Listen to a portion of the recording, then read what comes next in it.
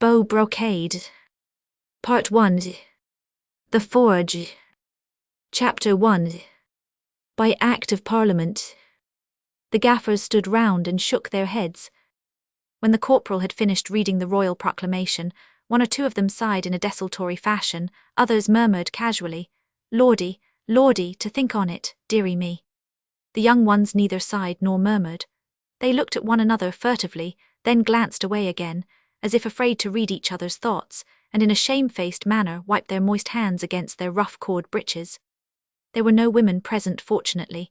There had been heavy rains on the moor these last 3 days, and what roads there were had become well-nigh impassable. Only a few men, some half-dozen perhaps, out of the lonely homesteads from down Brassington Way, had tramped in the wake of the little squad of soldiers, in order to hear this Act of Parliament read at the crossroads, and to see the document duly pinned to the old gallows tree. Fortunately, the rain had ceased momentarily. Only a cool, brisk nor'wester came blustering across the heath, making the older men shiver beneath their thin, well-worn smocks. North and south, east and west, Brassing Moor stretched its mournful lengths to the distant framework of the peak far away, with mile upon mile of grey-green gorse and golden bracken, and long shoots of purple-stemmed bramble, and here and there patches of vivid mauve, where the heather was just bursting into bloom, or anon a clump of dark firs, with ruddy trunks and gaunt arms stretched menacingly over the sparse young life below. And here at the crossroads, the heath seemed more desolate than ever, despite that one cottage with the blacksmith's shed beyond it. The roads themselves, the one to Aldwark, the other from Wirksworth, the third little more than a morass, a short cut to Stretton, all bore mute testimony to the remoteness, the aloofness of this forgotten corner of 18th-century England. Then there was the old gallows, whereon many a footpad or sheep-stealer had paid full penalty for his crimes. True, John Stitch, the blacksmith, now used it as a signpost for his trade. A monster horseshoe hung there where once the bones of Dick Caldwell, the highwayman, had whitened in the bleak air of the moor. Still, at moments like these, when no one spoke, the wind seemed to bring an echo of ghostly sighs and laughter, for Dick had breathed his last with a coarse jest on his lips, and the ears of the timid seemed still to catch the eerie sound of his horses' hoofs ploughing the ruddy, shallow soil of the heath. For the moment, however, the crossroads presented a scene of quite unusual animation. The corporal and his squad looked resplendent in their scarlet tunics and white buckskins, and Mr. Inch, the beadle from Brassington, was also there in his gold-laced coat, bob-tailed wig, and three-cornered hat. He had lent the dignity of his presence to this solemn occasion, and in high-top boots, bell in hand, had tramped 5 miles with the soldiers, so that he might shout a stentorian "Oyez, oyez," whenever they passed one of the few cottages along the road. But no one spoke. The corporal handed the royal proclamation to one of the soldiers. He too seemed nervous and ill at ease. The nor'wester, with singular want of respect for king and parliament, commenced a vigorous attack upon the great document, pulling at it in wanton frolic, almost tearing it out of the hands of the young soldier, who did his best to fix it against the shaft of the old gallows. The white parchment looked uncanny and ghost-like, fluttering in the wind. No doubt the nor'wester would soon tear it to rags. Lordy, lordy, to think on it.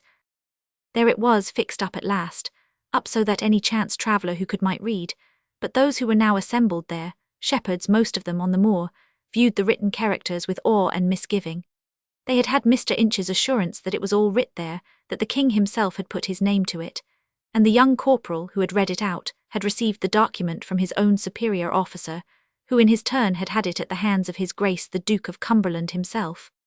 It having come to the knowledge of His Majesty's Parliament that certain subjects of the King have lately raised the standard of rebellion, setting up the pretender, Charles Edward Stuart, above the King's most lawful majesty, it is hereby enacted that these persons are guilty of high treason, and by the laws of the kingdom are therefore condemned to death. It is further enacted that it is unlawful for any loyal subject of the King to shelter or harbour, clothe or feed any such persons who are vile traitors and rebels to their king and country, and that any subject of His Majesty who kills such a traitor or rebel doth thereby commit an act of justice and loyalty, for which he may be rewarded by the sum of 20 guineas.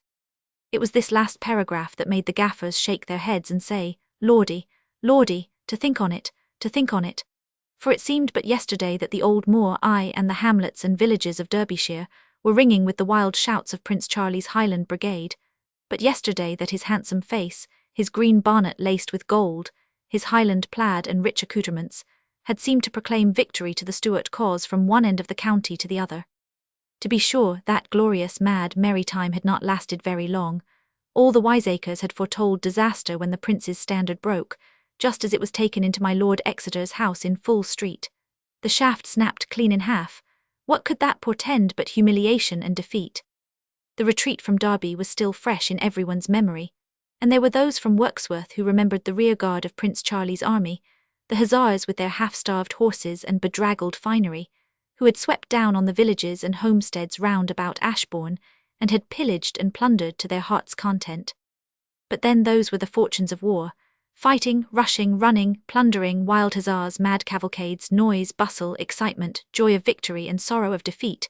But this proclamation which the corporal had brought all the way from Derby, and which had been signed by King George himself, this meant silence, hushed footsteps, a hidden figure perhaps, pallid and gaunt, hiding behind the boulders or amidst the gorse on the moor, or perishing mayhap at night, lost in the bogland up Stretton Way, whilst Judas-like treads crept stealthily on the track.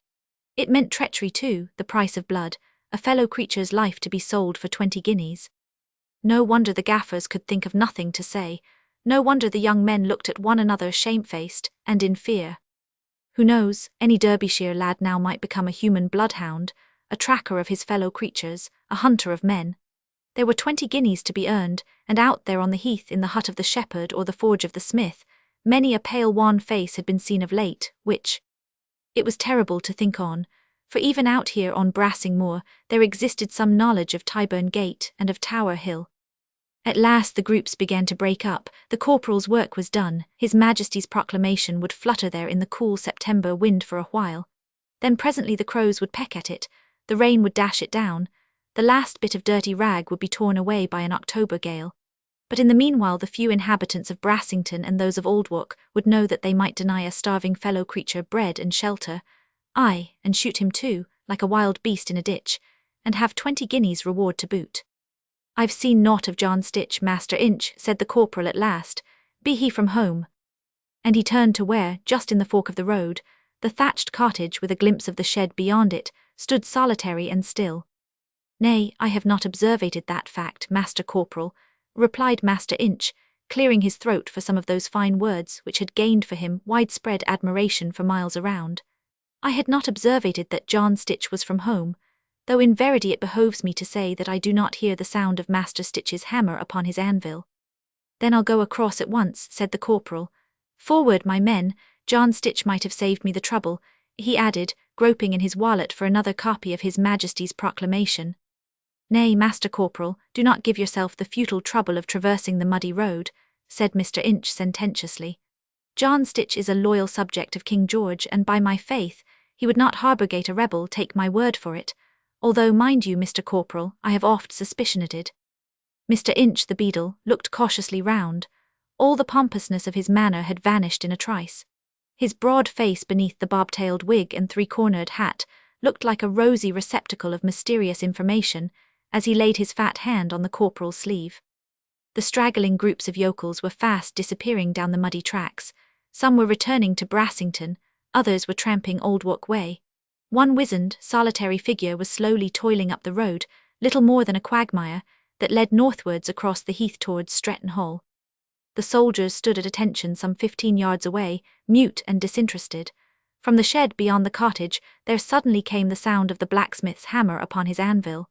Mr. Inch felt secure from observation. "I have oft suspicionated John Stitch, the smith, of befriending the footpads and highwaymen that haunt this god-forsaken moor," he said, with an air of excited importance, rolling his beady eyes. "Nay," laughed the corporal good-humouredly as he shook off Master Inch's fat hand, "you'd best not whisper this confidence to John Stitch himself. As I live, he would crack your skull for you, Master Beadle, I be it ever so full of dictionary words. John Stitch is an honest man, I tell you," he added with a pleasant oath, "the most honest this side of the county, and don't you forget it." But Mr. Inch did not approve of the young soldier's tone of familiarity. He drew up his 5 feet of broad stature to their full height. "Nay, but I designated no harm," he said with offended dignity. "John Stitch is a worthy fellow, and I spoke of no ordinary footpads. My mind," he added, dwelling upon that mysterious possession with conscious pride, "my mind, I may say, was dominating on Beau Brocade." "Beau Brocade," And the corporal laughed with obvious incredulity, which further nettled Mr. Inch the beadle. "I, Beau Brocade," he said hotly, "the malicious, pernicious, damned rascal who gives us, that representate the majesty of the law, a mighty deal of trouble." "Indeed," sneered the corporal. "I dare swear that down at Derby," retorted Mr. Inch spitefully. "You have not even heard of that personage." "Oh, we know well enough that Brassing Moor harbours more miscreants than any corner of the county," laughed the young soldier. "But methought Beau Brocade only existed in the imagination of your half-witted yokels about here." "There you are in grave error, Master Corporal," remarked the beadle with dignity. "Beau Brocade, permit me to observe, does exist in the flesh. 'Twas only last night Sir Humphrey Challoner's coach was stopped not 3 miles from Hartington, and his honour robbed of 50 guineas by that pernicious highwayman." "Then you must lay this Beau Brocade by the heels, Master Inch." "Aye, that's easily said. Lay him by the heels forsooth, and who's going to do that, pray?" "Nay, that's your affair. You don't expect His Grace the Duke of Cumberland to lend you a portion of his army, do you?" "His Grace might do worse. Beau Brocade is a dangerous rascal to the quality." "Only to the quality." "Aye, he'll not touch a poor man. 'Tis only the rich he is after, and uses but little of his ill-gotten gain on himself." "How so?" asked the corporal eagerly, for in spite of the excitement of camp life round about Derby, the fame of the daring highwayman had ere now tickled the fancy of the young soldiers of the Duke of Cumberland's army. "Why, I told you Sir Humphrey Challoner was robbed on the heath last night. Robbed of 50 guineas, eh?" said Master Inch, whispering in eager confidence. "Well, this morning, when Squire West arrived at the court-house, he found 50 guineas in the poor box." Well, that's not the first time nor yet the second that such a matter has occurred. The dolts round about here, the lads from Brassington or Aldwark, or even from Wirksworth, would never willingly lay a hand on Beau Brocade. The rascal knows it well enough, and carries on his shameful trade with impunity. Odds fish, but meseems the trade is not so shameful after all. What is the fellow like?" "Nay, no one has ever seen his face, though his figure on the moor is familiar to many. He is always dressed in the latest fashion, hence the villagers have called him Beau Brocade. Some say he is a royal prince in disguise. He always wears a mask. Some say he is the pretender Charles Stuart himself. Others declare his face is pitted with smallpox, others that he has the face of a pig, and the ears of a mule, that he is covered with hairs like a spaniel, or has a blue skin like an ape. But no one knows, and with half the villages on the heath to aid and abet him, he is not like to be laid by the heels." "A fine story, Master Inch," laughed the corporal. "And is there no reward for the capture of your pig-faced, hairy, blue-skinned royal prince disguised as a common highwayman?" "Aye, a reward of 100 guineas, said Mr. Inch, in a whisper that was hardly audible above the murmur of the wind. 100 guineas for the capture of Beau Brocade." The corporal gave a long, significant whistle. "And no one bold enough to attempt the capture," he said derisively. Mr. Inch shook his head sadly. "No one could do it single-handed. The rascal is cunning as well as bold and—" But at this point even Mr. Inch's voluble tongue was suddenly and summarily silenced. The words died in his throat. His bell, the badge of his important public office, fell with a mighty clatter on the ground. A laugh, a long, loud, joyous, mirthful laugh, rang clear as a silver gong from across the lonely moor. Such a laugh as would make anyone's heart glad to hear, the laugh of a free man, of a man who is whole-hearted, of a man who has never ceased to be a boy. And pompous Mr. Inch slowly turned on his heel, as did also the young corporal, and both gazed out upon the heath. The patient little squad of soldiers, too, all fixed their eyes upon one spot, just beyond John Stitch's forge and cottage, not 50 yards away. There, clearly outlined against the cloud-laden sky, was the graceful figure of a horse and rider. The horse, a sleek chestnut thoroughbred which filled all the soldiers' hearts with envy and covetousness. The rider, a youthful, upright figure, whose every movement betokened strength of limb and elasticity of muscle, the very pose a model of ease and grace, the shoulders broad. The head, with a black mask worn over the face, was carried high and erect. In truth it was a goodly picture to look upon, with that massive bank of white clouds, and the little patches of vivid blue as a rich, shimmering dome above it, the gold-tipped bracken, the purple heather all around, and far away, as a mist-covered background, the green-clad hills and massive tors of Derbyshire. So good a picture was it that the tardy September sun peeped through the clouds, and had a look at that fine specimen of 18th-century English manhood, then paused a while, perchance to hear again that mirthful, happy laugh. Then came a gust of wind, the sun retreated, the soldiers gasped, and lo! Before Mr. Inch or Mr. Corporal had realized that the picture was made of flesh and blood, horse and rider had disappeared, there far out across the heath, beyond the gorse and bramble and the budding heather, with not a handful of dust to mark the way they went. Only once from far, very far, almost from fairyland, there came, like the echo of a silver bell, the sound of that mad, merry laugh. "Beau Brocade as I live," murmured Mr. Inch under his breath. Chapter 2. The Forge of John Stitch. John Stitch too had heard that laugh. For a moment he paused in his work, straightened his broad back and leant his heavy hammer upon the anvil, whilst a pleasant smile lit up his bronzed and rugged countenance. "There goes the captain," he said. "I wonder now what's tickling him. Ah," he added with a short sigh, "the soldiers, maybe. He doesn't like soldiers much, doesn't the captain?" He sighed again and looked across to where, on a rough wooden bench, sat a young man with head resting on his hand, his blue eyes staring moodily before him. The dress this young man wore was a counterpart of that in which John himself was arrayed. Rough worsted stockings, thick flannel shirt with sleeves well tucked up over fine, muscular arms, and a large, greasy, well-worn leather apron, denoting the blacksmith's trade. But though the hands and face were covered with grime, a more than casual observer would soon have noticed that those same hands were slender and shapely, the fingers long, the nails neatly trimmed, whilst the face, anxious and careworn though it was, had in it a look of habitual command, of pride not yet crushed out of ken. John Stitch gazed at him for a while, whilst a look of pity and anxiety saddened his honest face. The smith was a man of few words, he said nothing then, and presently the sound of his hammer upon the anvil once more filled the forge with its pleasant echo. But though John's tongue was slow, his ear was quick, and in one moment he had perceived the dull thud made by the corporal's squad as, having parted from Mr. Inch at the crossroads, the soldiers ploughed their way through the mud round the cottage and towards the forge. "Hist," said John in a rapid whisper, pointing to the fire, the bellows, "quick." The young man too had started in obvious alarm. His ear, the ear of a fugitive, trained to every sound that betokened danger, was as alert as that of the smith. With a sudden effort he pulled himself together, and quickly seized the heavy bellows with a will. He forced his eyes to glance carelessly at the door and his lips to whistle a lively country tune. The corporal paused a moment at the entrance, taking a quick survey of the interior of the forge, his men at attention behind him.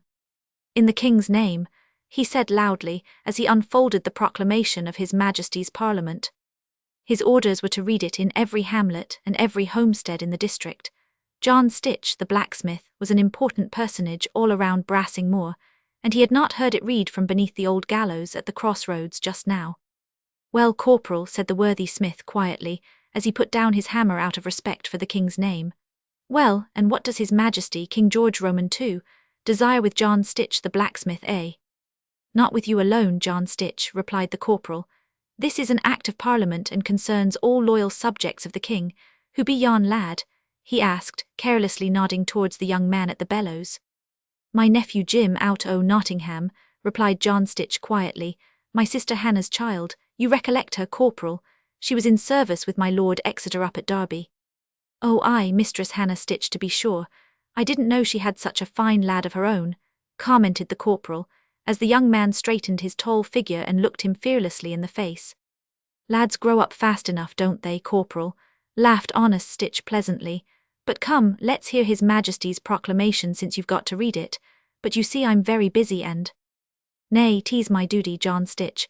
In every homestead in Derbyshire 'tis to be read, so says this Act of Parliament.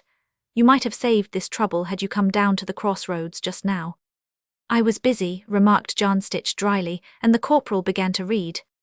"It having come to the knowledge of His Majesty's Parliament that certain subjects of the King have lately raised the standard of rebellion, setting up the Pretender, Charles Edward Stuart, above the King's most lawful majesty, it is hereby enacted that these persons are guilty of high treason, and by the laws of the kingdom are therefore condemned to death. It is further enacted that it is unlawful for any loyal subject of the King to shelter or harbour, clothe or feed any such persons who are vile traitors and rebels to their king and country, and that any subject of His Majesty who kills such a traitor or rebel doth thereby commit an act of justice and loyalty, for which he may be rewarded by the sum of 20 guineas.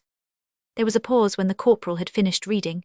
John Stitch was leaning upon his hammer, The young man once more busied himself with the bellows. Outside, the clearing shower of September rain began pattering upon the thatched roof of the forge. "Well," said John Stitch at last, as the corporal put the heavy parchment away in his wallet. "Well, and are you going to tell us who are those persons, Corporal, whom our village lads are told to murder by Act of Parliament? How shall we know a rebel, and shoot him, when we see one? There were 40 persons down on the list a few weeks ago, persons who were known to be in hiding in Derbyshire," said the young soldier. "But—" "Well, what's your but, Corporal? There were 40 persons whom 'twas lawful to murder a few weeks ago. What of them?" "They have been caught and hanged, most of them," replied the soldier quietly. "Jim, lad, mind that fire," commented John Stitch, turning to his nephew out o' Nottingham, for the latter was staring with glowing eyes and quivering lips at the corporal, who, not noticing him, continued carelessly. "There was Lord Lovat now, you must have heard of him, John Stitch. He was beheaded a few days ago, and so was Lord Kilmarnock. They were lords, you see, and had a headsman all to themselves on Tower Hill, that's up in London. Some lesser folk have been hanged, and now there are only 3 rebels at large, and there are 20 guineas waiting for anyone who will bring the head of one of them to the nearest magistrate." The smith grunted. "Well, and who are they?" he asked roughly. "Sir Andrew MacDonald up from Tweedside, then Squire Fairfield, you'd mind him, John Stitch, over Staffordshire way." I mind him well enough. His mother was a papist and he clung to the Stuart cause, young man too and hiding for his life. Well, and who else?" "The young Earl of Stretton." "What, him from Stretton Hall?" said John Stitch in open astonishment. "Jim, lad," he added sternly, "thou art a clumsy fool." The young man had started involuntarily at sound of the last name mentioned by the corporal, and the bellows which he had tried to wield fell with a clatter on the floor. "Bejye, but an Act of Parliament can make thee a lawful assassin, it seems," added honest John with a laugh, "but let me perish if it can make thee a good smith. What think you, Master Corporal?" "Odds life, the lad is too soft-hearted mayhap. Our Derbyshire lads haven't much sense in their heads, have they?" "Well, you mind the saying, Corporal, Derbyshire born and Derbyshire bred. Eh? Strong I the arm and weak I th head," laughed the soldier, concluding the apt quotation. "That's just it. Odds buds, they want some sense. What's a rebel or a traitor but vermin, eh? And don't we kill vermin all of us and don't call it murder either, what?" He laughed pleasantly and carelessly, and tapped the side of his wallet where rested His Majesty's proclamation.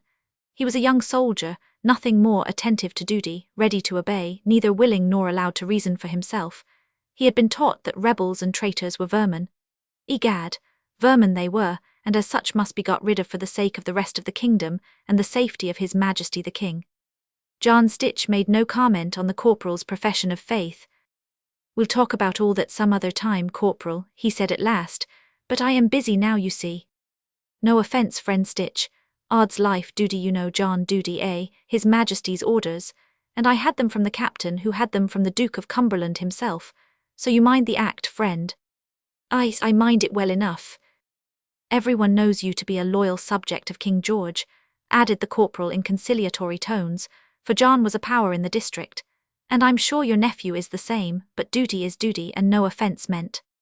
"That's right enough, Corporal," said John Stitch impatiently. "So good morrow to you, John Stitch." "Good morrow." The corporal nodded to the young man, then turned on his heel, and presently his voice was heard ringing out the word of command. "Attention, right turn, quick march." John Stitch and the young man watched the half-dozen red-coated figures as they turned to skirt the cottage, the dull thud of their feet quickly dying away, as they wound their way slowly up the muddy path which leads across the heath to Old Walk village. Chapter 3. The Fugitive. Inside the forge all was still, whilst the last of the muffled sounds died away in the distance. John Stitch had not resumed work. It was his turn now to stare moodily before him. The young man had thrown the bellows aside, and was pacing the rough earthen floor of the forge like some caged animal. "Tracked," he murmured at last between clenched teeth, "tracked like some wild beast, perhaps shot anon like a dangerous cur behind a hedge." He sighed a long and bitter sigh, full of sorrow, anxiety, disappointment. It had come to this then, his name among the others, the traitors, the rebels, and he an innocent man. "Nay, my lord," said the smith quietly, "not while John Stitch owns a roof that can shelter you." The young man paused in his feverish walk. A look of gentleness and gratitude softened the careworn expression on his face. With a boyish gesture, he threw back the fair hair which fell in curly profusion over his forehead, and with a frank and winning grace he sought and grasped the worthy smith's rough brown hand. "Honest Stitch," he said at last, whilst his voice shook a little as he spoke, "and to think that I cannot even reward your devotion." "Nay, my lord," retorted John Stitch, drawing up his burly figure to its full height, "don't talk of reward. I would gladly give my life for you and your family." And this was no idle talk. John Stitch meant every word he said. Honest, kind, simple-hearted John, he loved those to whom he owed everything, loved them with all the devotion of his strong, faithful nature. The late Lord Stretton had brought him up, cared for him, given him a trade, and set him up in the cottage and forge at the crossroads, and honest Stitch felt that as everything that was good in life had come from my lord and his family, so everything he could give should be theirs in return. "Ah, I fear me," sighed the young man, "that it is your life you risk now by sheltering me. Yet it was all such a horrible mistake." Philip James Gascoigne, 11th Earl of Stretton, was at this time not 21 years of age. There is that fine portrait of him at Brassing Hall painted by Hogarth just before this time. The artist has well caught the proud features, the fine blue eyes, the boyish, curly head, which have been the characteristics of the Gascoignes for many generations. He has also succeeded in indicating the sensitiveness of the mouth, that somewhat feminine turn of the lips, that all too rounded curve of the chin and jaw, which perhaps robs the handsome face of its virile manliness. There certainly is a look of indecision, of weakness of will about the lower part of the face, but it is so frank, so young, so insouciant that it wins all hearts, even if it does not captivate the judgment. Of course, when he was very young, his sympathies went out to the Stuart cause. Had not the Gascoignes suffered and died for Charles Stuart but 100 years ago? Why the change? Why this allegiance to an alien dynasty, to a king who spoke the language of his subjects with a foreign accent? His father, the late Lord Stretton, a contented, unargumentative British nobleman of the 18th century, had not thought it worth his while to explain to the growing lad the religious and political questions involved in the upholding of this foreign dynasty. Perhaps he did not understand them altogether himself. The family motto is Pour le Roi.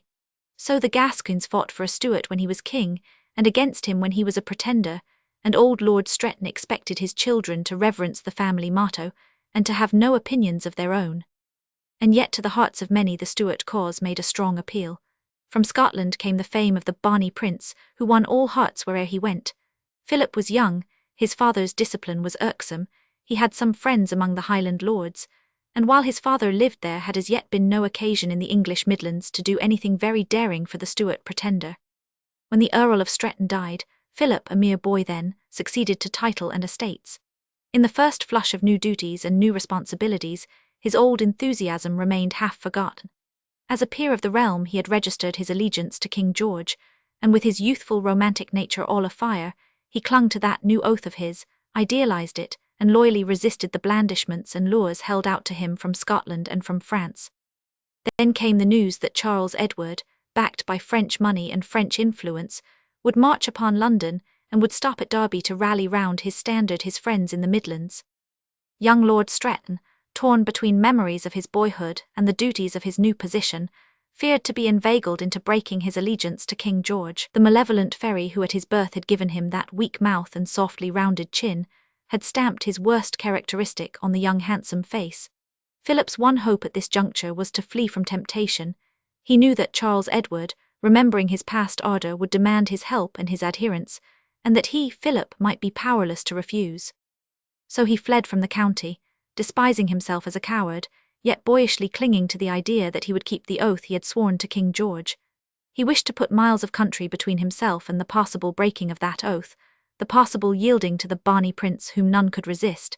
He left his sister, Lady Patience, at Stretton Hall, well cared for by old retainers, and he, a loyal subject to his king, became a fugitive. Then came the catastrophe, that miserable retreat from Derby, the bedraggled remains of a disappointed army, finally Culloden and complete disaster. King George's soldiers scouring the country for rebels, the bills of attainder, the quick trials and swift executions. Soon the suspicion grew into certainty that the fugitive Earl of Stretton was one of the pretender's foremost adherents. On his weary way from Derby, Prince Charles Edward had asked and obtained a night's shelter at Stretton Hall. When Philip tried to communicate with his sister and to return to his home, he found that she was watched, and that he was himself attainted by Act of Parliament. yet he felt himself guiltless and loyal. He was guiltless and loyal. How his name came to be included in the list of rebels was still a mystery to him. Someone must have lodged sworn information against him. But who? Surely not his old friends, the adherents of Charles Edward, out of revenge for his half-heartedness. In the meanwhile, he, a mere lad, became an outcast, condemned to death by Act of Parliament. Presently all might be cleared, all would be well, but for the moment he was like a wild beast, hiding in hedges and ditches, with his life at the mercy of any grasping Judas willing to sell his fellow creature for a few guineas. It was horrible, horrible. Philip vainly tried all the day to rouse himself from his morbid reverie. At intervals he would grasp the kind Smith's hand and mutter anxiously, "My letter to my sister John, you are sure she had it?" And patient John would repeat a dozen times the day, "I am quite sure, my lord." But since the corporal's visit Philip's mood had become more feverish. "My letter," he repeated, "has Patience had my letter, why doesn't she come?" In spite of John's entreaties, he would go to the entrance which faced the lonely heath, and with burning eyes look out across the wilderness of firs and bracken towards that distant horizon where lay his home, where waited his patient, loving sister. "I beg you, my lord, come away from the door, it isn't safe, not really safe," urged John Stitch again and again. "Then why will you not tell me who took my letter to Stretton Hall?" said the boy with feverish impatience. "My lord, some stupid dolt mayhap who has lost his way, or, perchance, betrayed me." "My lord," pleaded the smith, "have I not sworn that your letter went by hands as faithful, as trusty as my own? But I'll not rest and you do not tell me who took it. I wish to know," he added with that sudden look of command which all the Strettons have worn for many generations past. The old habitual deference of the retainer for his lord was strong in the heart of John. He yielded. "Nay, my lord, and you'll not be satisfied," he said with a sigh. "I'll tell you, though heaven knows that his safety is as dear to me as yours, both dearer than my own." "Well, who was it?" asked the young man eagerly. "I entrusted your letter for Lady Patience to Beau Brocade, the highwayman." In a moment Philip was on his feet. Danger, amazement, horror robbed him of speech for a few seconds, but the next he had gripped the smith's arm and like a furious, thoughtless, unreasoning child, he gasped, "Beau Brocade, the highwayman, my life, my honour to a highwayman. Are you mad or drunk, John Stitch?" "Neither, my lord," said John with great respect, but looking the young man fearlessly in the face. "You don't know Beau Brocade, and there are no safer hands than his. He knows every inch of the moor and fears neither man nor devil." Touched in spite of himself by the smith's earnestness, Philip's wrath abated somewhat. Still he seemed dazed, not understanding, vaguely scenting danger or treachery. "But a highwayman," he repeated mechanically. "Aye, and a gentleman," retorted John with quiet conviction. "A gentleman if ever there was one. Aye, and not the only one who has turned to the road these hard times," he added under his breath. "But a thief, John, a man who might sell my letter, betray my whereabouts. A man, my lord, who would die in torture sooner than do that." The smith's quiet and earnest conviction seemed to chase away the last vestige of Philip's wrath. Still he seemed unconvinced. "A hero of romance, John, this highwayman of yours," he laughed bitterly. Honest John scratched the back of his curly black head. "Noa," he said, somewhat puzzled, "I know not about that or what's a hero of romance, but I do know that Beau Brocade is a friend of the poor, and that our village lads won't lay their hands on him, even if they could. No, not though the government have offered 100 guineas as the price of his head." "5 times the value of mine, it seems," said Philip with a sigh. "But," he added with a sudden return to feverish anxiety, "if he was caught last night with my letter in his hands." "Caught, Beau Brocade caught," laughed John Stitch. "Nay, all the soldiers of the Duke of Cumberland's army couldn't do that, my lord. Besides, I know he wasn't caught. I saw him on his chestnut horse just before the corporal came. I heard him laughing at the red coats, maybe. Nay, my lord, I beg you have no fear, your letter is in her ladyship's hand now, I'll lay my life on that." "I had to trust someone, my lord," he said after a while, as Lord Stretton once more relapsed into gloomy silence. "I could do nothing for your lordship single-handed, and you wanted that letter to reach her ladyship. I scarce knew what to do, but I did know I could trust Beau Brocade, and your secret is as safe with him as it is with me." Philip sighed wearily. "Ah well, I'll believe it all, friend John.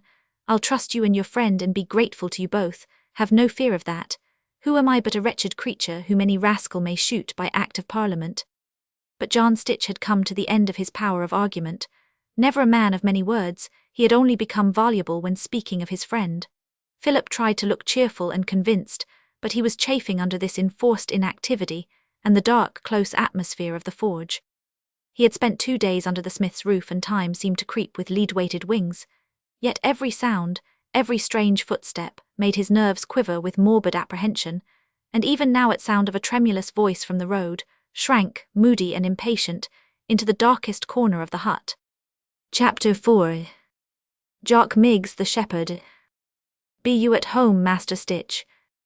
A curious, wizened little figure stood in the doorway, peering cautiously into the forge. In a moment John Stitch was on the alert. He whispered quickly, "Have no fear, my lord, 'tis only some fool from the village." "Did ye say ye bain't at home, Master Stitch?" queried the same tremulous voice again. "I didn't quite hear ye." Yes, I'm here all right, Jock Miggs," said the smith heartily. "Come in." Jock Miggs came in, making as little noise and taking up as little room as possible.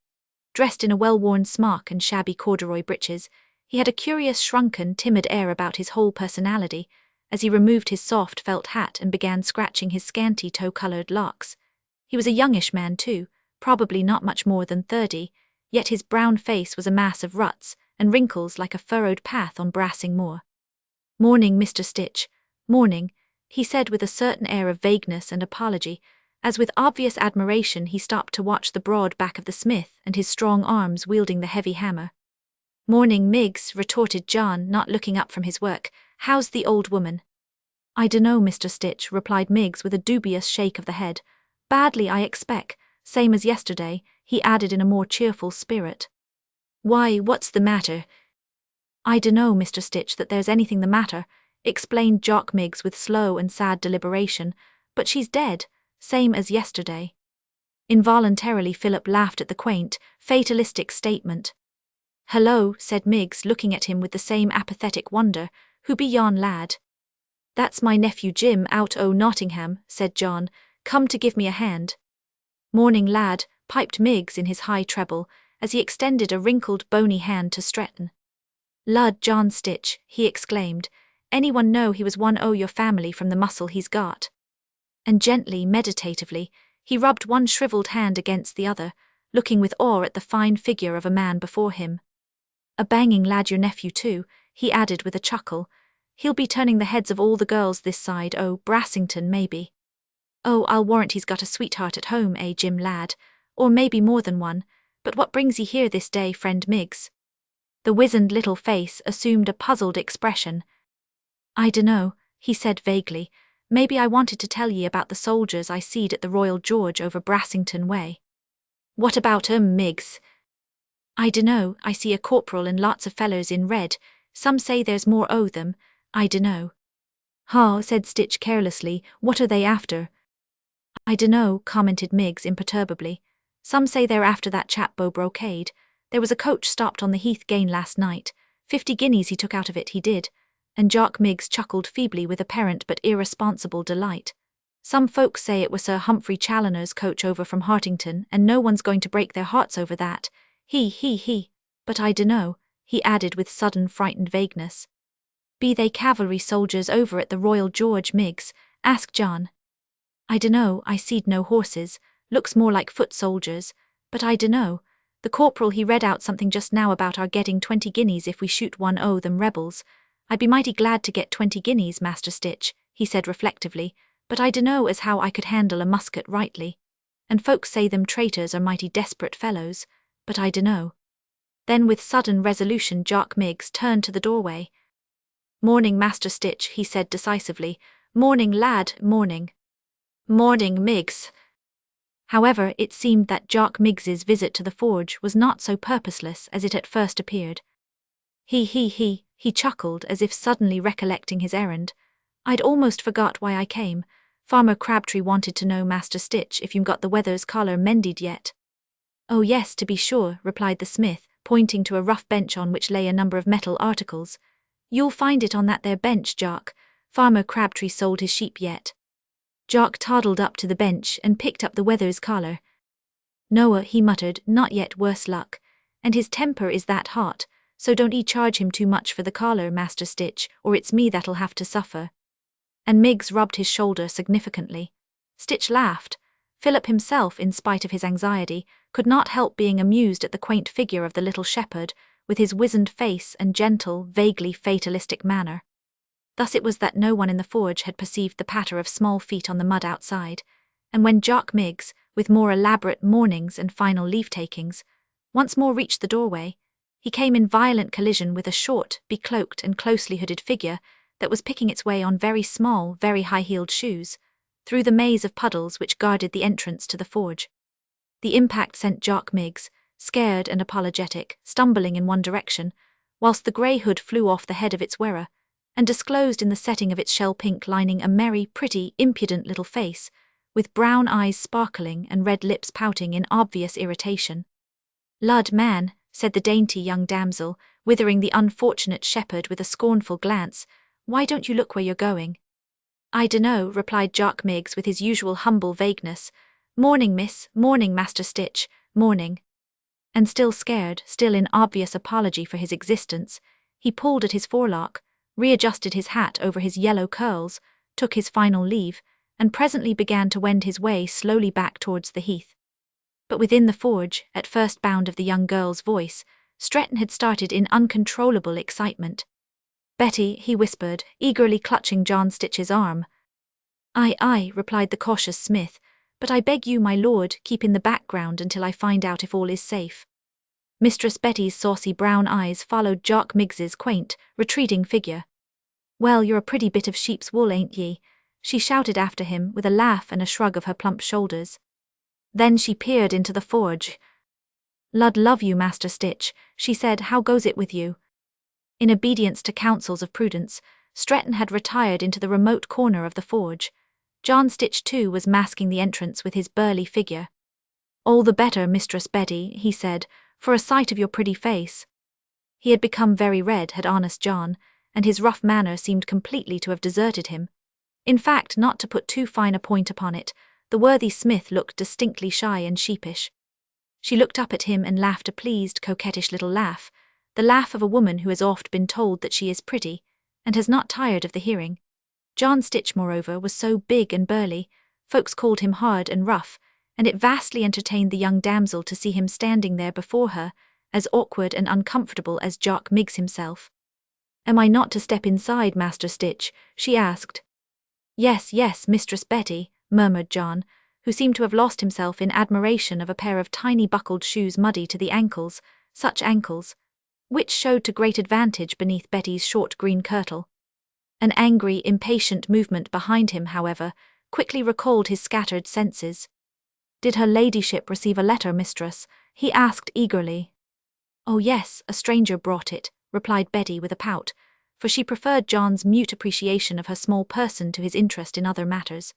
However, the demon of mischief no doubt whispered something in her ear for the further undoing of the worthy Smith, for she put on a demure, mysterious little air, turned up her brown eyes, sighed with affectation, and murmured ecstatically, "Oh, such a stranger, the fine eyes of him, Master Stitch, and such an air, and oh," added little madam with unction, "such clothes." But though no doubt all these fine airs and graces wrought deadly havoc in poor John's heart, he concealed it well enough under a show of eager impatience. Yes, the stranger," he said, casting a furtive glance behind him. "He gave you a letter for my lady." "La, you needn't be in such a hurry, Master Stitch," retorted Mistress Betty, adding with all the artifice of which she was capable, "the stranger wasn't." But this was too much for John. There had been such a wealth of meaning in Betty's brown eyes. "Oh, he wasn't, was he?" he asked with a jealous frown, "and pray what had he to say to you? There was no message except the letter." But the demon of mischief was satisfied, and Betty was disposed to be kind, even if slightly mysterious.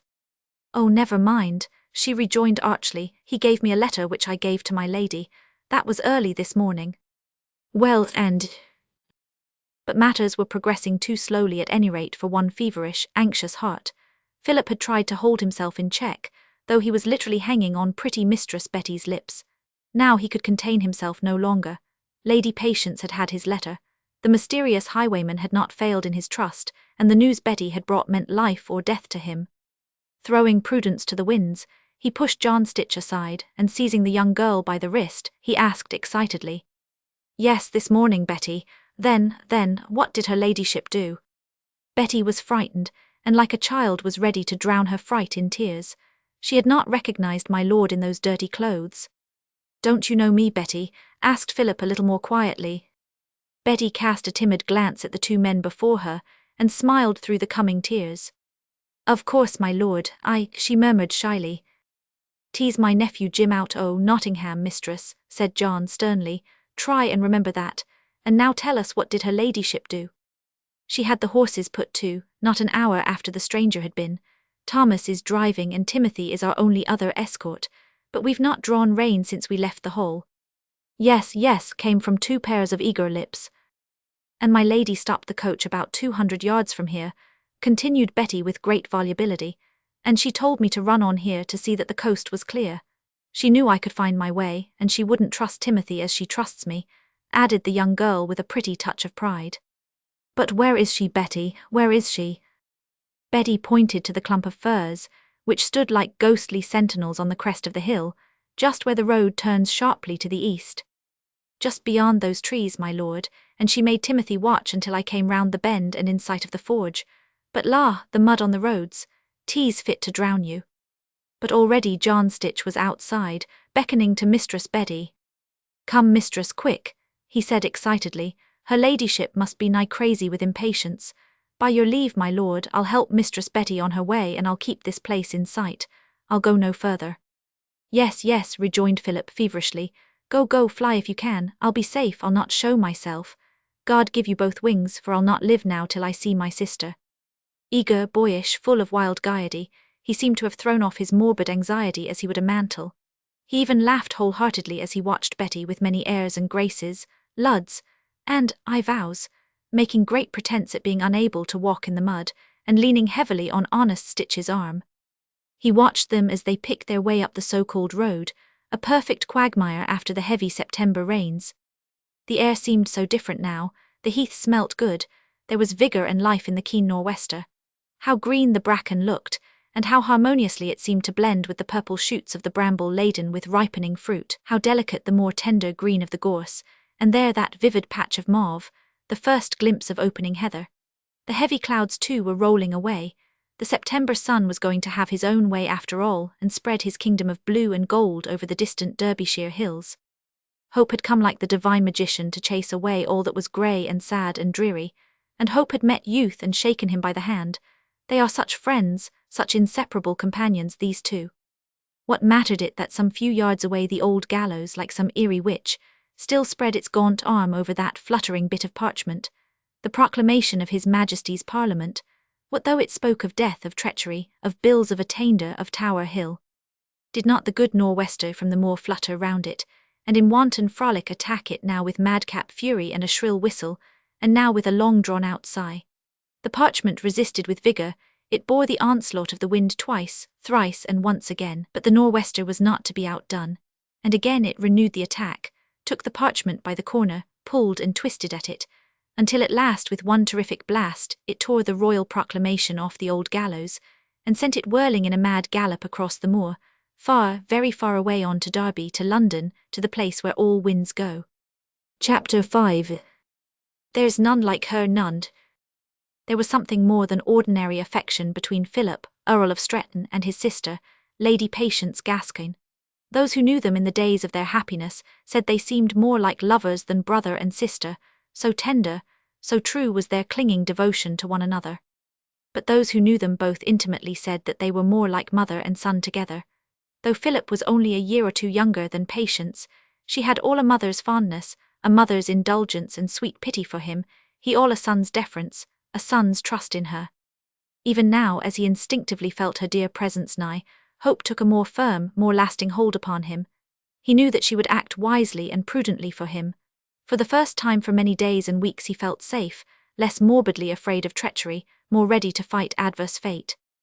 The heavy coach came lumbering along the quaggy road, the old coachman's, "Whoa, there," as he tried to encourage his horses in the heavy task of pulling the cumbersome vehicle through the morass, sounded like sweetest music in Philip's ear. He did not dare go to meet them, but he watched the coach as it drew nearer and nearer very slowly, the horses going step by step, urged on by the coachman and by Timothy, who rode close at their heads, spurring them with whip and kind words, the wheels creaking as they slowly turned on their mud-laden axles. Thus Patience had travelled since dawn, ever since the stranger had brought her the letter which told her that her brother had succeeded in reaching this secluded corner of Derbyshire, and was now in hiding with faithful John Stitch, waiting for her guidance and help to establish his innocence. Leaning back against the cushions of the coach, she had sat with eyes closed and hands tightly clutched. Anxious, wearied, at times hopeful, she had borne the terrible fatigue of this lumbering journey from Stretton Hall, along the unmade roads of Brassing Moor, with all the fortitude the Gascoignes had always shown for any cause they had at heart. At the crossroads, Thomas, the driver, brought his horses to a standstill. Already, as the coach had passed some 50 yards from the forge, Patience had leaned out of the window trying to get a glimpse of the dear face which she knew would be on the lookout for her. John Stitch had escorted Betty as far as the bend in the road, and within sight of Timothy waiting some 100 yards further on, then he had retraced his steps, and was now back at the crossroads ready to help Lady Patience to alight. "Let the coach wait here," she said to the driver. "We may sleep at Wirksworth tonight." "Ah, my good Stitch," she added, grasping the smith's hand eagerly, "my brother, how is he?" "All the better since he knows your ladyship has come," replied Stitch. A few moments later brother and sister were locked in each other's arms. "My sweet sister, my dear, dear Patience," was all Philip could say at first. But she placed one hand on his shoulder, and with a gentle motherly gesture, brushed with the other the unruly curls from the white, moist forehead. He looked haggard and careworn, although his eyes now gleamed with feverish hope, and hers, in spite of herself, began to fill with tears. "Dear, dear one," she murmured, trying to look cheerful to push back the tears. All would be well now that she could get to him, that they could talk things over, that she could do something for him and with him instead of sitting, weary and inactive, alone at Stretton Hall without news, a prey to devouring anxiety. "That awful proclamation," he said at last, "you have heard of it?" "Aye," she replied sadly, "even before you did, I think. Sir Humphrey Challoner sent a courier across to tell me of it. And my name amongst those attainted by Act of Parliament." She nodded, her lips were quivering, and she would not break down, now that he needed all her courage as well as his own. "But I am innocent, dear," he said, taking both her tiny hands in his own and looking firmly, steadfastly into her face. "You believe me, don't you?" "Of course, Philip, I believe you, but it is all so hard, so horrible, and 'tis heaven alone who knows which was the just cause." "There is no doubt as to which was the stronger cause, at any rate in England," said Stretton, with some bitterness. "Charles Edward was very ill-advised to cross the border at all, and in the Midlands no one cares about the Stuarts now. But that's all ancient history," he added with a weary sigh. "It's no use dwelling over all the wretched mistakes that were committed last year. 'Tis only the misery that has abided until now." "Why did you run away, Philip?" she asked. "Because I was a fool, and a coward," he added, while a blush of shame darkened his young Saxon face. No. I thought if I remained at Stretton Charles Edward would demand my help, and you know," he said with a quaint boyish smile, "I was never very good at saying nay. I knew they would persuade me. Lovat and Kilmarnock were such friends, and—" "So you preferred to run away? It was cowardly, wasn't it?" "I am afraid it was," she said reluctantly, her tenderness and her conviction fighting an even battle in her heart. "But why wouldn't you tell me, dear?" "Because I was a fool," he said, cursing himself for that same folly. "You were away in London just then, you remember." She nodded. "And there was no one to advise me, except Challoner." "Sir Humphrey, then it was he." Philip looked at her in astonishment. There was such a strange quiver in her voice, a note of deep anxiety, of almost hysterical alarm, but she checked herself quickly and said more calmly, "What did Sir Humphrey Challoner advise you to do?" "He said that Charles Edward would surely persuade me to join his standard, that he would demand shelter at Stretton Hall, and claim my allegiance." Yes. "And he thought that it would be wiser for me to put 2 or 3 counties between myself and the temptation of becoming a rebel." "He thought—" There was a world of bitter contempt in those 2 words she uttered. Even Philip, absorbed as he was in his own affairs, could not fail to notice it. "Challoner has always been my friend," he said almost reproachfully.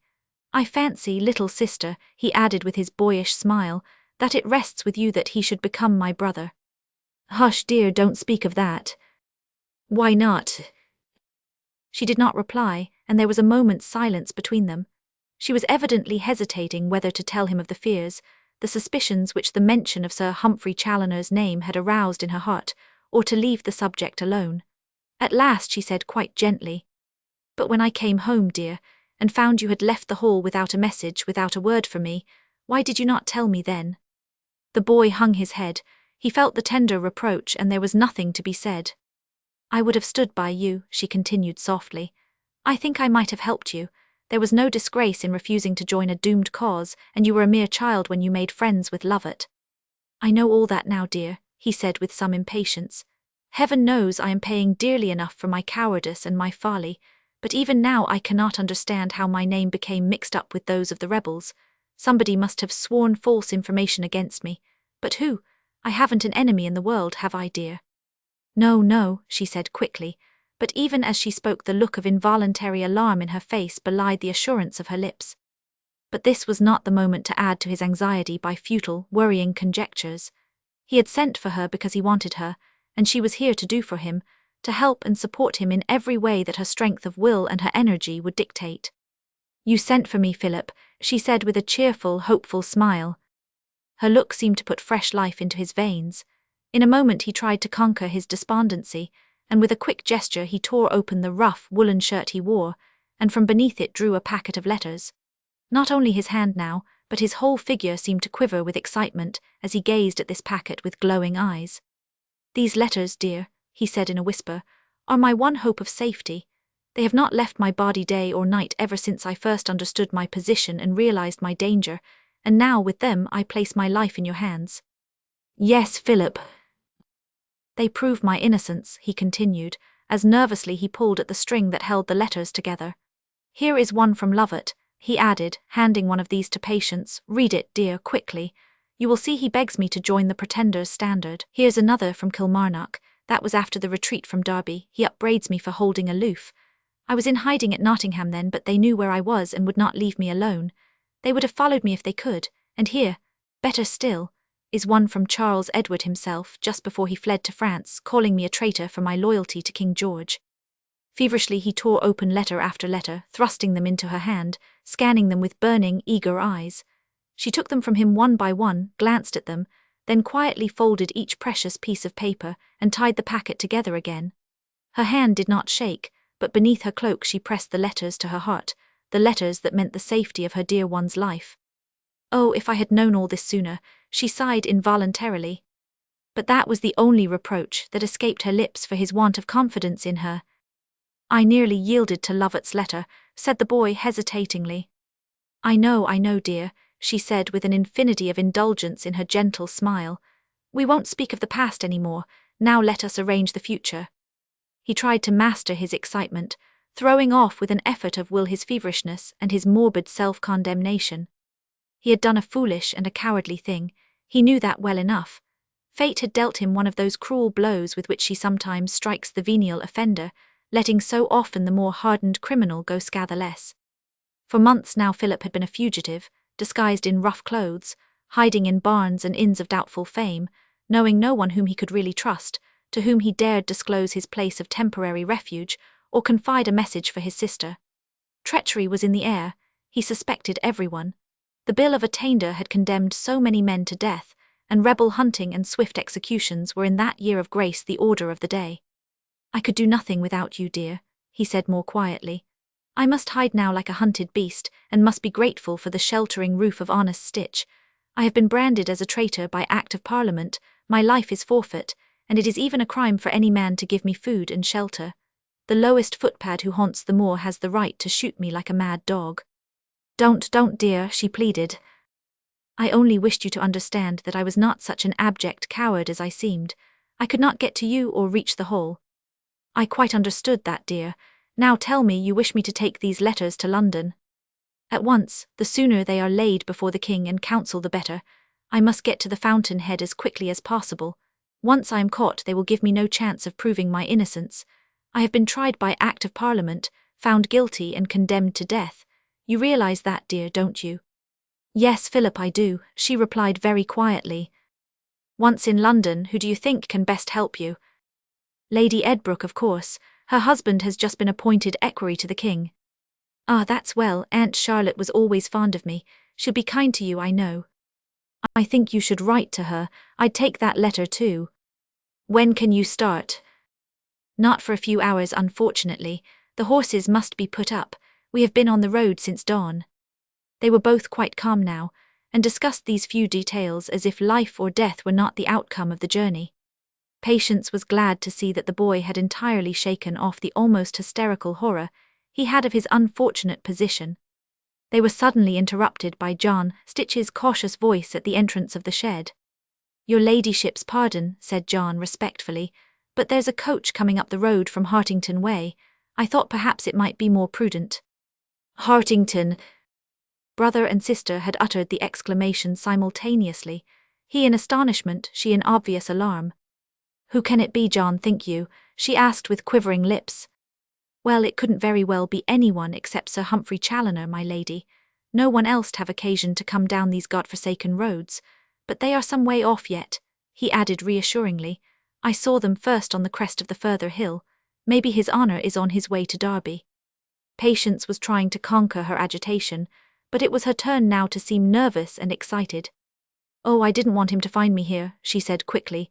I mistrust that man, Philip, foolishly perhaps, and if he sees me, he might guess, he might suspect. Nay, my lady, there's not much fear of that, craving your pardon, hazarded John Stitch cheerfully. If 'tis Sir Humphrey, 'twill take his driver some time yet to walk down the incline, and then up again to the cross-roads. 'Tis a mile and a half for sure, and the horses'll have to go foot-pace. There's plenty of time for your ladyship to be well on your way before they get here. She felt reassured evidently, for she said more calmly, I'll have to put up somewhere, John, for a few hours for the sake of the horses. Where had that best be? Up at Aldwark, I should say, my lady, at the Moorhen. Perhaps I could get fresh horses there, and make a start at once. Nay, my lady, they have no horses at the Moorhen fit for your ladyship to drive. 'Tis only a country inn, but they'd give your horses and men a feed and rest, and if your ladyship'll pardon the liberty, you'll need both yourself. Yes, yes, said Philip, anxiously regarding the beautiful face which looked so pale and weary. You must rest, dear. The journey to London will be long and tedious. But Aldwark is not on my way, she said with a slight frown of impatience. The inn is but a mile from here, your ladyship, rejoined Stitch, and your horses could never reach Wirksworth without a long rest. 'Tis the best plan, and your ladyship would trust me. Trust you, John, she said with a sweet smile as she extended one tiny hand to the faithful Smith. I trust you implicitly, and you shall give me your advice. What is it?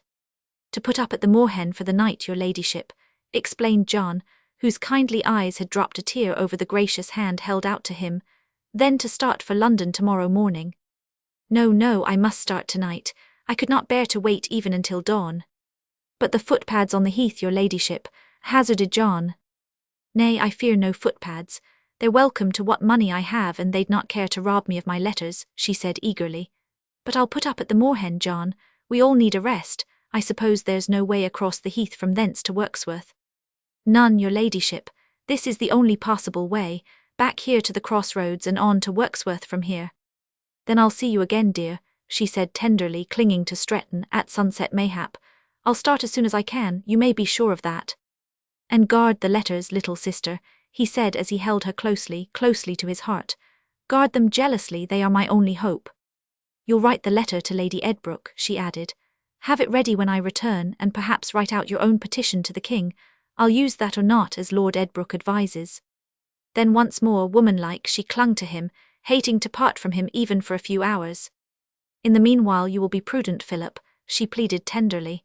Trust nobody but John Stitch. Any man may prove an enemy, she added with earnest emphasis, and if you were found before I could reach the king. She tore herself away from him. Her eyes now were swimming in tears, and she meant to seem brave to the end. Stitch was urging her to hurry. After all, she would see Philip again before sunset, before she started on the long journey which would mean life and safety to him. 2 minutes later, having parted from her brother, Lady Patience Gascoigne entered her coach at the crossroads, where Mistress Betty had been waiting for her ladyship with as much patience as she could muster. By the time Sir Humphrey Challoner's coach had reached the bottom of the decline on the Hartington road, and begun the weary ascent up to the blacksmith's forge, Lady Patience's carriage was well out of sight beyond the bend that led eastward to Old Walk village. Chapter 6. A squire of high degree. The Challoners claimed direct descent from that Sieur de Challoner who escorted Coeur de Lion to the crusade against Saladin.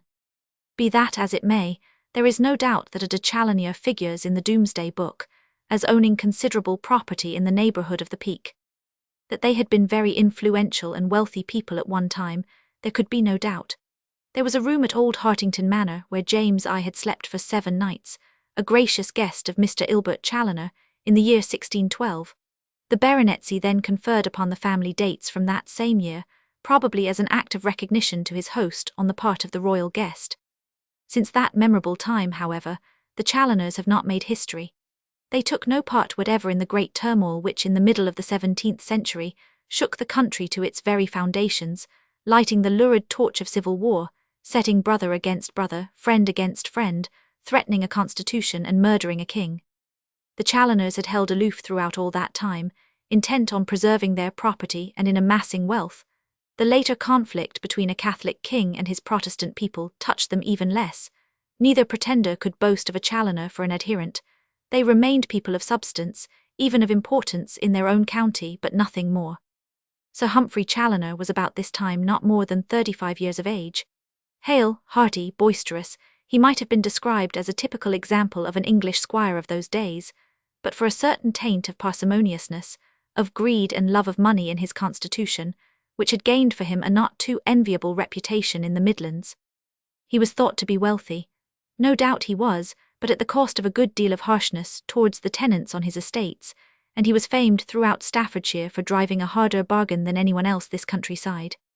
Any traveller, let alone one of such consequence as the Squire of Hartington, was indeed rare in these out-of-the-way parts that were on the way to nowhere. Sir Humphrey himself was but little known in the neighbourhood of Oldwark and Wirksworth, and only from time to time passed through the latter village on his way to Derby. John Stitch, the blacksmith, however, knew everyone of consequence for a great many miles around, and undoubtedly next to the Earls of Stretton, the Challoners were the most important family in the sister counties.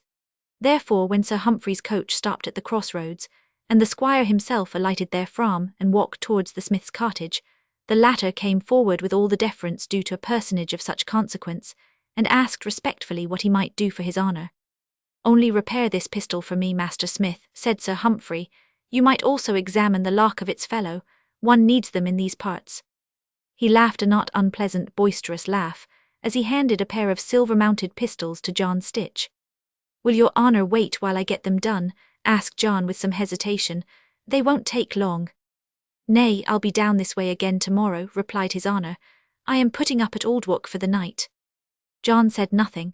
Probably he mistrusted the language which rose to his lips at this announcement of Sir Humphrey's plans. In a moment, he remembered Lady Patience's look of terror when the squire's coach first came into view on the crest of the distant hill, and his faithful, honest heart quivered with apprehension at the thought that a man whom she so obviously mistrusted was so close upon her track. "I suppose there is a decent inn in that God-forsaken hole, eh?" asked the squire jovially. "I've arranged to meet my man of business there, that old scarecrow Mitterchip, but I'd wish to spend the night." "There's only a small wayside in your honour," murmured John. "Better than this abode of cutthroats, this brassing moor anyway," laughed his honour. "Begad, night overtook me some 10 miles from Hartington, and I was attacked by a damned rascal who robbed me of 50 guineas. My men were a pair of cowards, and I was helpless inside my coach." John tried to repress a smile. The story of Sir Humphrey Challoner's midnight adventure had culminated in 50 guineas being found in the poor box at Brassington Court House, and Mr. Inch, the beadle, had brought the news of it even as far as the crossroads. "I must see Squire West about this business," muttered Sir Humphrey whilst John stood silent, apparently intent on examining the pistols. "'Tis a scandal to the whole country, this constant highway robbery on Brassing Moor. The impudent rascal who attacked me was dressed like a prince, and rode a horse worth 80 guineas at the least. I suspect him to be the man they call Beau Brocade." "Did your honour see him plainly?" asked John somewhat anxiously. "See him," laughed Sir Humphrey. "Does one ever see these rascals? Begad, he had stopped my coach, plundered me, and had galloped off ere I could shout, "Damn you thrice." Just for one moment, though, one of my lanterns flashed upon the impudent thief. He was masked, of course, but I tell thee, honest friend, he had on a coat the Prince of Wales might envy. As for his horse, 'twas a thoroughbred I'd have given 80 guineas to possess. "And everyone knows your honour is clever at a bargain," said John, with a suspicion of malice. "Humph," grunted the squire. "By gad," he added with his usual jovial laugh, "the rogue does not belie his name, Beau Brocade forsooth. Faith, he dresses like a lord and cuts your purse with an air of gallantry, and he were doing you a favour." It was difficult to tell what went on in Sir Humphrey Challoner's mind behind that handsome, somewhat florid face of his. The task was in any case quite beyond the powers of honest John Stitch, though he would have given quite a good deal of his worldly wealth to know for certain whether his honour's journey across Brassing Moor and on to Aldwark had anything to do with that of Lady Patience along the same road. Nothing the squire said, however, helped John towards making a guess in that direction. Just as Sir Humphrey, having left the pistols in the smith's hands, turned to go back to his coach, he said quite casually, "Whose was the coach that passed here about half an hour before mine?" "The coach, your honour." "Aye, when we reached the crest of the hill my man told me he could see a coach standing at the crossroads. Whose was it?" For one moment John hesitated. The situation was just a little too delicate for the worthy smith to handle.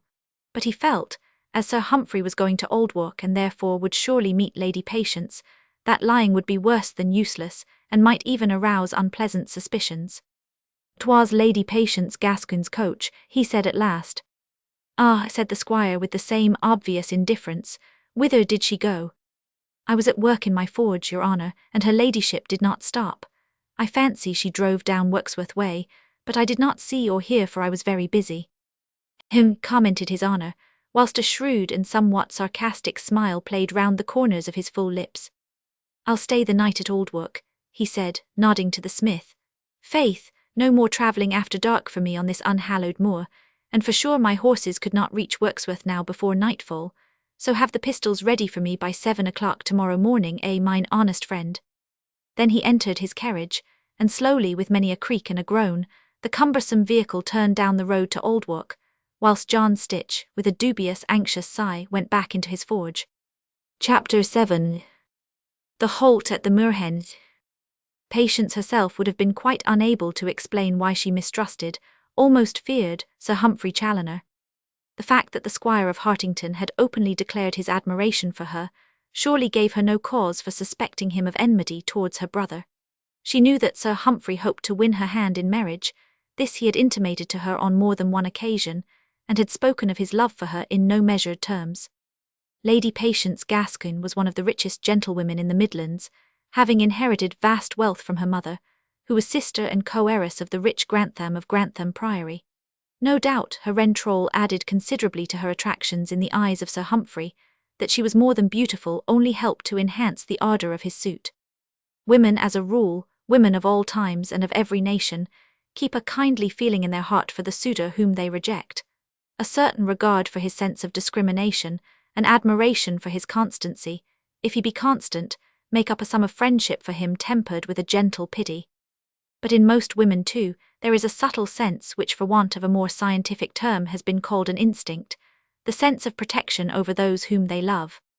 In Patience Gascoigne that sense was abnormally developed. Philip was so boyish, so young, she so much older in wisdom and prudence. It made her fear Sir Humphrey, not for herself but for her brother, her baby, as in her tender motherly heart she loved to call him. She feared and suspected him, she scarce could tell of what. Not open enmity towards Philip, since her reason told her that the Squire of Hartington had nothing to gain by actively endangering her brother's life, let alone by doing him a grievous wrong. Yet she could not understand Sir Humphrey Challoner's motive in counselling Philip to play so cowardly and foolish a part, as the boy had done in the late rebellion. Vaguely she trembled at the idea that he should know of her journey to London, or worse still, guess its purpose. Philip, she feared, might have confided in him unbeknown to her. Sir Humphrey, for aught she knew, might know of the existence of the letters which would go to prove the boy's innocence. Well, and what then? Surely the squire could have no object in wishing those letters to be suppressed. He could but desire that Philip's innocence should be proved. Thus reason and instinct fought their battle in her brain, as the heavy coach went lumbering along the muddy road to the little wayside inn, which stood midway between the crossroads and the village of Aldwark. Here her man Timothy made arrangements for the resting and feeding of himself, the horses and Thomas, the driver, whilst Lady Patience asked for a private room wherein she and her maid, Betty, could get something to eat and perhaps an hour's sleep before restarting on their way. The small bar parlour at the Moorhen was full to overflowing when her ladyship's coach drove up. Already there had been a general air of excitement there throughout the day, for the corporal in his red coat, followed by his little squad, had halted at the inn, and there once more read aloud the proclamation of His Majesty's Parliament. The soldiers had stayed half an hour or so, consuming large quantities of ale the while, then they had marched up to the village, read the proclamation out on the green, and finally tramped along the bridle path back to Brassington. And now here was the quality putting up at the Moorhen, a most unheard of, unexpected event. Mistress Pottage, the sad-faced, weary-eyed landlady, had never known such a thing to happen before, although she had been mistress of the Moorhen for nigh on 20 years. Usually the quality from Stretton Hall or from Hartington, or even Lady Rounce from the Pike, preferred to drive a long way round to get to Derby, sooner than trust to the lonely heath, with its roads almost impassable 4 days out of 5. Master Mitterchip, attorney at law, who had ridden over from Wirksworth with his clerk, Master Duffy, recognised her ladyship as she stepped out of her coach. "Sir Humphrey will be astonished," he whispered to Master Duffy, as he rubbed his ill-shaven chin with his long bony fingers. He, echoed the clerk submissively. Master Mitterchip, who transacted business for the Squire of Hartington, and also for old Lady Rounce and Squire West, knew the exact shade of deference due to so great a lady as Lady Patience Gascoigne. He stood at the door of the parlour, and had the honour of bowing to her, as she followed Mistress Pottage quickly along the passage to the inner room beyond, her long cloak flying out behind her, owing to the draught caused by the open doors. Alone in the small, dingy room, Patience almost fell upon the sofa in a stupor of intense fatigue. When Mistress Pottage brought the meagre, ill-cooked food, she felt at first quite unable to eat. She lay back against the hard pillows with eyes closed, and hands tightly clutching that bundle of precious letters. Betty tried to make her comfortable. She took off her mistress's shoes and stockings, and began rubbing the cold, numb feet between her warm hands. But by and by youth and health reasserted themselves. Patience, realizing all the time how much depended upon her own strength and energy, roused herself with an effort of will. She tried to eat some of the food, the mess of pottage as she smilingly termed it, but her eyes were forever wandering to the clock which ticked the hours, oh, so slowly. That separated her from her journey. As for buxom little Betty, she had fallen to with the vigorous appetite of youth and a happy heart, and presently, like a tired child, she curled herself up at the foot of the couch and soon dropped peacefully to sleep. After a while, Patience too, feeling numb and drowsy with the weariness of this long afternoon, closed her eyes and fell into a kind of stupor. She lay on the sofa like a log, tired out, dreamless, her senses numbed, in a kind of wakeful sleep. How long she lay there she could not have told, but all of a sudden she sat up, her eyes dilated, her heart beating fast. She was fully awake now. Something had suddenly roused her. What was it? She glanced at the clock. It was just 3:30. She must have slept nearly half an hour. Betty, on the floor beside her, still slumbered peacefully. Then all her senses woke. She knew what had aroused her. The rumbling of wheels, a coach pulling up, the shouts of the driver. And now she could hear men running, more shouting, the jingle of harness and horses being led round the house to the shed beyond. The small lattice window gave upon the side of the house. She could not see the coach or who this latest arrival at the Moorhen was, but what mattered that? She knew well enough. For a moment she stopped to think. Forcibly conquering excitement and alarm, she called to her reason to tell her what to do. Sir Humphrey Challoner's presence here might be a coincidence. She had no cause to suspect that he was purposely following her, but in any case she wished to avoid him. How could that best be done? Mitterchip the lawyer had seen and recognized her. Within the next few moments the squire would hear of her presence at the inn. He too, obviously, had come to rest his horses here. How long would he stay? She roused Betty. "Betty, child," she whispered, "wake up, we must leave this place at once." Betty opened her eyes. She saw her mistress's pale, excited face bending over her, and she jumped to her feet. "Listen, Betty," continued Patience. "Sir Humphrey Challoner has just come by coach. I want to leave this place before he knows that I am here." "But the horses are not put to, my lady." "Don't talk so loud, child. I am going to slip out along the passage. There is a door at the end of it which must give upon the back of the house. As soon as I am gone, do you go to the parlour and tell Thomas to have the horses put to directly they have had sufficient rest, and to let the coach be at the crossroads as soon as may be after that. Yes, my lady. Then as quickly as you can, slip out of the house and follow the road that leads to the forge. I'll be on the lookout for you. I'll not have gone far, you quite understand. Oh yes, my lady. You are not afraid. Mistress Betty shrugged her plump shoulders. In broad daylight, oh no, my lady, and the forge is but a mile. Even as she spoke, Patience had wrapped her dark cloak and hood round her. She listened intently for a few seconds. The sound of voices seemed to come from the more remote bar parlour. Moreover, the narrow passage at this end was quite dark. She had every chance of slipping out unperceived. "SH," she whispered to Betty as she opened the door. The passage was deserted. Almost holding her breath lest it should betray her, Patience reached the door at the further end of it, Betty anxiously watching her from the inner room. Quickly she slipped the bolt, and the next instant she found herself looking out upon a dingy unfenced yard, which for the moment was hopelessly encumbered with the two huge travelling coaches. Beyond these was a long wooden shed, whence proceeded the noise of voices and laughter, and the stamping and snorting of horses, and far away the moor to the right and left of her stretched out in all the majesty of its awesome loneliness. The wind caught her cloak as she stepped out into the yard. She clutched it tightly and held it close to her. She hoped the two coaches, which stood between her and the shed, would effectively hide her from view until she was past the house. The next moment, however, she heard an exclamation behind her, then the sound of firm steps upon the flagstones, and a second or two later she stood face to face with Sir Humphrey Challoner. Chapter 8. The Rejected Suitor. Whether he was surprised or not at finding her there, she could not say. She was trying with all her might to appear astonished and unconcerned. He made her a low and elaborate bow, and she responded with the deep curtsy the fashion of the time demanded. "Begad, the gods do indeed favour me," he said, his good-looking, jovial face expressing unalloyed delight. "I come to this forsaken spot on God's earth, and find the fairest in all England treading its unworthy soil." "I wish you well, Sir Humphrey," she said gently but coldly. "I had no thought of seeing you here." "Faith," he laughed with some bitterness, "I had no hope that the thought of seeing me had troubled your ladyship much. I am on my way to Derby and foolishly thought to take this shorter way across the moor. Odds life, I was well nigh regretting it. I was attacked and robbed last evening, and the heavy roads forced me to spend the night in this unhallowed tavern. But I little guessed what compensation the fates had in store for me." "I was in a like plight, Sir Humphrey," she said, trying to speak with perfect indifference. "You were not robbed, surely?" "Nay, not that, but I hope to reach Derby sooner by taking the short cut across the heath, and the state of the roads has so tired the horses, I was forced to turn off at the crossroads and to put up at this inn." "Your ladyship is on your way to London?" "On a visit to my aunt, Lady Edbrook." "Will you honour me by accepting my protection? 'Tis scarce fit for your ladyship to be travelling all that way alone." "I thank you, Sir Humphrey," she rejoined coldly. "My man Timothy is with me besides the driver. Both are old and trusted servants. I meet some friends at Wirksworth. I shall not be alone." "But—" "I pray you, sir, my time is somewhat short. I had started out for a little fresh air and exercise before re-entering my coach.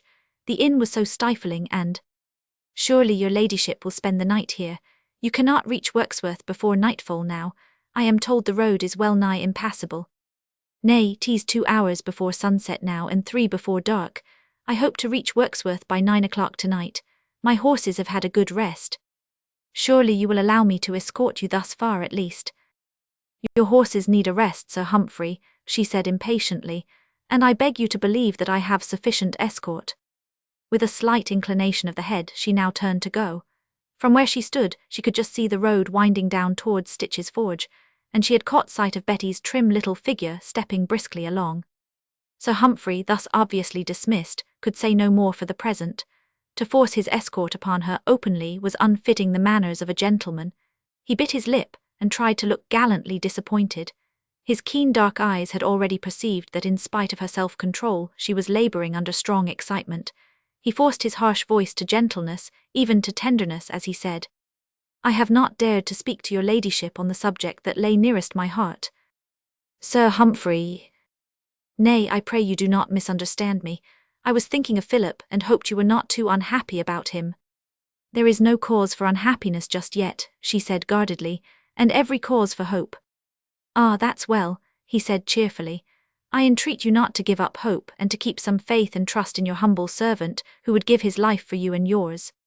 "My faith and trust are in God, Sir Humphrey, and in my brother's innocence," she replied quietly. Then she turned and left him standing there, with a frown upon his good-looking face and a muttered curse upon his lips. He watched her as she went down the road, until a sharp declivity hid her from his view. Chapter 9. Sir Humphrey's Familiar. Mistress Pottage, sad-eyed, melancholy, and forever sighing, had been patiently waiting to receive Sir Humphrey Challoner's orders. She had understood from his man that his honour meant to spend the night, and she stood anxiously in the passage, wondering if he would consider her best bedroom good enough, or condescend to eat the meals she would have to cook for him. It was really quite fortunate that Lady Patience had gone, leaving the smaller parlour, which was Mistress Pottage's own private sanctum, ready for the use of his honour. Sir Humphrey's mind, however, was far too busy with thoughts and plans to dwell on the melancholy landlady and her meagre fare, but he was glad of the private room, and was gracious enough to express himself quite satisfied with the prospect of the best bedroom. Some 10 minutes after his brief interview with Lady Patience, he was closeted in the same little dingy room where she had been spending such weary hours. With the healthy appetite of a burly English squire, he was consuming large slabs of meat and innumerable tankards of small ale, whilst opposite to him, poised on the extreme edge of a very hard oak chair, his watery, colourless eyes fixed upon his employer, sat Master Mitterchip, attorney at law and man of business to sundry of the quality who owned property on or about the moor. Master Mitterchip's voice was thin, he was thin, his coat looked thin. There was in fact a general air of attenuation about the man's whole personality. Just now he was fixing a pair of very pale, but very shrewd eyes upon the heavy, somewhat coarse person of his distinguished patron. "Her ladyship passed me quite close," he explained, speaking in a low, somewhat apologetic voice. "I was standing in the door of the parlour, and she graciously nodded to me as she passed." "Yes, yes, get on, man," quoth Sir Humphrey impatiently. "The door was open, your honour," continued Master Mitterchip in a weak voice. "There was a draught, her ladyship's cloak flew open." He paused a moment, noting with evident satisfaction the increasing interest in Sir Humphrey's face. "Beneath her cloak," he continued, speaking very slowly like an actor measuring his effects, "beneath her cloak, her ladyship was holding a bundle of letters, tightly clutched in her hand." "Letters, eh?" commented Sir Humphrey eagerly. "A bundle of them, your honour. One of them had a large seal attached to it. I might almost have seen the device. It was that of Charles Edward Stuart the Pretender." "Well, I could not say for certain, your honour," murmured Master Mitterchip humbly. There was silence for a few moments. Sir Humphrey Challoner had produced a silver toothpick, and was using it as an adjunct to deep meditation. Master Mitterchip was contemplating the floor with rapt attention. "Harkee, Master Mitterchip," said Sir Humphrey at last, "Lady Patience is taking those letters to London." "That was the impression created in my mind, your honour." "And why does she take those letters to London?" said Sir Humphrey, bringing his heavy fist crashing down upon the table and causing glasses and dishes to rattle whilst Master Mitterchip almost lost his balance. "Why does she take them to London, I say? Because they are the proofs of her brother's innocence. It is easy to guess their contents. Requests, admonitions, upbraidings on the part of the disappointed rebels, obvious proofs that Philip had held aloof." He pushed his chair noisily away from the table, and began pacing the narrow room with great, impatient strides. But while he spoke, Master Mitterchip began to lose his placid air of apologetic deference, and a look of alarm suddenly lighted his meek, colourless eyes. "Good lack," he murmured, "then my Lord Stretton is no rebel." "Rebel, not he," asserted Sir Humphrey. "His sympathies were thought to be with the Stuarts, but he went south during the rebellion. 'Twas I who advised him, that he might avoid being drawn within its net." But at this Master Mitterchip's terror became more tangible. "But your honour," he stammered, whilst his thin cheeks assumed a leaden hue and his eyes sought appealingly those of his employer, "your honour laid sworn information against Lord Stretton, and, I drew up the papers, and signed them with my name as your honour commanded." "Well, I paid you well for it, didn't I?" said Sir Humphrey roughly. "But if the accusation was false, Sir Humphrey, I shall be disgraced, struck off the rolls, perhaps hanged." Sir Humphrey laughed, one of those loud, jovial laughs which those in his employ soon learnt to dread. "Spud," he said, "and one of us is to hang, old scarecrow, I prefer it shall be you." And he gave Master Mitterchip a vigorous slap on the shoulder, which nearly precipitated the lean-shanked attorney on the floor. "Good Sir Humphrey," he murmured piteously, B, but what was the reason of the information against Lord Stretton, since the letters can so easily prove it to be false? "Silence, you fool," said his Honour impatiently. "I did not know of the letters then. I wished to place Lord Stretton in a perilous position, then hoped to succeed in establishing his innocence in certain ways I had in my mind. I wished to be the one to save him," he added, muttering a curse of angry disappointment, "and gain her gratitude thereby. I was journeying to London for the purpose, and now—" His language became such that it wholly disconcerted Master Mitterchip, accustomed though he was to the somewhat uncertain tempers of the great folk he had to deal with. Moreover, the worthy attorney was fully conscious of his own precarious position in this matter. "And now you've gained nothing," he moaned, "whilst I—I—" His condition was pitiable. His Honour viewed him with no small measure of contempt. Then suddenly Sir Humphrey's face lighted up with animation, the scowl disappeared, and a shrewd, almost triumphant smile parted the jovial, somewhat sensuous lips. "Easy, easy, you old coward," he said pleasantly. "Things are not so bad as that. Spud, you're not hanged yet, are you?" And he added significantly, "Lord Stretton is still attainted and in peril of his life." But—" "Can't you see, you fool?" said Sir Humphrey with sudden earnestness, drawing a chair opposite the attorney, and sitting astride upon it. He viewed the meagre little creature before him steadfastly and seriously. "Can't you see that if I can only get hold of those letters now, I could force Lady Patience into accepting my suit? 8. With them in my possession I can go to her and say, 'An you marry me, those proofs of your brother's innocence shall be laid before the king, and you refuse they shall be destroyed.'" "Oh," was Master Mitterchip's involuntary comment, a mere gasp of amazement, of terror at the enormity of the proposal. He ventured to raise his timid eyes to the strong, florid face before him, and in it saw such a firm will, such unbendable determination, that he thought it prudent for the moment to refrain from adverse comment. "Truly," he murmured vaguely, as his Honour seemed to be waiting for him to speak, "truly those letters mean the lady's fortune to your Honour. And on the day of my marriage with her, 200 guineas for you, Master Mitterchip," said Challoner, very slowly and significantly, looking his man of business squarely in the face. Master Mitterchip literally lost his head. 200 guineas?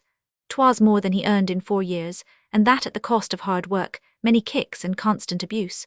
A receiver of rents has from time immemorial never been a popular figure.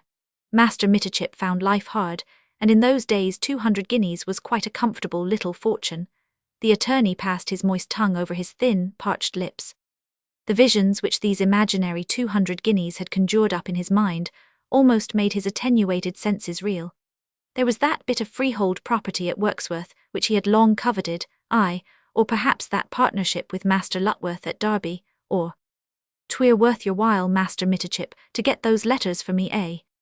His Honour's pleasant words brought the poor man back from the land of dreams. "Aye, Sir Humphrey," he murmured dejectedly, "how can I, a poor attorney at law?" "Zounds, but that's your affair," said his Honour with a careless shrug of his broad shoulders. "Methought you'd gladly earn 200 guineas, and I offer you a way to do it." "But how, Sir Humphrey, how?" "That's for you to think on, my man. 200 guineas is a tidy sum. What, I have it," he said, slapping his own broad thigh and laughing heartily. "You shall play the daring highwayman, put on a mask and stop her ladyship's coach, shout lustily, 'Stand and deliver,' take the letters from her, and tea's done in a trice." The idea of that meagre little creature playing the highwayman greatly tickled Sir Humphrey's fancy. For the moment he even forgot the grave issues he himself had at stake, and his boisterous laugh went echoing through the old silent building. But as his Honour spoke this pleasant conceit, Master Mitterchip's thin, bloodless face assumed an air of deep thought, immediately followed by one of eager excitement. "The idea of the highwayman is not a bad one, Sir Humphrey," he said with a quiet chuckle, as soon as his patron's hilarity had somewhat subsided. "But I am not happy astride a horse, and I know not of pistols, but there's no reason why we should not get a footpad to steal those letters for you. 'Tis their trade after all." "What do you mean? I was but jesting." "But I was not, Sir Humphrey. I was thinking of Beau Brocade." "The highwayman." "Why not? He lives by robbery and hates all the quality whom he plunders whene'er he has a chance. Your Honour has had experience only last night. Eh? Well, what of it? Curse you, man, for a dotard, why don't you explain? 'Tis simple enough, Your Honour. You give him the news that her ladyship's coach will cross the heath tonight, tell him of her money and her jewels, offer him 100 guineas more for the packet of letters. He'll do the rest, never fear. Master Mitterchip rubbed his bony hands together, his colourless eyes were twinkling, his thin lips quivering with excitement. Dreams of that freehold bit of property became tangible once more. Sir Humphrey looked at him quietly for a moment or two. The little man's excitement was contagious, and his honour had a great deal at stake, a beautiful woman whom he loved and her large fortune to boot. But reason and common sense, not chivalry, were still fighting their battle against his daring spirit of adventure. "Tush, man," he said after a while with the calmness of intense excitement, "you talk errant nonsense when you say I'm to give a highwayman news of her ladyship's coach and offer him money for the letters. Where am I to find him? How speak with him?" Mitterchip chuckled inwardly. His honour then was not averse to the plan. Already he was prepared to discuss the means of carrying it out. "'Tis a lawyer's business to ferret out what goes on around him, Sir Humphrey. You can send any news you please to Beau Brocade within an hour from now." "How?" "John Stitch, the blacksmith over at the crossroads, is his ally and his friend. Most folk think he always gives news to the rogue whene'er a coach happen to cross the moor. But that's as it may be. If your honour will call at the forge just before sunset, you'll mayhap see a chestnut horse tethered there, and there'll be a stranger talking to John Stitch. A stranger young and well-looking. He's oft to be seen at the forge. The folk about here never ask who the stranger is, for all have heard of the chivalrous highwayman who robs the rich and gives to the poor. Do you call at the forge, Sir Humphrey? You can arrange this little matter there. Your news and offer of money will get to Beau Brocade, never fear." Sir Humphrey was silent. All the boisterous jollity had gone out of his face, leaving only a dark scowl behind, which made the ruddy face look almost evil in its ugliness. Mitterchip viewed him with ill-concealed satisfaction. The plan had indeed found favour with his honour. It was quick, daring, sure, the fortune of a lifetime upon one throw. Sir Humphrey, even before the attorney had finished speaking, had resolved to take the risk. He himself was safe in any case. Nothing could connect his name with that of the notorious highwayman who had cut his purse but the night before. "I'd not have her hurt," was the first comment he made after a few minutes' silent cogitation. "Hurt," rejoined Mitterchip. "Why should she be hurt? Beau Brocade would not hurt a pretty woman. He'll get the letters from her, I'll stake my oath on that. Aye, and blackmail me after that to the end of my days. My good name would be at the mercy of so damned a rascal. What matter, Sir Humphrey, once Lady Patience is your wife and her fortune in your pocket? Everything is fair in love, so I've been told." Sir Humphrey ceased to argue. Chivalry and honour had long been on the losing side. "Moreover, Sir Humphrey," added the crafty attorney slyly, "once you have the letters you can denounce the rogue yourself and get him hanged safely out of your way." "He'd denounce me." "And who'd believe the rascal's word against your honour's flat denial? Not Squire West, for sure, before whom he'd be tried, and your honour can have him kept in prison until after your marriage with Lady Patience." It seemed as if even reason would range herself on the side of this daring plan. There seemed practically no risk as far as Sir Humphrey himself was concerned, and every chance of success, and that rascal Beau Brocade would but consent. "He would," asserted Mitterchip, "and your honour told him that the coach, the money, and the letters belonged to Lady Rounce, and the young lady travelling in the coach but a niece of her ladyship. Lady Rounce is a hard woman who takes no excuse from a debtor. She has the worst reputation in the 2 counties, save your honour." The lawyer chuckled at this little joke, but Sir Humphrey was too absorbed to note the impertinence. He was pacing up and down the narrow room in a last agony of indecision. Mitterchip evidently was satisfied with his day's work. The 200 guineas he looked upon as a certainty already. After a while, noting the look of stern determination upon his honour's face, he turned the conversation to matters of business. He had been collecting some rents for Sir Humphrey and also for Squire West and Lady Rounce, and would have to return to Wirksworth to bank the money. Since Sir Humphrey Challoner was occupying the only available bedroom at the Moorhen, there would be no room for Master Mitterchip and Master Duffy, his clerk.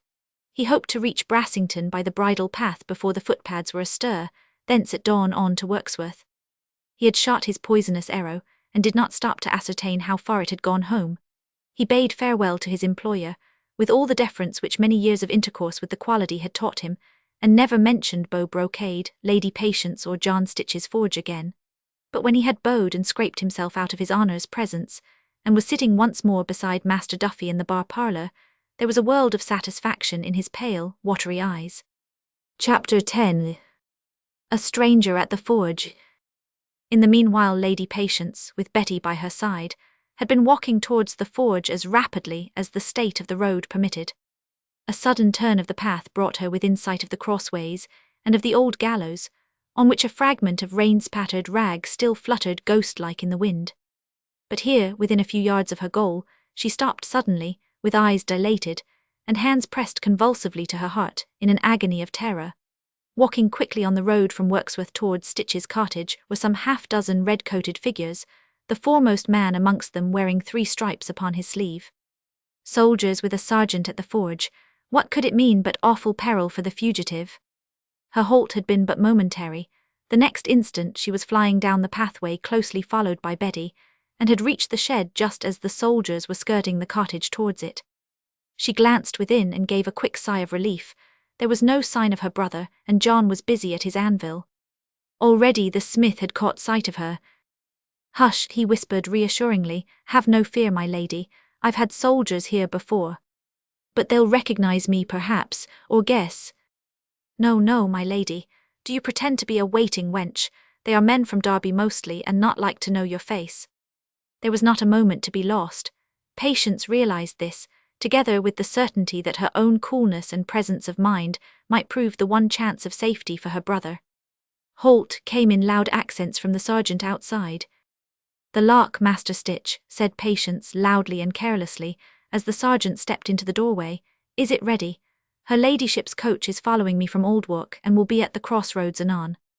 "Quite ready, mistress," replied the smith, casting a rapid glance at the soldier, who stood in the entrance with hand to hat in military salute. The latter took a rapid survey of the interior of the forge, then said politely, "Your pardon, ladies." "Well, and what is it now, sergeant?" queried John with affected impatience. "I have heard that there's a stranger at your forge, smith," replied the soldier. "My corporal came down from Aldwark early this afternoon and told me about him. I'd like just to have a talk with him." "One moment, sergeant," said John, interposing his burly figure between Patience and the prying eyes of the young soldier. "I think you'll find the lock quite secure now, mistress," he said, trying, good, honest fellow that he was, to put as much meaning into the careless sentence as he dared.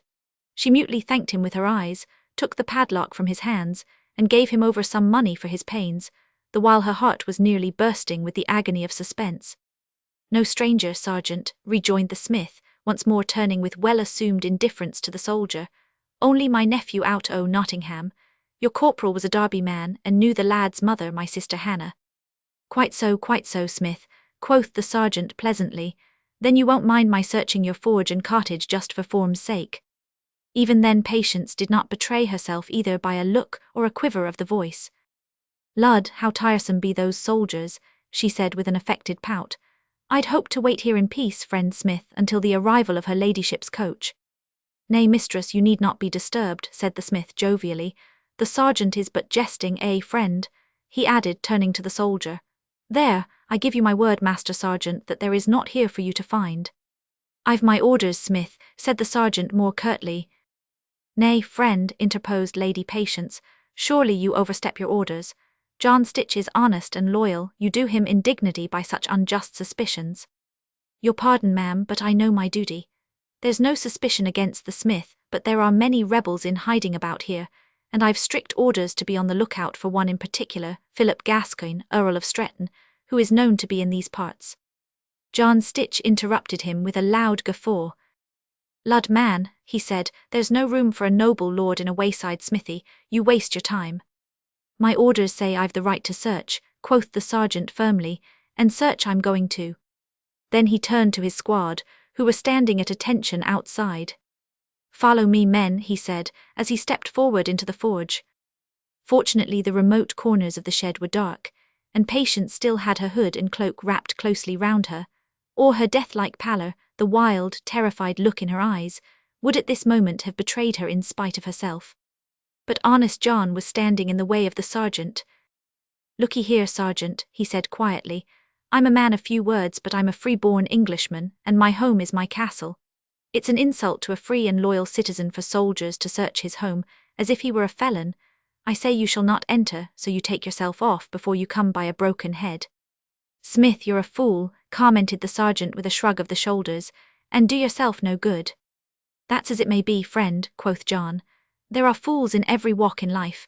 You be a stranger in these parts and don't know me, but folk'll tell you that what John Stitch once says that he'll stick to. So forewarned is forearmed, friend sergeant. Eh?" But to this the sergeant had but one reply, and that was directed to his own squad. "Now then, my men," he said, "follow me, and you, John Stitch," he added loudly and peremptorily, "stand aside in the name of the king." The men were ranged round the sergeant with muskets grasped, ready to rush in the next moment at word of command. John Stitch stood between them and a small wooden door, little more than a partition, behind which Philip, Earl of Stretton, was preparing to sell his life dearly. That death would immediately follow capture was absolutely clear both to him and to his devoted sister, who with almost superhuman effort of will was making heroic efforts to keep all outward show of alarm in check. Even amongst these half-dozen soldiers, any one of them might know Lord Stretton by sight, and was not likely to forget that 20 guineas, a large sum in those days, was the price the Hanoverian government was prepared to pay for the head of a rebel. Philip was a man condemned to death by Act of Parliament. If he were captured now, neither prayer nor bribes, nor even proofs of innocence would avail him before an officious magistrate intent on doing his duty. A brief halt at Brassington Courthouse, an execution in the early dawn.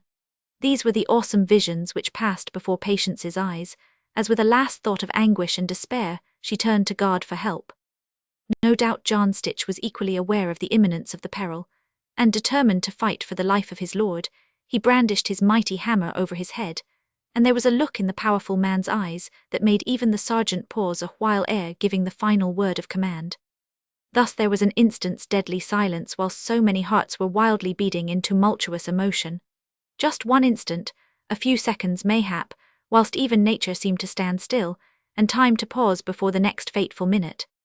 And then a voice, a fresh, young, happy voice, was suddenly heard to sing, "My beautiful white rose." It was not very distant, but 20 yards at most, and even now seemed to be making for the forge, drawing nearer and nearer. Instinctively, what else could they do? Soldiers and sergeant turned to look out upon the heath. There was such magic in that merry, boyish voice, clear as that of the skylark, singing the quaint old ditty. They looked and saw a stranger dressed in elegant, almost foppish fashion, his brown hair free from powder, tied with a large bow at the nape of the neck, dainty lace at his throat and wrists, scarce a speck of mud upon his fine, well-cut coat. He was leading a beautiful chestnut horse by the bridle and had been singing as he walked. Patience, too, catching at this happy interruption like a drowning man does at a straw, turned to look at the approaching stranger. Her eyes were the first to meet his as he reached the entrance of the forge, and with an elaborate, courtly gesture, he raised his three-cornered hat and made her a respectful bow. Then he burst out laughing. "Ho, ho, ho, but here's a pretty to-do. Why, John Stitch, my friend, you look a bit out of temper." He stood there framed in the doorway, with the golden light of the afternoon sun throwing into bold silhouette his easy, graceful stature, and the pleasant picture of him, with one arm round the beautiful horse's neck, and his slender fingers gently fondling its soft, quivering nose. John Stitch, at first sound of the stranger's voice, had relaxed from his defiant attitude, and a ray of hope had chased away the threatening look in his eyes. "So would you be, Captain," he said gruffly, "with these red coats inside your house and all their talk of rebels?" "Captain," murmured the sergeant. "I, Captain Bathurst, my man, of His Majesty's White Dragoons," said the stranger carelessly, as without more ado he led his horse within the forge and tethered it close to the entrance. Then he came forward and slapped the sergeant vigorously on the back. "And I'll go bail, sergeant, that John Stitch is no rebel. He's far too big a fool," he added in an audible whisper and with a merry twinkle in his grey eyes. Patience still stood rigid, expectant, terrified in the darker corner of the shed. She had not yet realized whether she dared to hope, whether this young stranger, with his pleasant, boyish voice and debonair manner, would have the power to stay the hand of fate, which was even now raised against her brother. Betty, behind her mistress, was too terrified to speak. But already the sergeant had recovered from his momentary surprise. At mention of the stranger's military rank, he had raised his hand to his tricorn hat. Now he was ready to perform his duty, and gladly noted the smith's less aggressive attitude. "At your service, Captain," he said, "and now I have my orders, I've a right-o search and—" But like veritable quicksilver, Captain Bathurst was upon him in a moment. "A right-o search," he said excitedly. "A right-o search did you say, Sergeant? Odds my life, but I'm in luck. Sergeant, you're the very man for me." And he pulled the sergeant by the sleeve. "I pray you, sir," protested the latter. But the young man was not to be denied. "Sergeant," he whispered significantly, "would you like to earn 100 guineas?" 100 guineas, rejoined the soldier readily enough. "That I would, sir, if you'll tell me how." He kept an eye on the little wooden door behind John Stitch, but his ear leaned towards the stranger. The bait was a tempting one. 100 guineas was something of a fortune to a soldier of King George Roman II. "Listen then," said Bathurst mysteriously. "You've heard of Beau Brocade, the highwayman, haven't you?" "Aye," nodded the sergeant. "Who hasn't?" "Well, then you know that there is a price of 100 guineas for his capture, eh? Think of it, Sergeant, 100 guineas, a little fortune, eh?" The sergeant's eyes twinkled at the thought. The soldiers too listened with eager interest, for the stranger was no longer talking in a whisper. 100 guineas, 3 little words of wondrous magic, which had the power to rouse most men to excitement in those days of penury. Lady Patience's whole soul seemed to have taken refuge in her eyes. Her body leaning forward, her lips parted with a quick-drawn breath, she gazed upon the stranger, wondering what he would do. That he was purposely diverting the sergeant's attention from his purpose she did not dare to think. That he was succeeding beyond her wildest hopes was not in doubt for a moment. And yet there did not seem much gained by averting the fearful catastrophe for the span of a few brief minutes. "Aye, a fortune indeed," sighed the sergeant with obvious longing. "And I have sworn to lay that daredevil highwayman by the heels," continued the young man. "I know where he lies hidden at this very moment, but, by Satan and all his crew, I cannot lay hands upon the rascal." "How so?" "The house is private. Worse luck, I have no right of search." The sergeant gave a knowing wink. He said, "I understand." Then he added significantly, "But the reward?" "Odds life, you shall have the whole of that, Sergeant, and if your men will help me there shall be another 100 to divide between them. I have sworn to lay the rogue by the heels for my honour's sake. Would you believe me, Sergeant? 'Tis but a week ago that rascally highwayman robbed me in broad daylight. 50 guineas he took from me. Now I've a bet with Captain Borrowdale, 500 guineas aside, that I'll bring about the rogue's capture." There was no doubt now that the sergeant's interest was fully aroused. The soldiers, at mention of the reward which was to be theirs, hung upon their sergeant's lips, hoping for the order to march on this very lucrative errand. Muttered the latter with a knowing wink. "Perhaps that highwayman is a personal enemy of yours as well, sir." "Aye," sighed Captain Bathurst pathetically, "the worst I ever had." "And you'd be mightily glad to see him hanged, and I mistake not. What?" "Zounds, but I wouldn't say that exactly, Sergeant, but I have no love for him. 'Tis many an ill turn he has done me of late." "I understand, then the reward." "You shall have every penny of it, friend, and 100 guineas for your men. What say you, gallant soldiers?" And he turned gaily to the little squad, who had stood at very close attention all this while. But there was no need to make this direct appeal. The men were only too ready to be up and doing, to earn the reward and leave John Stitch and the very problematical rebel to look after themselves. "Now, quick's the word," said the young man briskly. "There's not a moment to be lost." "At your service, Captain," replied the sergeant, turning once more towards the inner door before which John Stitch still held guard. "As soon as I've searched this forge." "Nay, man, and you waste a minute. You and your men will miss Beau Brocade and the 100 guineas reward. Quick, man," he added hurriedly, seeing that the soldier had paused irresolute. "Quick, with your fellows straight up the road that leads northward. I'm on horseback. I'll overtake you as soon as may be." "But—" "You'll see a lonely cottage about half a mile from here, then a bridle path on the left. Follow that, you'll come to a house that was once an inn. The rascal is there. I saw him not half an hour ago." "But the rebel, Captain," feebly protested the sergeant. "My duty." "Nay, Sergeant, as you will," said Bathurst coolly with a great show of complete indifference. "But while you parley here, Beau Brocade will slip through your fingers. He is at the house now. He may be gone by sunset. Odds life, search for your rebels. Go on, waste time, and the 100 guineas are lost to you and your men forever." It was obvious that both sergeant and men were determined not to lose this opportunity of a bold bid for fortune. Done with you, sir, he said resolutely. After all, he added as a concession to his own sense of duty, I can always come back and search the forge afterwards. All the soldiers seemed as one man to be uttering a sigh of relief and eager anticipation, and even before the sergeant had spoken the word, they turned to go. You are a wise man, Sergeant, said Bathurst jovially. Off with you, straight along that road you see before you. The cottage is just beyond that clump of distant firs, there you'll see the bridle path, but I'll overtake you before then, never fear. Time to give my horse a handful of oats. But even while he spoke the sergeant had called attention. I'll not fail you, sir, he shouted excitedly. 100 guineas odds my life, 'tis a fortune, left turn, quick march. The young man stood in the doorway and watched the little squad as, preceded by their sergeant, they plodded their way northwards in quest of fortune. John Stitch too followed them with his eyes, until the bend in the road hid the red coats from view. Then both turned and came within.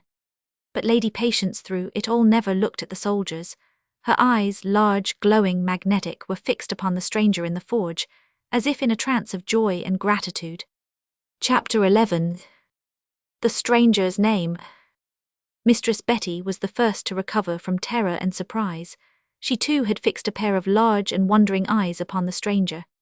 "'Tis the gentleman who brought the letter from his lordship last night," she whispered to her mistress. Patience closed her eyes for a moment. Her spirit, which had gone a-roaming into the land of dreams, where dwell heroes and proud knights of old, came back to earth once more. "Then he must have guessed my brother was here," she murmured, "and did it to save him." But the tension being relaxed, already the bright and sunny nature, which appeared to be the chief characteristic of the stranger, quickly reasserted itself, and soon he was laughing merrily. "Oh ho, gone by my faith," he said to John. "Odd's life, but he swallowed that clean as a mullet after bait, friend Stitch?" It seemed as if he purposely avoided looking at Patience. Perhaps, with the innate delicacy of a kindly nature, he wished to give her time to recover her composure. But now she came forward, turning to him with a gentle smile that had an infinity of pathos in it. "Sir," she said, "I would wish to thank you." He put up his hand, with a gesture of self-deprecation. "To thank me, madam," he said with profound deference. "Nay, you do but jest, I have done nothing to deserve so great a favour." He bowed to her with perfect courtly grace, but she would not be gainsaid. She wished to think that he had acted thus for her. "Sir, you wrong your own most noble deed," she said. "Will you not allow me to keep the sweet illusion that what you did just now you did from the kindness of your heart, and because you saw that we were all anxious, and that I was unhappy?" She looked divinely fair as she stood there beside him, with the rays of the slanting September sun touching the halo of her hair with a wand of gold. Her voice was musical and low, and there was a catch in her throat as she held out one tiny, trembling hand to him. He took it in his own strong grasp, and kept it a prisoner therein for a while. Then he bent his slim young figure and touched her fingertips with his lips. "Faith, madam," he said, "by that sweet illusion, and it dwell a while in your memory, I am more than repaid." In the meanwhile John had pushed open the small door which led to the inner shed. "Quite safe, my lord," he shouted gaily, "only friends present." Brother and sister, regardless of all save their own joy in this averted peril, were soon locked in each other's arms. Captain Bathurst had heard her happy cry. Philip had seen the look of gladness brighten her tear-dimmed eyes, and a curious feeling of wrath, which he could not explain, caused him to turn away with a frown and a sigh. Patience was clinging to her brother, half hysterical, nervous, excited. "You are safe, dear," she murmured, touching with trembling motherly hands the dear head so lately in peril. "Quite safe. Let me feel your precious hands. Oh, it was so horrible. Another moment and you were discovered. Sir," she added once more, turning to the stranger with the sweet impulse of her gratitude, "my thanks just now must have seemed so poor. I was nervous and excited. But see, here is one who owes you his life and who, I know, would wish to join his thanks to mine." But there was a change in his manner now. He bowed slightly before her and said very coldly, "Nay, madam, let me assure you once again that I have done naught to deserve your thanks. John Stitch is my friend and he seemed in trouble. If I have had the honour to serve you at the same time, 'tis I who should render thanks." She sighed, somewhat disappointed at his coldness, but Philip, with boyish impulse, held out both hands to him. "Nay, sir," he said, "I know not who you are, but I heard everything from behind that door, and I know that I owe you my life." "I beg you, sir." Another moment and I had rushed out and sold my life dearly. Your noble effort, sir, did more than save that life," he added, taking Patience's hand in his. "It spared a deep sorrow to one who is infinitely dear to me, my only sister." Your sister?" "I, my sister, Lady Patience Gascoigne. I am the Earl of Stretton, unjustly attainted by Act of Parliament. The life you have just saved, sir, is henceforth at your command." "Indeed, Philip," added Patience gently, "we already are deeply in this gentleman's debt. Betty, who saw him, tells me that it was he who brought me your letter yesternight." "You, sir," exclaimed Stretton in profound astonishment, "then you are—" He paused instinctively, for he had remembered his conversation with John Stitch earlier in the day. He remembered the anger, the wonder, which he had felt when the smith told him that he had entrusted the precious letter for Lady Patience to Beau Brocade, the highwayman. "Then you are," repeated Philip mechanically. Patience was clinging to her brother with her back towards the stranger, so she did not see the swift look of appeal the slender finger put up in a mute, earnest prayer for silence. But now she turned and looked inquiringly at him, her eyes asking for a name by which she could remember him. "Captain Jack Bathurst," he said, bowing low, "at your command." Chapter 12. The Beautiful White Rose. But of course there was no time to be lost. Captain Jack Bathurst was the first to give the alarm. "Those gallant lobsters won't be long in finding out that they've been hoodwinked," he said, "and I mistake not, they'll return here anon with a temper slightly the worse for wear. They must not find your lordship here at any rate," he added earnestly. "But what's to be done?" asked Patience, all her anxiety returning in a trice, and instinctively turning for guidance to the man who already had done so much for her. "For the next hour or two at any rate his lordship would undoubtedly be safer on the open moor," said Bathurst decisively. "'Tis nigh on sunset, and the shepherds are busy gathering in their flocks. There'll be no one about, and 'twould be safer." "On the open moor?" "Aye, 'tis not a bad place," he said, with a touch of sadness in his fresh young voice. "I myself—" He checked himself and continued more quietly. "Your lordship could return here after sundown. You'd be safe enough for the night. After that, and you'll grant me leave, my friend Stitch and I will venture to devise some better plan for your safety. For the moment, I pray you, be guided by this good advice, and seek the protection of the open moor." He had spoken so earnestly, with such obvious heartfelt concern, and at the same time with such quiet firmness, that instinctively Philip felt inclined to obey. The weaker nature turned for support to the stronger one, to whose dominating influence it felt compelled to yield. He turned to Patience, and her eyes seemed to tell him that she was ready to trust this stranger. "I'll go, sir," he sighed wearily. He kissed his sister with all the fondness of his aching heart. All his hopes for the future were centred in her, and in the long journey she was about to undertake for his sake. Bathurst discreetly left brother and sister alone. He knew nothing of their affairs, of their plans, their hopes. Stitch was too loyal to speak of his lord, even to a man whom he trusted and respected as he did the captain. The latter knew that a hunted man was in hiding in the smith's forge. He had taken a message from the man to the lady at Stretton Hall. Now he knew for certain that the fugitive was the Earl of Stretton. But that was all.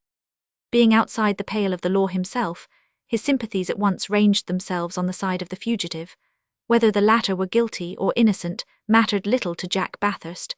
What did matter to him was that the most beautiful woman he had ever set eyes on was unhappy and in tears.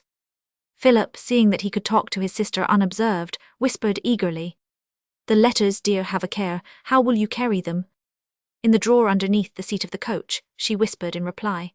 "I'll not leave the coach day or night until I've reached London.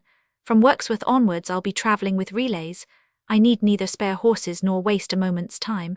I can be in town in less than 6 days." "When will your coach be ready?" "In a few minutes now, and I'll start at once. But go now, dear," she urged tenderly, "since Captain Bathurst thinks it better that you should." She kissed him again and again, her heart full of hope and excitement at thought of what she could do for him, yet aching because of this parting. It was terrible to leave him in this awful peril, to be far away if danger once again became imminent. When at last he had torn himself away from her, he made quickly for the door where Bathurst had been waiting for him. "Ah, sir," sighed Philip bitterly, "'tis a sorry plight for a soldier and a gentleman to hide for his life like a coward and a thief." But Bathurst before leaving was looking back at the beautiful picture of Patience's sweet face bathed in tears. "Like a thief," he murmured. "Nay, sir, thieves have no angels to guard and love them. Methinks you have no cause to complain of your fate."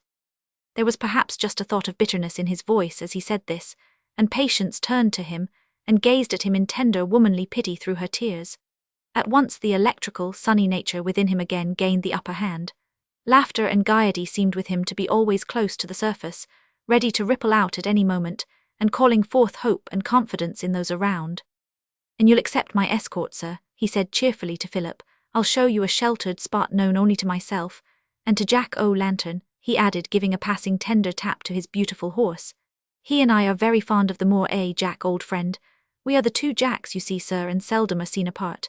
Together we discovered the spot which I will show you, sir, and where you can lie perdu until nightfall. 'Tis safe and lonely and but a step from this forge." Philip accepted the offer gratefully. Like his sister, he too felt that he could trust Jack Bathurst. As he walked by his side along the unbeaten track on the heath, he viewed with some curiosity, not unmixed with boyish admiration, the tall, well-knit figure of his gallant rescuer. He tried to think of him as the notorious highwayman Beau Brocade, on whose head the government had put the price of 100 guineas. A hero of romance he was in the hearts of the whole countryside, yet a felon in the eyes of the law. Philip could just see his noble profile, with the well-cut features, the boyish, sensitive mouth, firm chin and straight, massive brow, over which a mass of heavy brown curls clustered in unruly profusion. A brave man, surely. Philip had experienced that. A wise one too, in spite of his youth. Stretton guessed his companion to be still under 30 years of age, and yet there was at times, in spite of the inherently sunny disposition below, a look of melancholy, of disappointment, in the deep grey eyes, which spoke of a wasted life, of opportunities lost perhaps, or of persistent adverse fate. Through it all there was that quaint air of foppishness, the manners and appearance of a dandy about the court. The caped coat was dark and serviceable, but it was of the finest cloth and of the latest, most fashionable cut, and beneath it peeped a dainty silk waistcoat, delicately embroidered. The lace at throat and wrists was of the finest Mechlin, and the boots, though stout and heavy, betrayed the smallness and the arch of the foot. Though Jack Bathurst had obviously been riding, he carried neither whip nor cane. All that Philip observed in this rapid walk to the place of shelter which Bathurst had thought out for him, Patience, with a woman's quick perception, had noted from the first. To her, of course, the captain was but a gallant stranger, good to look at and replete with all the chivalrous attributes this troublous century called forth in the hearts of her sons. She knew not of Beau Brocade the highwayman, and probably would have recoiled in horror at thought of connecting the name of a thief with that of her newly found hero of romance. She stood in the doorway for some time, watching with glowing eyes the figures of the two men, until they disappeared behind a high clump of gorse. Then, with a curious little sigh, she turned and went within. John Stitch and Mistress Betty were carrying on an animated conversation in a remote corner of the forge. Patience did not wish to disturb them. She was deeply grateful to John, and felt kindly disposed towards the suggestion of romance conveyed by the smith's obvious appreciation of pretty Mistress Betty. She crossed the shed, and opening the door at the further end of it, she found that it gave upon a small yard which separated the forge from the cottage, and in which Stitch and his mother, who kept house for him, had with tender care succeeded in cultivating a few flowers, only one or two tall hollyhocks, some gay-looking sunflowers, and a few sweet-scented herbs, and on the south aspect a lovely trail of creeping white rose, the kind known as 5 Sisters, threw its delicate fragrance over this little oasis in the wilderness of the moor. And almost mechanically, whilst her fancy once more went a-roaming in the land of dreams, Patience began to hum the quaint old ditty, "My beautiful white rose." Suddenly, at a quick thought mayhap, her eyes grew dim, her cheeks began to burn. She drew towards her a cluster of snowy blossoms, on which the earlier rains had left a mantle of glittering diamonds, and buried her glowing face in its pure, cool depths. Then she detached one lovely white rose from the parent bough, and sighing, pinned it to her belt. Chapter 13. A Proposal and a Threat. Sir Humphrey Challoner had not been long in making up his mind to take Master Mitterchip's pernicious advice.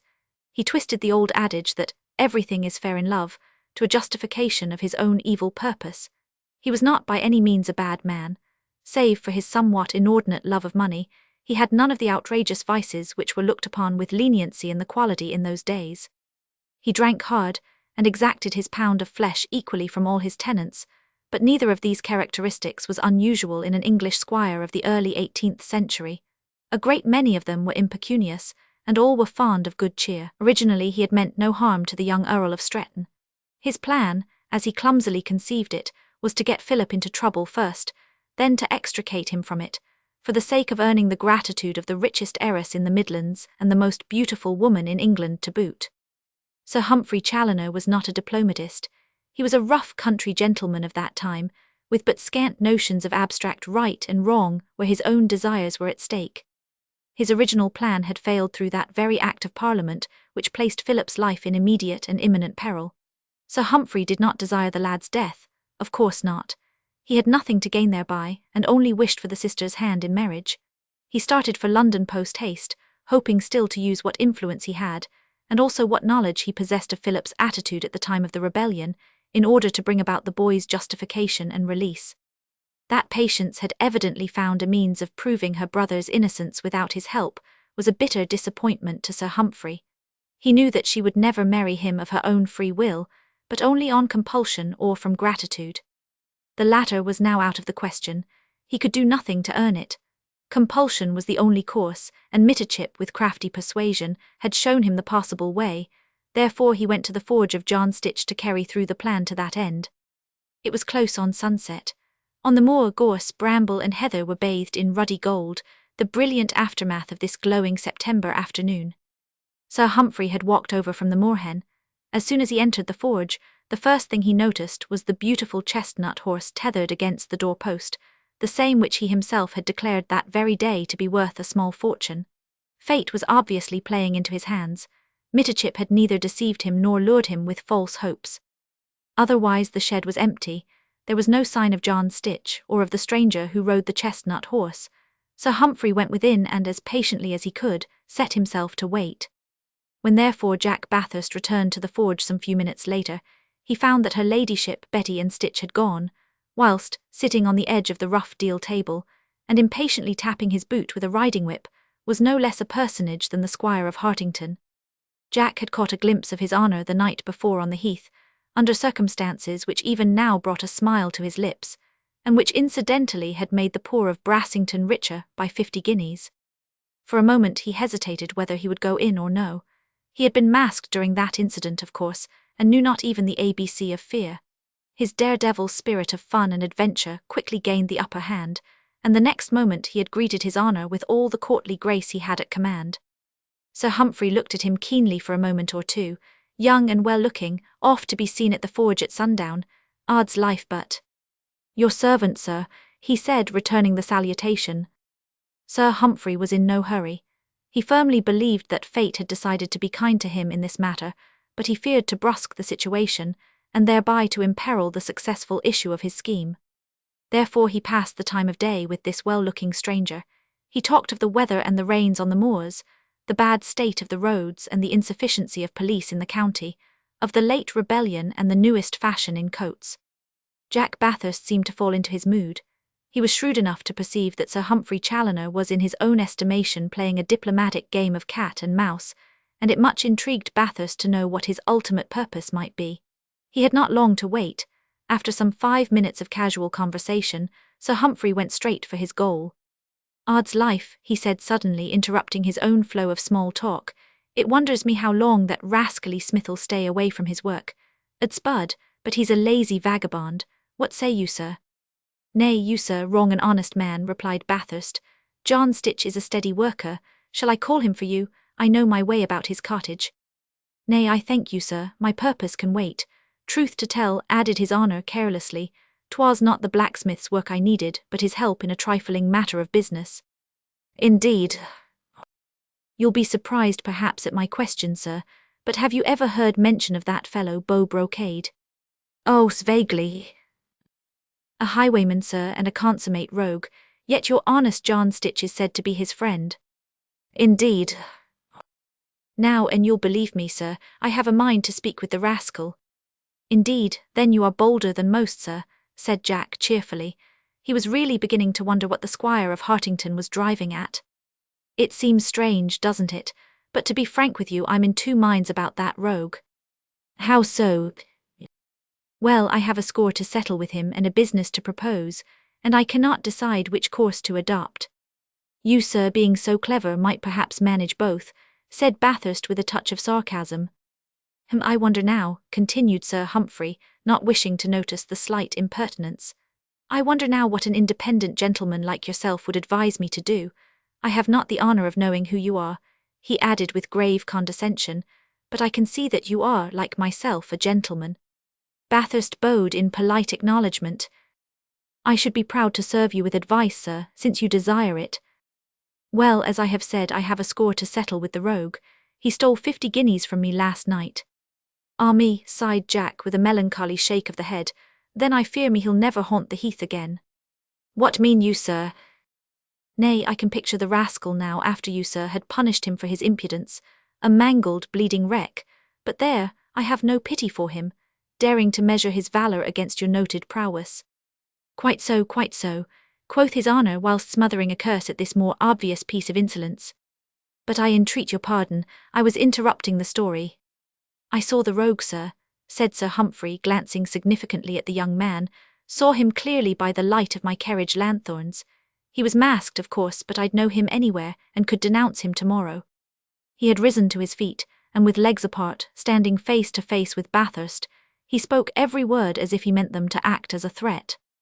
"There are plenty of soldiers about these parts now, even if the country folk won't touch their vaunted hero of romance. I could get him hanged, sir, within a week. A cordon of soldiers round this heath, my word to swear his identity, and, but there," he added with a jovial laugh, "'tis no concern of yours, is it, sir? You were kind enough to promise me your advice. This is one of my alternatives, the score I'd wish to settle. There's still the business I could offer the rogue." Sir Humphrey had looked the young man squarely in the face whilst he uttered his threat, but had seen nothing there save the merriest, the most light-hearted of smiles. "I can scarce advise you, sir," said Bathurst, still smiling, "unless I know the business as well." "Well, sir, you know of old Lady Rounce, do you not? The meanest, ugliest old witch in the county, eh? Well, she is on her way to London and carries with her a mass of money, wrung from her miserable tenants." "Faith, sir, you paint a most entrancing picture of the lady." "Now, and that rascal Beau Brocade were willing to serve me, he could at one stroke save his own neck from the gallows, enrich himself, right the innocent, and confound a wicked old woman.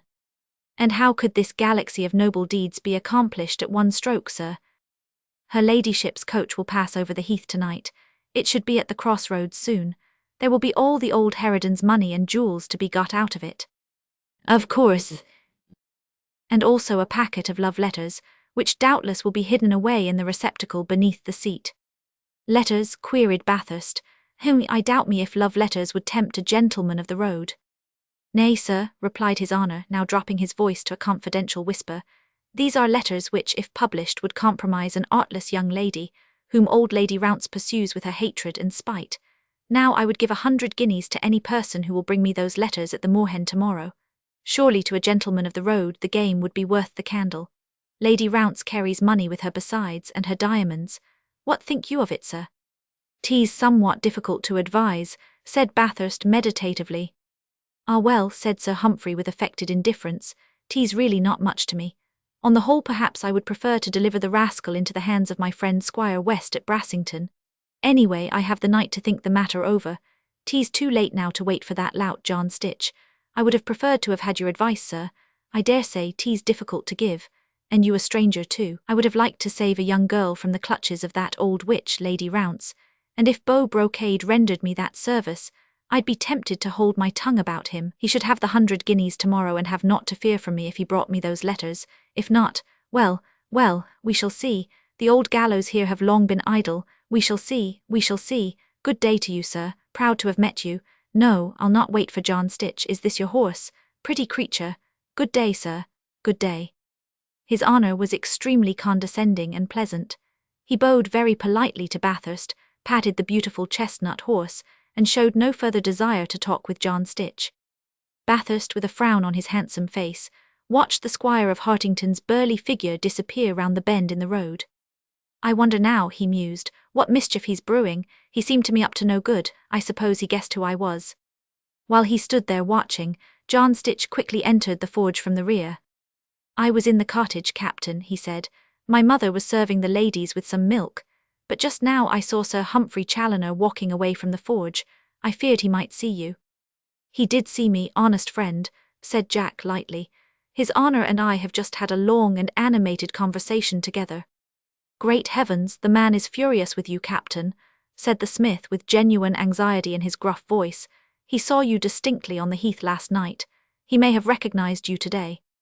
He did recognize me. And may be brewing the devil's own mischief against you. Oh ho, laughed the young man with a careless shrug of the shoulders. Against me. Well, you know, honest John, I am bound to end on the gallows. Sooner or later, he added merrily, noting John's look of sorrowful alarm. They've not got me yet, though there are so many soldiers about, as that piece of underdone roast beef said just now. You'll not tell me what Sir Humphrey Challoner spoke to you about? No, friend, I will not, said Jack, with a look of infinite kindness, and placing a slender white hand on the smith's broad shoulder. You are my friend, you know, you shoe and care after my horse, you shelter and comfort me. May heaven's legions of angels bless you for that. Of my life on the heath I'll never tell you aught, whatever you may guess. 'Tis better so. I'll not have you compromised or implicated in my adventures, in case, well, if they do catch me, you know, friend, 'tis better for your sake that you should know nothing. But you'll not go on the heath tonight, Captain, pleaded the smith, with a tremor in his voice. Aye, that I will, John Stitch, rejoined Bathurst with a careless laugh which now had an unmistakable ring of bitterness in it. To stop a coach to lift a purse, that's my business. Aye, I'll to the heath, friend, 'tis my only home, you know, ere I find a resting place on the gallows yonder. John sighed and turned away, and thus did not hear the faint murmur that came of a great and good heart overfull with longing and disappointment. My beautiful white rose, how pale she looked and how exquisitely fair. Ah me, if only, Jack, don't be a fool, he added with a short, deep sigh, 'tis too late. Remember for Beau Brocade to go galloping after an illusion. Chapter 14. The Fight in the Forge. John Stitch ventured no further opposition, well knowing the reckless spirit which his own quiet devotion was powerless to keep in check. Moreover, Lady Patience, closely followed by the ever-faithful Betty, had just entered by the door that gave from the yard. I was wondering, honest Stitch, she said, if my coach were yet in sight. Meseems the horses must have had sufficient rest by now. I'll just see, my lady, said John. At first sound of her low, musical voice, Bathurst had turned to her, and now his eyes rested with undisguised admiration on her graceful figure, dimly outlined in the fast-gathering shadows. She too caught sight of him, and sorely against her will a vivid blush mounted to her cheeks. She pulled her cloak close to her, partly to hide the bunch of white roses that nestled in her belt. Thus there was an instant's silent pause, during which two hearts, both young, both ardent, and imbued with the spirit of romance, beat, unknown to one another, in perfect unison. And yet at this supreme moment in their lives, supreme though they themselves knew it not, neither of them had begun to think of love. In her there was just that delightful feeling of feminine curiosity, mingled with the subtle homage of a proud woman for the man who, in her presence, and for her sake, had proved himself brave, resourceful, full of invention and of pluck. There was also an unexplainable sense of the magnetism caused by the real personality, by the unmistakable vitality of the man. He lived, he felt, he thought differently to anyone else, in a world quite apart and entirely his own, and she felt the magic of this sunny nature, of the merry, almost boyish laugh, overlying as it were the undercurrent of disappointment and melancholy which had never degenerated into cynicism. But in him, in him there was above all a wild, passionate longing, the longing of an intensely human, aching heart, when it is brought nigh to its own highest ideal, and knows that that ideal is infinitely beyond his reach. The broken-down gentleman, the notorious hero of midnight adventures, highwayman, robber, thief, what right had he even to look upon her, the perfect embodiment of exquisite womanhood, the beautiful realization of man's tenderest dreams? Perhaps at this one supreme moment in his reckless career, the wild adventurer felt the first pang of humbled pride, of that pride which had defied existing laws, and built up a code of its own. He understood then all at once the stern, iron-bound rule which makes of man, free lord of creation though he be, the slave of those same laws which he himself has set up for his own protection. Beau Brocade, the highwayman, closed his eyes, and no longer dared to look on his dream. He turned to his horse, and with great tenderness began stroking Jack-o'-lantern's soft, responsive nose. The next moment Stitch, who had been busy with his work, looked up in sudden alarm. The soldiers, he said briefly, all running, the sergeants at the head o' them and some of the shepherds at their heels. At first Patience did not understand where the actual danger lay. My brother, she gasped terrified. But a look from Bathurst reassured her. "Absolutely safe," he said quickly and decisively. "A hiding place known to no one but me. I give your ladyship my word of honour that there is not the remotest danger for him." She felt all her terrors vanishing, but these few words spoken to comfort her went nigh to costing Bathurst dear. In those few brief seconds, he had lost the opportunity of jumping on Jack O'Lantern's back and getting well away before the soldiers had reached the entrance of the forge and had effectually barred his chance of escape. As it was, he had only just undone the halter, and before he had time to lead Jack O'Lantern out, the voice of the sergeant was heard quite close to the doorway, shouting breathlessly, "Forward, quick, arrest that man." "My sword, John, for your life," was Bathurst's ready answer to the challenge. Stitch darted to a corner of the forge. Lady Patience gave a quick, short gasp. She had suddenly realized that for some reason which she could not quite fathom, the man who had so pluckily saved her brother from the soldiers an hour ago was now himself in imminent danger. Jack snatched the sword eagerly which the smith was holding out to him, and resting the point of the blade on the ground before him, he tested with evident satisfaction the temper of the steel. Not a moment too soon this, for already the sergeant, running, panting, infuriated by the trick played upon him, had appeared in the doorway, closely followed by two of his men. Caught like a rat in a hole, Jack was prepared to fight. Perhaps at bottom he was glad that circumstances had not compelled him to show a clean pair of heels before this new danger to himself. Alone, he might have liked to flee, before her he preferred to fight. "Odds my life," he said merrily, "'tis my friend the sergeant." "You sent me on a fool's errand," shouted the latter as loudly as his scant breath would allow, "and 'tis my belief you are one of them rebel lords yourself. At any rate you shall give an account of yourself before the magistrate, and if the smith dares to interfere he does so at his peril," he added, seeing that John Stitch had seized his hammer and was handling it ominously, fully prepared to resist the established authority on behalf of his friend. But whilst the sergeant parleyed, Jack, with the rapid keen eye of a practised fencer, and the wary glance of a child of the moor, had taken note of every advantage, however slight, which his present precarious position had left him. The sergeant and two men were in the doorway, momentarily pausing in order to recover their breath. Three more of the squad were running forward along the road, but were still some little distance off, and would be a few minutes before they reached the smithy. Further on still there were the others, at present only appearing as scarlet dots on the heath. Close on the heels of the sergeant, 2 or 3 shepherds with Jock Miggs in their rear had come to see what was happening in the forge. It had taken Jack Bathurst only a couple of seconds to note all these details. Luck so far favoured him that, for the next minute or two at least, he would only have to deal with the sergeant and 2 soldiers. "Into it, my men, arrest him in the name of the king," shouted the sergeant, and the 2 soldiers, grasping their bayonets, made a rush for the interior of the shed, ready to surround Jack and his horse. But quick as a lightning flash, Bathurst gave Jack O'Lantern a slight prick in the ribs with his sword. The nervous creature, already rendered restive by the sudden noise, began to plunge and rear, and thus, as his master had hoped, scattered the compact group of assailants momentarily away from the vicinity of his hoofs. This gave the young man the desired opportunity.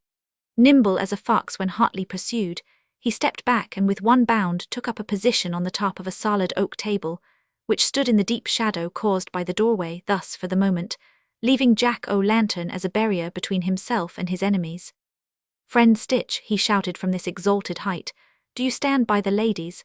Stir not from their side whatever happens, nor interfere 'tween me and the soldiers at your peril."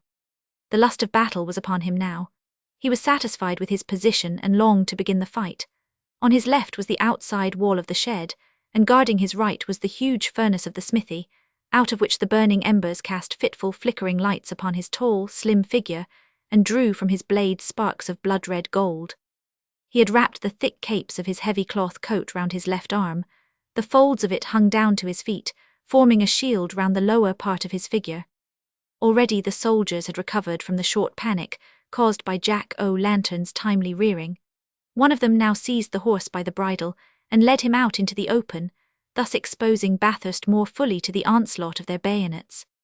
Jack was fully prepared for them, and as soon as the sergeant had given the order to attack, his steel began to dart in and out of the gloom like some live snake, with tongue of steel. Illumined by the fitful embers of the furnace fire, it seemed to give forth 1,000 sparks of witch-like flame with every turn of the cunning wrist. The outline of his head and shoulders was lost in the dense shadows above, whilst his assailants stood in the full glare of the setting sun, which, hot and blinding, came streaming into the shed. Dazed by the flickering light of the furnace and the sunset glow beyond, the soldiers made very ineffectual plunges into the dark shadow, whence fencing and parrying, and with many a quip and sally, Jack had at first an easy task in keeping them at bay. This was mere child's play to him. Already one of the men had an ugly gash in his cheek, and the next moment saw the sergeant reeling backwards, with a well-directed thrust through his right arm.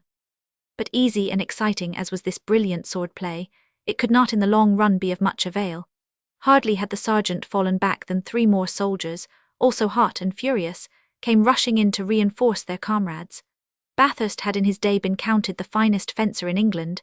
His wrist was as fresh and strong as the steel which he held, but the odds were beginning to accumulate against him. 5 men in the shed, and the others could not be very far away. John Stitch felt his muscles nearly cracking with the vigorous effort to maintain his quiescent position and not to come to the rescue of his hard-pressed friend. Suddenly, one of the soldiers levelled his musket. Patience saw it and gave a cry of horror. Stitch, throwing prudence to the winds, would have rushed forward to prevent this awful thing at any cost, but the sergeant, though wounded, had lost none of his zest, and his eye had been fixed on the smith.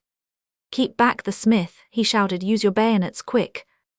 And as 2 of his men obeyed him, he himself threw his full weight against John, and together the 3 men succeeded in rendering the worthy fellow momentarily powerless. "Captain, Captain," he shouted desperately, "have a care." Of course Jack had realized his danger. The group of his assailants stood out in every detail before him, like a clear-cut sunlit picture. But against the musket levelled at him he could do nothing. It was luck's chance to do him a good turn. He himself was hard pressed by 2 men close to his knees. Patience felt as if her heart would cease to beat. Her impulse was to rush blindly, stupidly forward, when suddenly a piping voice, vague and uncertain, was heard above the click of Jack's sword. "Don't 'ee let him get 'ee, sir."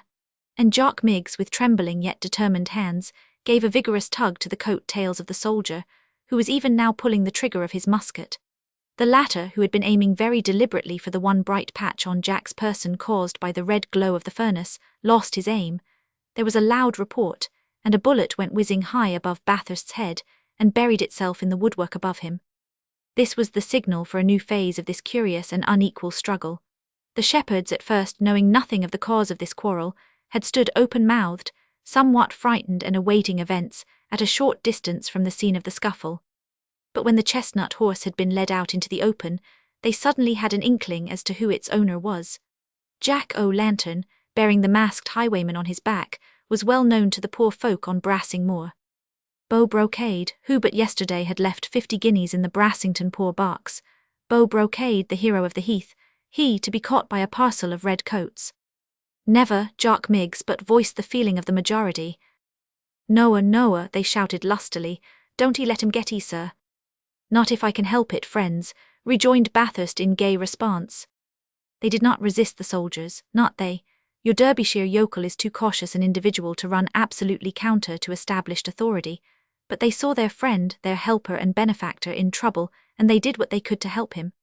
They got in the way, jostled the soldiers when they dared, kept the attention of 1 or 2 occupied, preventing a general onslaught on the oak table, on which Bathurst, still alert, still keen, was holding his own against such terrible odds.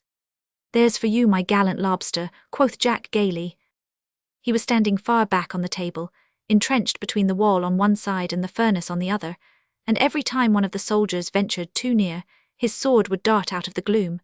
It seemed like a living creature of fire and steel, so quick and bold were his feints and parries, his sudden attacks in quart and sixt, and all the while he kept one eye on the open moor, where Jack O'Lantern, quivering with impatience, stood pawing the ground, and sniffing the keen evening air, ready to carry his master away, out upon the heath, out of sight and out of danger. Obviously the unequal contest could not last much longer. Jack knew that as well as anyone. Already the red darts in the far distance had drawn considerably nearer. The next few minutes would bring this fresh reinforcement to the wearied, exhausted assailants. The sergeant, too, was ready to seize his best opportunity. He still kept 2 men on guard over the smith, but he soon saw that the 2, who were storming Bathurst's improvised citadel, were no match with their clumsy bayonets against a brilliant fencer who, moreover, had the advantage of light and shadow, and of his elevated position. Though he was wounded and bleeding profusely, he had set his heart on the capture of this mysterious stranger, and having cast a glance on the open moor beyond, he saw with renewed zest 2 more of his men hurrying along. With all the strength he had left he shouted to them to come on, and then turned to encourage the others. "Take it easy, my men, hold out a moment longer, we've got the rebel at last." But Jack too had seen and understood. He was neither tired nor hurt, but 2 more men against him would inevitably prove his undoing. Already he could hear the shouts of the soldiers hurrying in response to their sergeant's call. The next minute they would be in the forge. A sudden change of tactics led his 2 assailants to venture nearer than they had done hitherto. He drew back into the shadows, and they, fired by the lust of capture under the impression that he was at last exhausted, ventured nearer and nearer still. Already they were leaning over the edge of the table. One man was thrusting at Bathurst's legs, when the latter, with a rapidity that seemed quicker than a flash of lightning, disengaged his left arm from his heavy coat, and with both hands threw it right over the heads of the 2 men. Before they had time to release themselves from its folds, Jack, with one bound, was off the table, and the next instant he had torn open the door of the furnace and dragged out the huge iron poker with which the smith raked his fire, and with a cry of triumph slung this new and formidable weapon high over his head. The effect of this sudden move was one of uncontrollable panic. The red-hot metal, as he swung it over his head, dropped a far-reaching shower of burning sparks. Soldiers and sergeant all drew back instinctively, and Jack, still brandishing his weapon, reached the entrance and was out in the open before anyone dared to stop him. There he flung the great glowing thing in the direction of his assailants, who even now were rallying to the attack. But the moment had been precious to Bathurst, and Jack O'Lantern was a king among horses. Without use of stirrup or rein, Jack, like the true child of the wild moor that he was, flung himself upon the beautiful creature's back. Thus Patience saw him for one brief second, framed in the doorway of the forge, the last rays of the setting sun forming a background of crimson and gold for his slim, upright figure, and the brown curls on his head. It was but a moment's vision, but one she would carry enshrined in her memory through all the years to come. His eyes, large, glowing, magnetic, met hers in a flash, and hers, bright with unshed tears, met his in quick response. "Soldiers," he shouted as he rode away, "and you think I am a rebel lord, then after me quick, whilst I ride towards the sunset." Part 2. The Heath. Chapter 15. The Outlaw. Beau Brocade drew rein on the spur of the hill. He had galloped all the way from the forge, out towards the sunset, then on, ever on, over gorse and bracken, on red sandy soil and soft carpet of ling, on, still on. Overhead, on the blue-green dome of the evening sky, a giant comet made up of myriads of tiny, rose-tipped clouds formed a fairy way, ever diminishing, ever more radiant, pointing westwards to the setting sun, where orange and crimson and blue melted in one glorious mist of gold. Out far away, the distant tors glowed in the evening light, like great barriers to some mystic elusive land beyond. Jack O'Lantern had responded to his master's mood.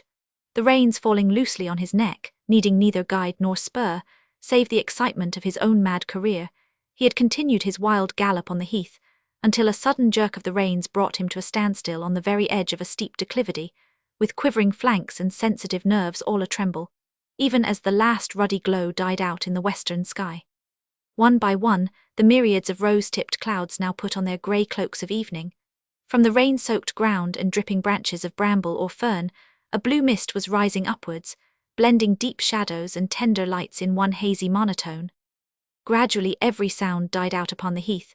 Only from afar came intermittently the mournful booming of a solitary bittern, astray from its nest, or now and then the sudden quaking of a tuft of grass, a tremor amidst the young fronds of the bracken, there, where a melancholy toad was seeking shelter for the night. Awesome, silent, majestic, the great moor was at peace. The passions, the strife, the turmoil of mankind seemed far, very far away, further than that twinkling star which peeped down, shy and solitary, from across the rolling billows of boundless universe. Beau Brocade stretched out both arms and sighed in an agony of longing. Fire was in his veins, a burning thirst in his heart, for something he dared not define. How empty seemed his life, how wrecked, how hopelessly wasted. Yet he loved the moor, the peace, the solitude. He loved the sunset on the heath and every sound of animal life in this lonesome vastness. But tonight, one smile from a woman's lips, a glow of pride in her eyes, just one cluster of snow-white roses at her breast, and all the glories of nature in her most lavish mood seemed tame, empty, unutterably poor. Nay, he would have bartered his very soul at this moment to undo the past few years, to be once more Jack Bathurst of His Majesty's regiment of guards, before one evening's mistake ruined the whole of his life, a quarrel over a game of cards, a sudden blind, unreasoning rage, a blow against his superior officer, and this same Jack Bathurst, the dandy about town, the gallant, enthusiastic, promising young soldier, was degraded from his military rank and thrown, resourceless, disgraced, banished upon a merciless world that has neither pity nor pardon for failures or mistakes. But quite unlike the young Earl of Stretton, Jack Bathurst indulged in no morbid self-condemnation. Fate and he had thrown the dice and he had lost, but there was too much of the untamed devil in him, too much spirit of wild adventure, to allow him to stoop to the 1,001 expedients, the shifts, the humiliations which the world holds in store for the broken-down gentleman. Moneyless, friendless, with his career irretrievably ruined, he yet scorned the life of the outcast or the pariah, of that wretched fragment of humanity that hangs on the fringe of society, envying the pleasures it can no longer share, haunting the gambling booths or noisy brothels of the towns, grateful for a nod, a handshake, from some other fragment less miserable than itself. No, 1,000 times no. Jack Bathurst looked the future that was before him squarely in the face, then chose the life of the outlaw with a price upon his head. Aye, and forced that life to yield to him its full measure of delights, the rough, stormy nights on the moor, the wild gallops over gorse and bramble, with the keen nor'wester lashing his face and whipping up his blood, and with a posse of soldiers at his heels. The devil-may-care, mad, merry existence of the outlaw, who cuts a purse by night and carries his life on his saddle-bow. That he chose, and more, for he chose the love of the poor for miles around, the blessings spoken by suffering and patient lips upon the name of the highwayman, of Beau Brocade, who took from the rich at risk of his life in order to give to the needy. And now at even, on Brassing Moor, when a lonely shepherd caught sight of a chestnut horse bearing a slim, masked figure on its back, or heard in the distance a young voice, fresh as a skylark, singing some half-sad, half-lively ditty, he would turn his weary eyes in simple faith upwards to the stars and murmur gently, "God bless Beau Brocade." Perhaps he had. The stars knew, but they did not tell. Chapter 16. A rencontre on the heaths. Master Mitterchip on his lean nag, with his clerk Master Duffy on the pillion behind him, was on his way to Brassington. Sir Humphrey Challoner had not returned to the moorhen after his visit to the forge until the sun was very low down in the west. He had bidden the attorney to await him at the inn, and Master Mitterchip had not dared to disobey. Yet the delay meant the crossing of the heath along the bridle path to Brassington, well after the shadows of evening had lent the lonely moor an air of awesome desolation. There were the footpads, and the pixies, the human and fairy midnight marauders, who all found the steep declivities, the clumps of gorse and bracken, the hollows and the pits, safe resting places by day, but who were wont to emerge from their lair after dark for the terror and better undoing of the unfortunate, belated traveller. Then there was Beau Brocade. Master Duffy, too, was very timid, and clung with trembling arms to the meagre figure of the attorney. "Nay, Master Duffy," quoth Mitterchip with affected firmness, "why do you pry about so? Are you afraid?" "Nay, nay, Master Mitterchip," replied the clerk, whose teeth were chattering audibly, "I am, not afraid." "Tush, man, you have me near you," rejoined Mitterchip boldly. "See, I am armed, look at my pistols." And he leant back in the saddle, so as to give Master Duffy a good view of a pair of huge pistols that protruded ostentatiously from his belt. Yet all around the air was still, the solitary heath was at peace, even the breezy nor'wester that had blustered throughout the day seemed to have lain down to rest. Far out eastwards, the moon, behind a fast dispersing bank of clouds, was casting a silver radiance that was not yet a light, but only a herald of the glittering radiance to come. The moor was silent and at peace. Only at times there came the sound of a gentle flutter, a moorhen perhaps within its nest, or a belated lizard seeking its home. Whenever these slight sounds occurred, Master Mitterchip's hands that held the reins trembled visibly, and his clerk clung more closely to him.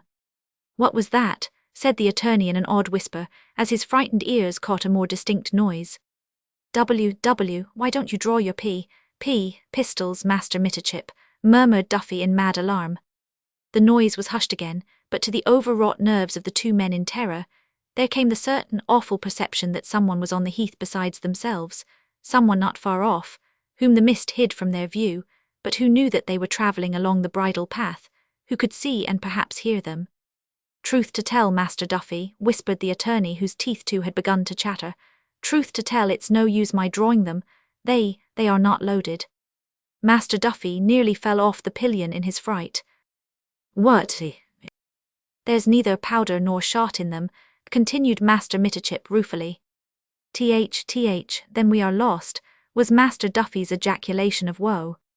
What, quoth Mitterchip, but your pistols are charged. And his pointed elbow sought behind it for the handles of two formidable weapons, which were stuck in Master Duffy's belt. Nay, whispered the clerk, who now was blue with terror. I dared not carry the weapons loaded. I trusted to your valour, Master Mitterchip, to protect us. What was that? Again that noise, this time a good deal nearer, and it seemed to Master Mitterchip's affrighted eyes as if he saw something moving on the bridle path before him, but he would not show too many signs of fear before his own clerk. Tush, man, he said with as much boldness as he could command. 'Tis only a lizard in the grass mayhap. We'll ride on quite boldly. We can't be far from Brassington now, and no footpads would dare to attack two lusty fellows on horseback with pistols showing in their belts. Lord, he added with a shudder, how lonely this place appears. And that rascal Beau Brocade haunts this heath every night, I'm told, murmured Master Duffy, who felt more dead than alive. Sh, speak not of the devil, Master Duffy, lest he appear. Hark! The two men now clung trembling to one another. Not 10 paces from them there came the sound of a horse's snorting, then suddenly a voice rang out clearly through the mist-laden air. Hello, who goes there? The Lord have mercy upon us, whispered Mitterchip. It must be Beau Brocade himself, echoed the clerk. The next moment a horse and rider came into view. Master Mitterchip and his clerk were too terrified even to look. The former had jerked the reins and brought his lean nag to a standstill, and both men now sat with eyes closed, teeth chattering, their very faces distorted with fear. Beau Brocade had reined his horse quite close to them, and was peering through his black mask at the two terror-stricken faces. Evidently they amused him vastly, for he burst out laughing. Odds my life, here's a pretty pair of scarecrows. Well, I see you can stand, so now let's see what you've got to deliver.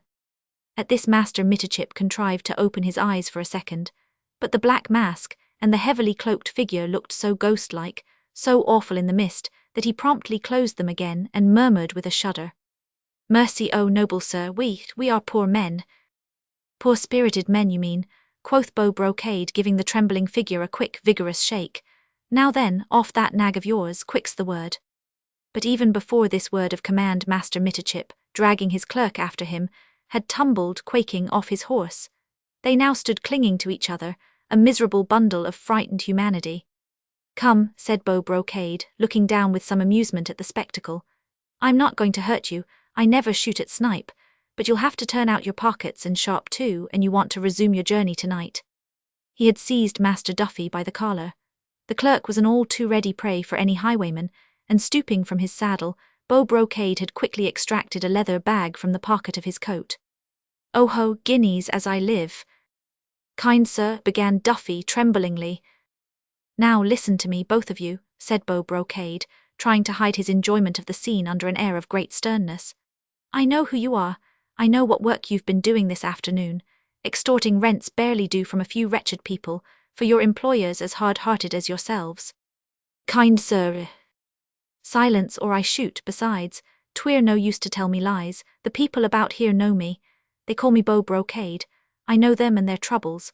I happen to hear, for instance, that you extracted 2 guineas from the widow Coggins, threatening her with a process for dilapidations unless she gave you hush money. It was not our fault, kind sir. Then there was Mistress Haddocken, from whom you extracted 50 shillings for a new gate, which you don't intend to put up for her. And this, although she has only just buried her husband and had a baby sick at home. You put on finer airs with the poor people than you do with me, eh? 'Tis not our money, sir, protested Master Mitterchip humbly. Some of it goes into your own pockets. Hush money, blood money, I call it. That's what I want from you, and then a bit over for the poor barks on behalf of your employers. He weighed the leather bag which he had taken out of Master Duffy's pocket. This'll do for the poor barks. Now I want the £5 you extorted from Widow Coggins and Mistress Haddokin. The poor women'll be glad of it on the morrow." "I haven't a penny more than that bagful, sir," protested Master Mitterchip. "My employers took all the money from me. 'Twere their rents I was collecting, I swear it, sir, kind sir, on my word of honour, and I am an honest man." "Come here." And Beau Brocade reined his horse back a few paces. "Come here," he repeated. Mitterchip was too frightened to disobey. He came forward, limping very perceptibly. "Why do you walk like that?" asked Beau Brocade. "I'm a feeble old man and rheumatic," whined Mitterchip despondently. "Then 'twere better to ease the load out of your boot, friend. Sit down here and take it off." And he pointed to a piece of boulder projecting through the shallow earth. But this Master Mitterchip seemed very loth to do. "Kind sir," he protested again. "Sit down and take off the right boot," repeated Beau Brocade more peremptorily, and with a gay laugh and mock-threatening gesture, he pointed the muzzle of his pistol at the terror-stricken attorney. There was naught to do but to obey, and quickly too. Master Mitterchip cursed the rascally highwayman under his breath, and even consigned him to eternal damnation before he finally handed him up his boot. Beau Brocade turned it over, shook it, and a bag of jingling guineas fell at Jack O'Lantern's feet. "Give me that bag." "Sir, kind sir," moaned Master Mitterchip as he obediently handed up the bag of gold to his merciless assailant. "Have pity, I am a ruined man. 'Tis Sir Humphrey Challoner's money, I've been collecting it for him, and he's a hard man." "Oh," said Beau Brocade, "'tis Sir Humphrey Challoner's money, is it? Nay, you old scarecrow, but 'tis his honour himself sent me on the heath tonight. Oh ho," he added whilst his merry, boyish laugh went echoing through the evening air, "methinks Sir Humphrey will enjoy the joke. Do you tell him, friend, and you see him in the morn, that you've met Beau Brocade and that he'll do his honour's bidding." He counted some of the money out of the bag and put it in his pocket. The remainder he handed back to the astonished lawyer. "There," he said with sudden earnestness, "I'll only make restitution to the poor whom you have robbed. You may thank your stars that an angel came down from heaven today and cast eyes of tender pity upon me, so that I care not to rob you, save for those in dire want. You may mount that nag of yours now, and continue your journey to Brassington. No turning aside, remember, and answer me when I challenge your good night." Master Mitterchip and his clerk had no call to be told twice. They mounted with as much agility as their trembling limbs would allow. Truly, they considered themselves lucky in having saved some money out of the clutches of the rogue, and did not care to speculate on the cause of their good fortune. A few minutes later their lean horse was once more on its way, bearing its double burden. At first they had both looked back, attracted, now that their terror was gone, by the sight of that tall, youthful figure on the beautiful thoroughbred standing there on the crest of the hill, and gradually growing more and more dim in the fast-gathering mist. The bridle path at this point dips very suddenly, and a sharp declivity leads thence, straight on to Brassington. Beau Brocade's sharp eyes, accustomed to the gloom, watched horse and riders until the mist enveloped them and hid them from his view. Then he called loudly, "Good night." And faintly echoing came the quaking reply, "Good night." After that there was silence again. The outlaw was alone upon the heath once more, the heath which had been his home for so long. For him it had no cruelty and held no terror. The tall gorse and bracken oft sheltered him from the rain. Wrapped in his greatcoat, he had oft watched the tiny lizards darting to and fro in the grass, or listened to the melancholy cry of moorhen or heron. The tiny rough branches of the heather had been a warm carpet on which he had slept on lazy afternoons. The outlaw found a friend in great and lonely nature, and when he was hoary he laid his head on her motherly breast, and like a child found rest. Chapter 17. A faithful friend. How long he stood there on the spur of the hill he could not afterwards have told. It may have been a few seconds, perhaps it was an eternity. During those few seconds or that eternity, the world was recreated for him. For him it became more beautiful than he had ever conceived it in his dreams. A woman's smile had changed it into an earthly paradise. A new and strange happiness filled his being, and set brain and sinews on fire. A happiness so great that his heart well nigh broke with the burden of it, and the bitter longing for what could never be. The cry of a moorhen thrice repeated at intervals roused him from his dreams. "John Stitch," he murmured, "I wonder now what brings him out tonight." And with a final sigh of deep regret, a defiant toss of the head, Beau Brocade turned Jack O'Lantern's head northwards whence the cry had come. There a rough track, scarce perceptible amongst the bracken, led straight up to the forge of John Stitch.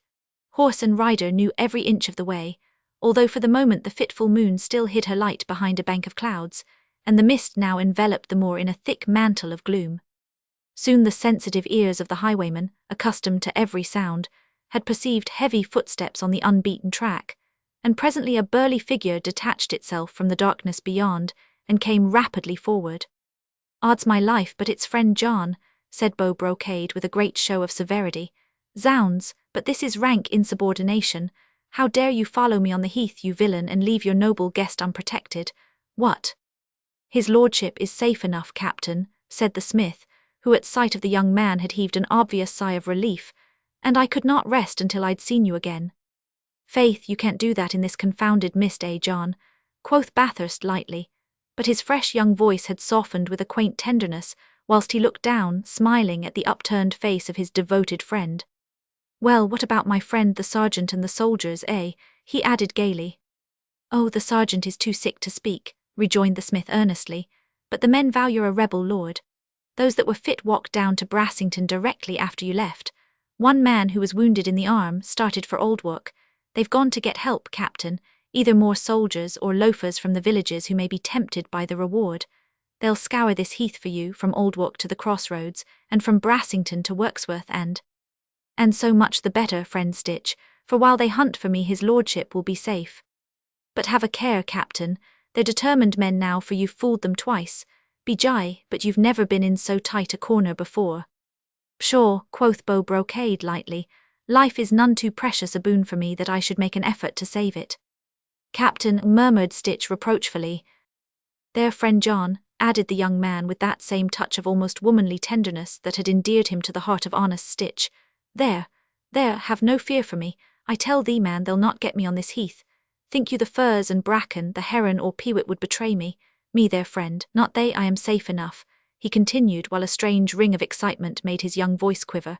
"Let them after me and leave her brother in peace. And then, John, when he is safe, perhaps I may see her smile once more. Hey-ho, a fool am I, friend, a fool, I tell thee, fit for the gallows tree outside thy forge." John said nothing. He could not see Jack's face in the gloom, and did not understand his wild, mad mood, but his faithful heart ached to hear the ring of bitter longing in the voice of his friend. There was a moment's pause, whilst Bathurst made a visible effort to control his excitement. Then he said more calmly, "Here, John, take this money, friend." He dived in the pocket of his big caped coat, and then placed in John's hand the 2 bags of money he had extracted from Master Mitterchip and his clerk. "I've just got it from a blood-sucking agent of Sir Humphrey Challoner's. 'Tis money wrung from poor people who can ill afford it." Aye, quoth John with a sigh. "I want 2 guineas to go to Mistress Haddokin, who has just lost her husband. The poor wretch is nigh to starving. Then 30 shillings are for the widow Coggins up Hartington way. Those bloodsuckers took her last shilling yesterday. Wilt see to it, friend John?" Aye. "The rest is for the poor bucks at Oldwark this time. Perhaps there'll be more before the morn." "Captain—" "Hush, don't begin to lecture, John," said Beau Brocade with curious earnestness. "I tell thee, friend, there's madness in my veins tonight. I pray thee go back home and leave me to myself." "Don't send me away, Captain," pleaded John. I am uneasy and—" "Dear, kind, faithful John," murmured Bathurst. "Zounds, but I'm an ungrateful wretch, for I vow thou dost love me, friend." "You know I do, Captain. I'd give—" "Nay, nothing," interrupted Jack quickly. "Give me nothing but that love of thine, friend. It is more precious than life. But I pray thee let me be tonight. I swear to thee I'll do no harm. I'll see thee in the morn, John. I'll be safe, never fear." John Stitch sighed. He knew that further protest was useless. Already Beau Brocade had turned Jack O'Lantern's head once more towards the crest of the hill. The smith waited a while, listening while he could to the sound of the horses' hoofs on the rain-sodden earth. His honest heart was devoured with anxiety both for his friend and for the brave young lady who was journeying townwards tonight. Suddenly it seemed to him as if far away he could hear the creaking of wheels on the distant Wirksworth road. The air was so still that presently he could hear it quite distinctly. 'Twas her ladyship's coach, no doubt, plying its slow, wearying way along the quaggy road. It would be midway to the little town by now. The narrow track on which John stood cut the road at right angles, about 1.5 miles away. The smith took to blaming himself that he had kept her ladyship's journey a secret from Beau Brocade. The latter was a monarch on the heath. He would have kept footpads at bay, watched and guarded the coach, and seen it, mayhap, safely as far as Wirksworth. Never for a moment did the slightest fear cross the smith's mind that the notorious highwayman would stop Lady Patience's coach. Still, a warning would not have come amiss. Perhaps it was not too late. The road wound in and out a good deal, skirting bogland or massive boulders. John hoped that on the path he might yet come across Jack O'Lantern and his master before they had met the coach. He started to run and had covered nearly a mile when suddenly he heard a shout, which made his honest heart almost stop in its beating, a shout, followed by 2 pistol shots in rapid succession. The shout had rung out clear and distinct in the fresh, lusty voice of Beau Brocade. "Stand and deliver." John dared not think what the pistol shots had meant. With elbows now pressed to his sides, he began running at a wild gallop along the rough, unbeaten track, towards the point whence shots and shout had come. Chapter 18. Moonlight on the heaths. The jolting of the carriage along the quaggy road had been well nigh unendurable. Mistress Betty was groaning audibly, but Lady Patience, with her fair head resting against the cushions, was forgetting all bodily ailments, whilst absorbed in mental visions that flitted, swift and ever-changing, before her excited brain. There was the dear brother in peril of his life, his young face looking wan and anxious, then Sir Humphrey Challoner, the man she instinctively, unreasonably dreaded, and John Stitch, the faithful retainer, brave and burly, guarding his lord's life with his own. These faces and figures wandered ghost-like before her eyes, and then vanished, leaving before her mental vision but one form and face, a pair of merry, deep-set grey eyes that at times looked so inexpressibly sad, a head crowned with a mass of unruly curls, a figure, lithe and active, sitting upon a chestnut horse and riding away towards the sunset. It was a pleasant picture. No wonder Patience allowed her mind to dwell on it, and in fancy to hear that full-toned voice either in lively song or gay repartee, or at times with that ring of tenderness in it, which had brought the tears of pity to her eyes. The hours sped slowly on, the cumbrous vehicle jostled onwards, plunging and creaking, whilst Thomas urged the burdened horses along. Suddenly a jerk, more vigorous than before, roused Patience from her half-wakeful dreams. The heavy coach had seemed to take a plunge on its side. There was fearful creaking, and much swearing from the driver's box, a shout or two, panting efforts on the part of the horses, and finally the vehicle came to a complete standstill. Mistress Betty had started up in alarm. "Lud preserve us," she shouted, putting a very sleepy head out of the carriage window. "What's the matter now, Thomas?" "We be stuck in a quagmire," muttered the latter worthy, vainly trying to smother more forcible language, out of respect for her ladyship's presence. Timothy, the groom, had dismounted. Lanthorn in hand, he was examining the cause of the catastrophe. "Get the other lanthorn, Thomas," he shouted to the driver, "and come and give me a hand, else we'll have to spend the night on this god-forsaken heath." "Is it serious, Timothy?" queried Lady Patience anxiously. "I hope not, my lady. The axle is caked with mud on this side, and we do seem stuck in some kind of morass, but if Thomas'll hurry himself." The latter, with many more suppressed oaths, had at last got down from his box, and had brought a second lanthorn round to the back of the coach, where Timothy had already started scraping shovelfuls of inky mud from the axle of the off-wheel. It was at this moment, and when the 2 men were intent upon their work, that a voice, loud and distinct, suddenly shouted behind them, "Stand and deliver." Thomas, who was of a timorous disposition, dropped the lanthorn he held, and in his fright knocked over the other, which was on the ground.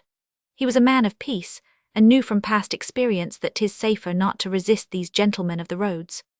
When therefore the highwayman's well-known challenge rang out in the night, he threw up both hands in order to testify to his peaceful intentions, but Timothy, who was younger and more audacious, drew a couple of pistols from his belt, and at all hazards fired them off, one after the other, in the direction whence had come the challenge.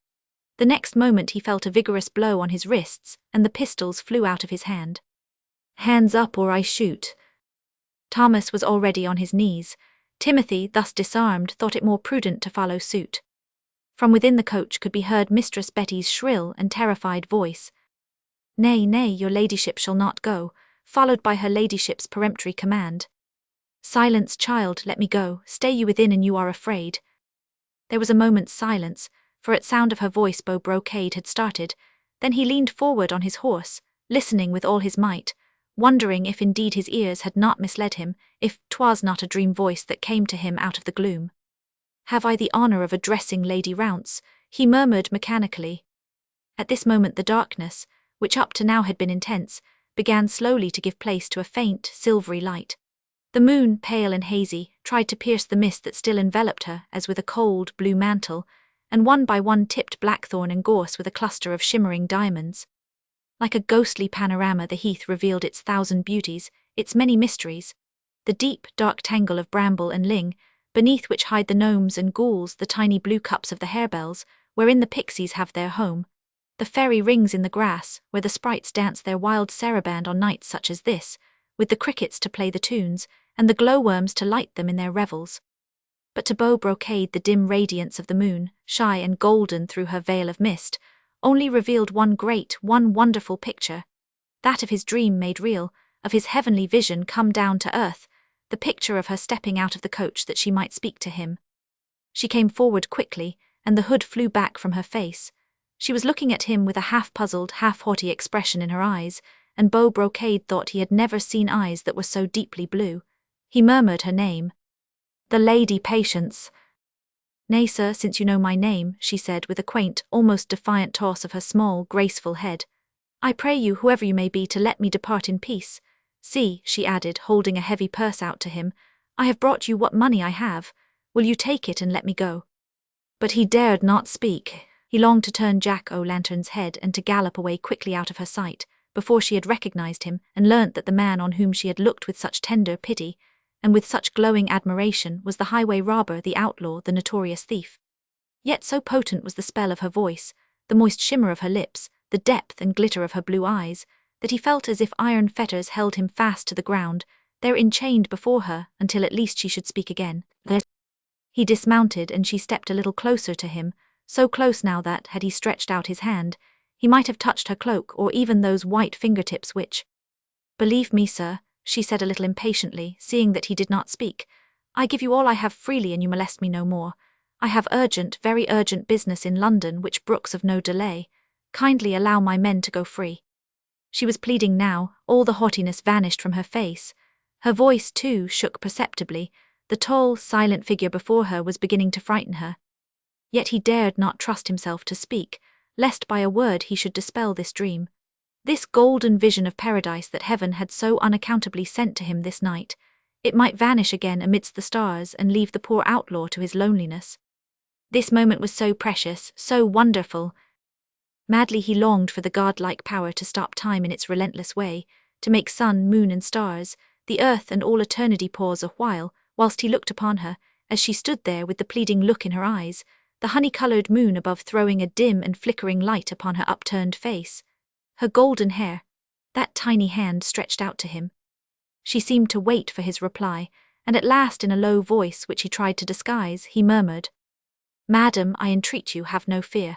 Believe me, I would sooner never see the sun set again than cause you even one short moment's anxiety." Again that quaint, puzzled look came into her eyes. She looked at the black mask that hid his face, as if she would penetrate the secret which it kept. "Will you not take this purse?" she asked. "Nay, I will not take the purse, fair lady," he said, still speaking very low, "but I would fain, and you would permit it, hold but for one instant your hand in mine. Will you not let me?" The impulse was irresistible, the desire to hold her hand so strong that he had no power to combat it. She seemed puzzled and not a little frightened, but neither haughty nor resentful at his presumption. Perhaps she felt the influence of the mystery which surrounded the dark, cloaked figure before her, or the more subtle spell of the mist-covered moon. She made no movement towards him, her hand which he craved to hold had dropped to her side. There was magic in the vast stillness of the moor. On each dew-tipped point of grey-green gorse from every frond of emerald bracken, there glistened a tiny crystal. Timothy and Thomas had retreated to a safer position, out of sight behind the huge vehicle, and inside the coach Betty was cowering in terror.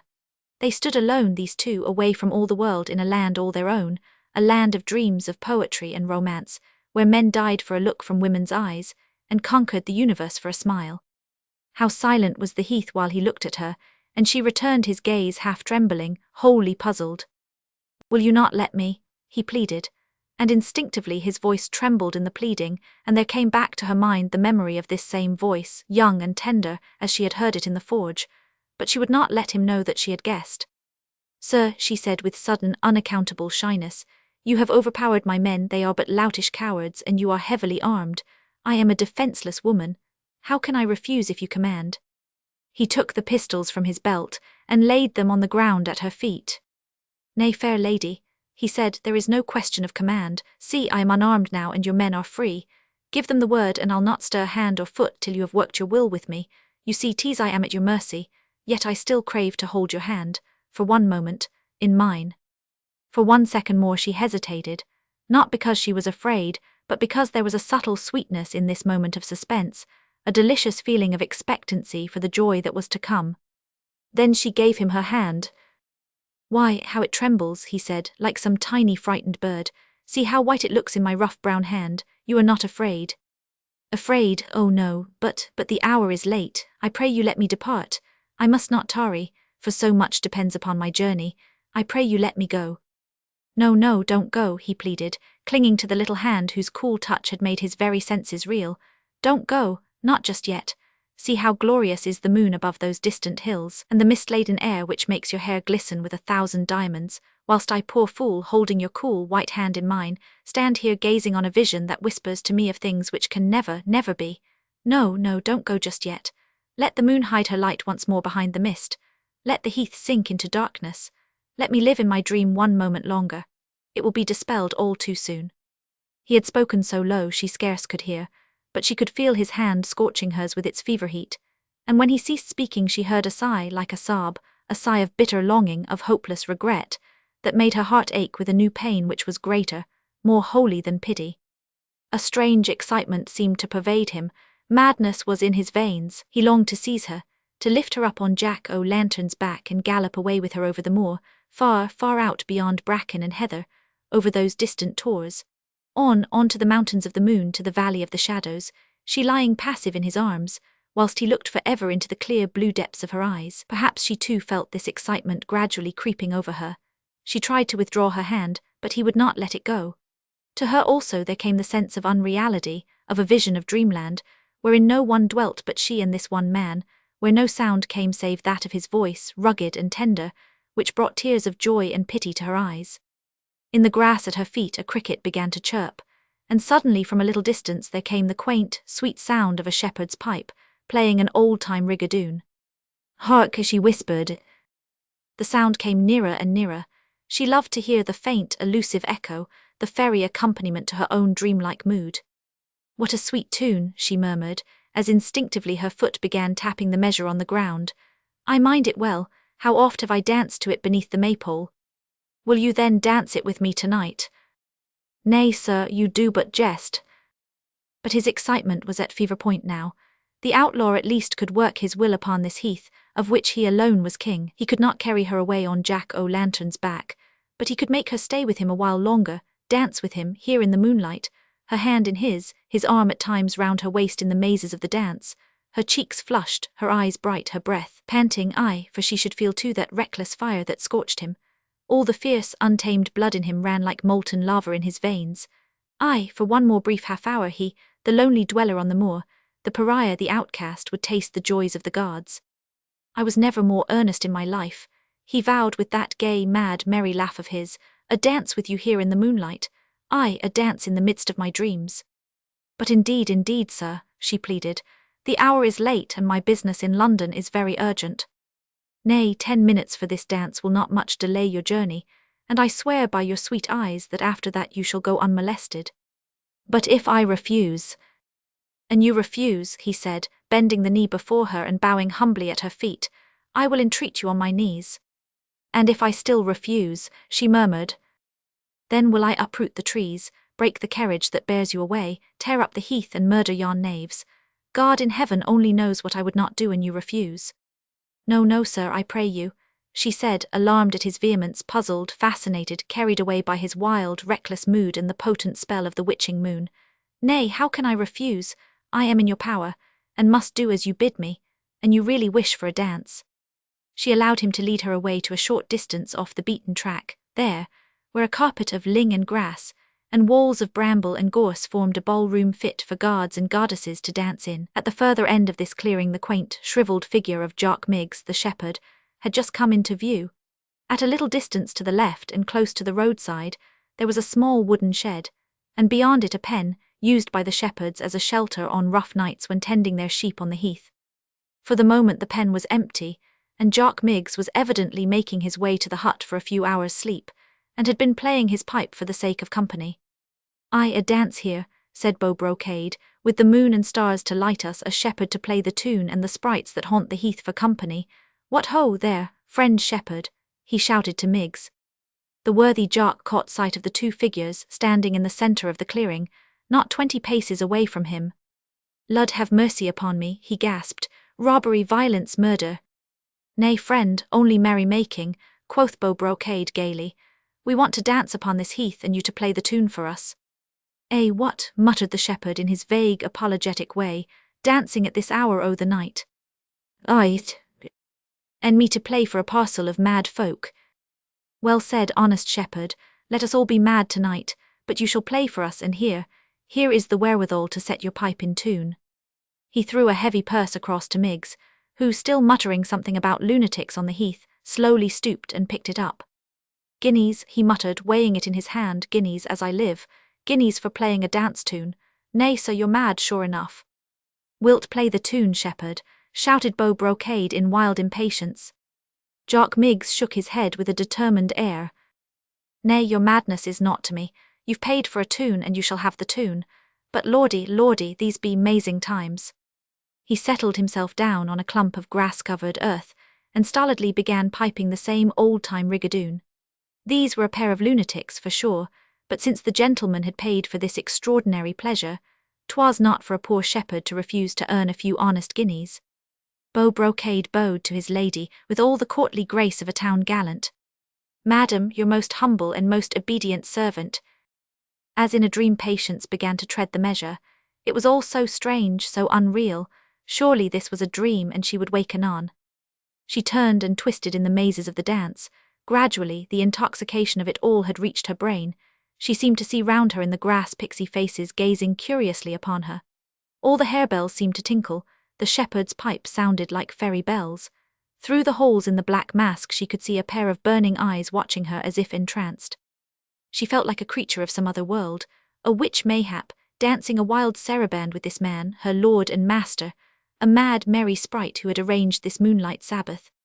Her cheeks began to glow, her eyes were sparkling with the joy of this dance. Her breath came panting through her parted lips. Mad were they both, what else? Their madness was the intoxication which man alone can feel when his joy equals that of the gods. "Quicker, shepherd, quicker, let thy pipe wake all the fairy echoes of this mystic, ghost-like moor. Let all the ghouls and gnomes come running hither, let the stars pale with envy, let fairies and sprites clap their hands for joy, since one man in all this world was happier than all the spirits in heaven." How long it lasted neither of them could tell. The honey-coloured moon lighted them all the while, the blue mist wrapped them as in a mystic veil. Still they danced on. At times she almost lay in his arms, heart panting yet never weary. Then she would slip away, and with eyes aglow, cheeks in rosy flame, beckon to him, evade, advance, then once more put her hand in his and madden him with the touch. Oh, that heaven-born hour, why did it ever cease? A wild shriek, twice repeated, brought them both to a standstill. She, with heart beating and hand pressed to her panting bosom, was unable to stir. Whilst the excitement kept her up she had danced, but now, with that piercing shriek, the dream had vanished and she was back on earth once more. What was that? Thomas and Timothy, attracted by the strange spectacle, had gradually crept up to the clearing, and through a clump of gorse and bracken had been watching the weird midnight dance. On the further side and close to Jock Miggs, John Stitch had been standing in the shadow of a thorn bush. He had been running all the way, ever since he heard the 2 pistol shots. Amazed at the strange sight that met his honest eyes, he had not dared to interfere. Perhaps his honest, faithful heart felt with, even if it did not altogether comprehend, the wayward, half-crazy mood of his friend. Betty alone, terrified and not a little sulky, had remained in the coach. It was her shriek that roused the spectators and performers of this fantasy on the heath. My lady," screamed Betty once more at the top of her voice. Then all of a sudden Patience understood. Fairyland had indeed vanished. The awful reality came upon her with appalling cruelty. "My letters," she gasped and started running towards the coach. But already Jack Bathurst had bounded across the clearing, closely followed by John Stitch. Patience's cry of mad, terror-stricken appeal had gone straight to his brain, and dissipated in the fraction of a second the reckless excitement of the past hour. The wild creature of one moment's wayward mood was in that same fraction of time retransformed into the cool and daring dweller of the moor, on whose head the law had set a price, and who in revenge had made every law his slave. His keen, quick eye had already sighted the smith. "After me, John," he commanded, "and run for your life." When the two men had fought their way through the clumps of gorse and bracken which screened the clearing from the road, they were just in time to see a man quickly mounting a dark brown horse, which stood some 20 yards in front of the coach. The carriage door nearest to them was open, and poor Mistress Betty lay on the ground close beside it, still screaming at the top of her voice. With one bound Beau Brocade had reached Jack O'Lantern, who, accustomed to his unfettered life on the heath, had quietly roamed about at will, patiently waiting for his master's call. The young man was unarmed since he had placed his pistols a while ago at Patience's feet, but Jack O'Lantern was swift-footed as the deer, and would overtake any strange horseman easily. Beau Brocade's hand was on his horse's bridle, and there were barely a few yards between him and the mysterious horseman, who was preparing to gallop away, when the latter turned, and suddenly pointing a pistol at his pursuer, fired 2 shots in rapid succession. The young man did not stop at once. He clutched Jack O'Lantern's bridle and tried to mount, but he staggered and almost fell. "After him, John," he cried in a hoarse voice as, staggering once more, he fell upon one knee. "After him, quick, take Jack O'Lantern, don't mind me." John had no need to be told twice. He seized the horse's bridle and swung himself into the saddle as quickly as he could. But these few seconds had given the horseman a sufficient start. Although the moon was bright, the mist was thick, and the bracken and thorn bushes very dense on the other side of the road. Already he had disappeared from view, and John's ears and eyes were not so keen as those of Beau Brocade, the highwayman, the wounded monarch of the heath. Chapter 19. His oath. Patience's first thought as soon as she reached the road was for Betty. She helped the poor girl to her feet and tried to get some coherent explanation from her. "I was listening to the tune, my lady, and leaning my head out of the window," moaned Mistress Betty, who was more frightened than hurt, "when suddenly the carriage door was torn open. I was dragged out and left screaming on the ground. That's all I know." But one glance at the interior of the coach had revealed the whole awful truth. It had been ransacked, and the receptacle beneath the cushions, where had lain the all-important letters, was now obviously empty. "The letters, oh the letters," moaned Patience in an agony of misery and remorse. "Philip, my dear, dear one, you entrusted your precious life in my hands, and I have proved unworthy of the trust." Her spirit wholly broken by the agony of this cruel thought, she cowered on the step of the carriage, her head buried in her hands, in a passion of heart-broken tears.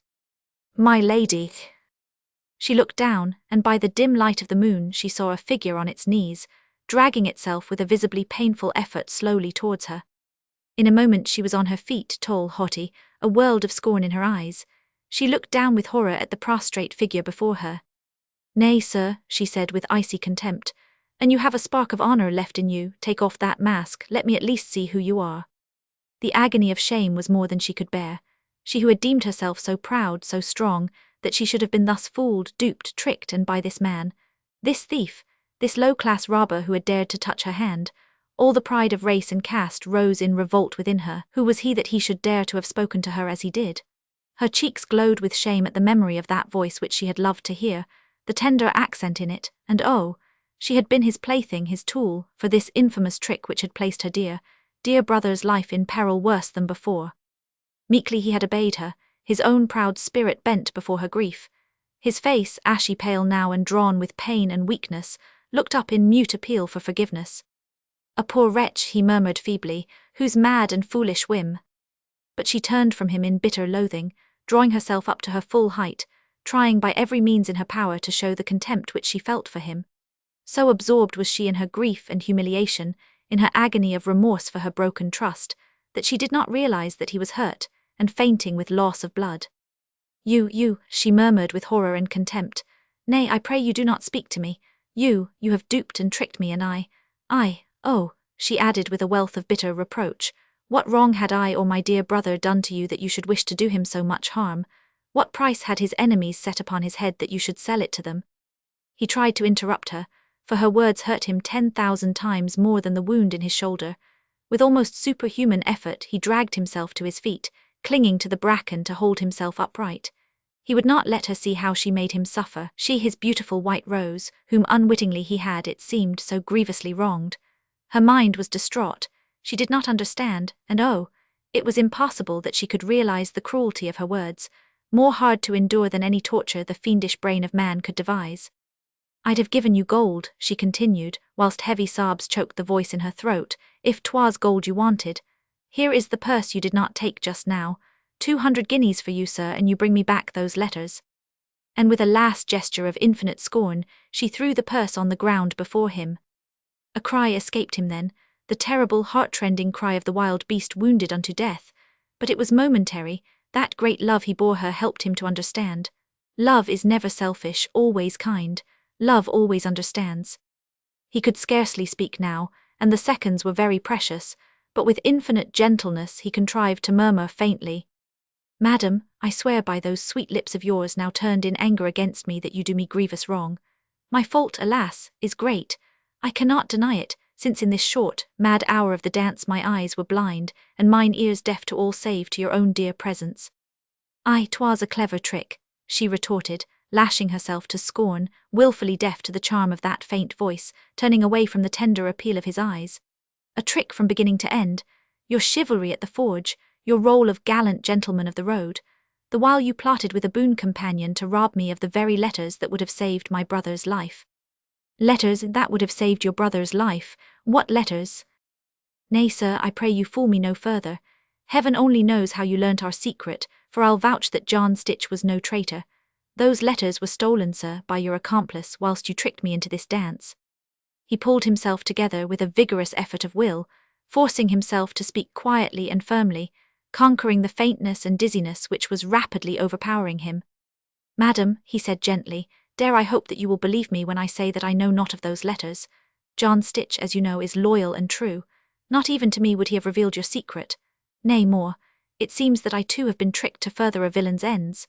Will you not try and believe that had I known what those letters were I would have guarded them, for your sweet sake, with my last dying breath?" She did not reply. For the moment she could not, for her tears choked her, and there was the magic of that voice which she could not resist. Still she would not look at him. "Sir," she said a little more calmly, "Heaven has given you a gentle voice and the power of tender words with which to cajole women. I would wish to believe you, but—" She was interrupted by the sound of voices, those of Thomas and Timothy, her men, who had kept a lookout for John Stitch. The next moment the smith himself, breathless and panting, came into view. He had ridden hard, for Jack O'Lantern's flanks were dripping with sweat, but there was a look of grave disappointment on the honest man's face. "Well?" queried Beau Brocade excitedly, as soon as John had dismounted. "I'm feared that I've lost the scoundrel's track," muttered John ruefully. "No. At first I was in hot pursuit, he galloping towards Brassington. Suddenly he seemed to draw rein, and the next moment a riderless horse came tearing past me, and then disappeared in the direction of Oldwark." "A riderless horse?" I thought at first that maybe he'd been thrown. I scoured the heath for half a mile around, but the mist was so thick in the hollow, and there was not a sound. I'd have needed a bloodhound to track the rascal down."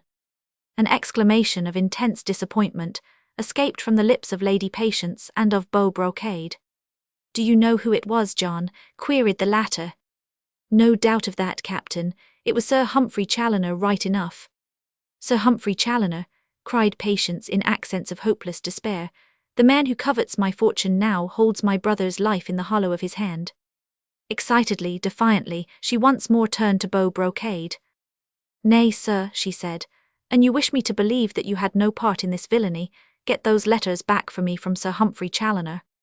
He drew himself up to his full height. His pride at least was equal to her own. "Madam, I swear to you," he began.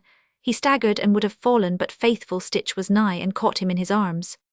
"You are hurt, Captain," he whispered, a world of anxiety in his kindly eyes. "Nay, nay," murmured Beau Brocade faintly, "'tis nothing. Help me up, John. I have something to say, and must say it, standing." But nature at last would have her will with him. The wild, brave spirit that had kept him up all this while was like to break at last. He fell back dizzy and faint against faithful John's stout breast. Then only did she understand and realize. She saw his young face, once so merry and boyish, now pale with a hue almost of death.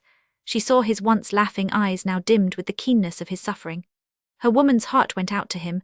She loathed herself for her cruelty, her heart, overburdened with grief, nearly broke at the thought of what she had done. "You are hurt, sir," she said as she bent over him, her eyes swimming in tears, "and I knew it not."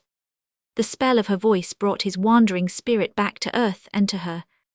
"I hurt, sweet dream," he murmured feebly, deeply wounded by those dear lips which spoke such cruel words, "but for the rest tease not. See," he added, trying to raise himself and stretching a yearning hand towards her, "the moon has hid her face behind that veil of mist, and I can no longer see the glory of your hair. My eyes are dim, or is it that the heath is dark? I would fain see your blue eyes once again. By the tender memory of my dream born this autumn afternoon, I swear, sweet lady, that your brother's life shall be safe. Whilst I have one drop of blood left in my veins, I will protect him." With trembling hand he sought the white rose which still lay close to her breast. She allowed him to take it, and he pressed it to his lips. Then with a final effort he drew himself up once more, and said loudly and clearly, "By this dear token I swear that I will get those letters back for you before the sun has risen twice o'er our green-clad hills. Sir, tell me but once that you believe me, and I will have the strength that moves the mountains." "I believe you, sir," she said simply. "I believe you absolutely." "Then place your dear hand in mine," he whispered, "and trust in me." And the last thought of which he was conscious was of her cool, white fingers grasping his fevered hand. Then the poor aching head fell back on John's shoulder, the burning eyes were closed. Kindly nature had taken the outlaw to her breast, and spread her beneficent mantle of oblivion over his weary senses at last. Part 3. Brassington. Chapter 20. A thrilling narrative. Mr. Inch, beadle of the parish of Brassington, was altogether in his element. Dressed in his gold-laced coat, bobtail wig and three-cornered hat, his fine calves encased in the whitest of cotton stockings, his buckled shoes veritable mirrors of shiny brilliancy, he was standing, wand of office in hand, outside the door of the tiny court-house, where Colonel West, Squire of Brassington, was sitting in judgment on the poachers and footpads of the neighbourhood. Before Mr. Inch stood no less a person than Master Mitterchip, attorney-at-law. Master Mitterchip desired to speak with Squire West, and the pompous beadle was in the proud position of standing between this presumptuous desire and the supreme majesty of the law. "Them's my orders, sir," he said with all the solemnity which this extraordinary event demanded.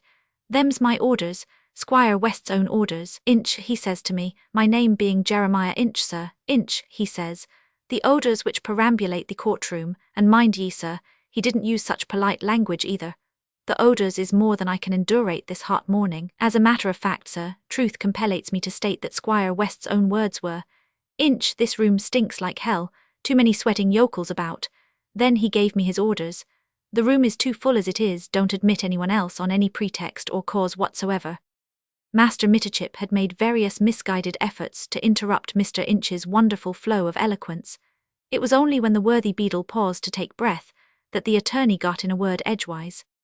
"Harkye, my good man," he began impatiently.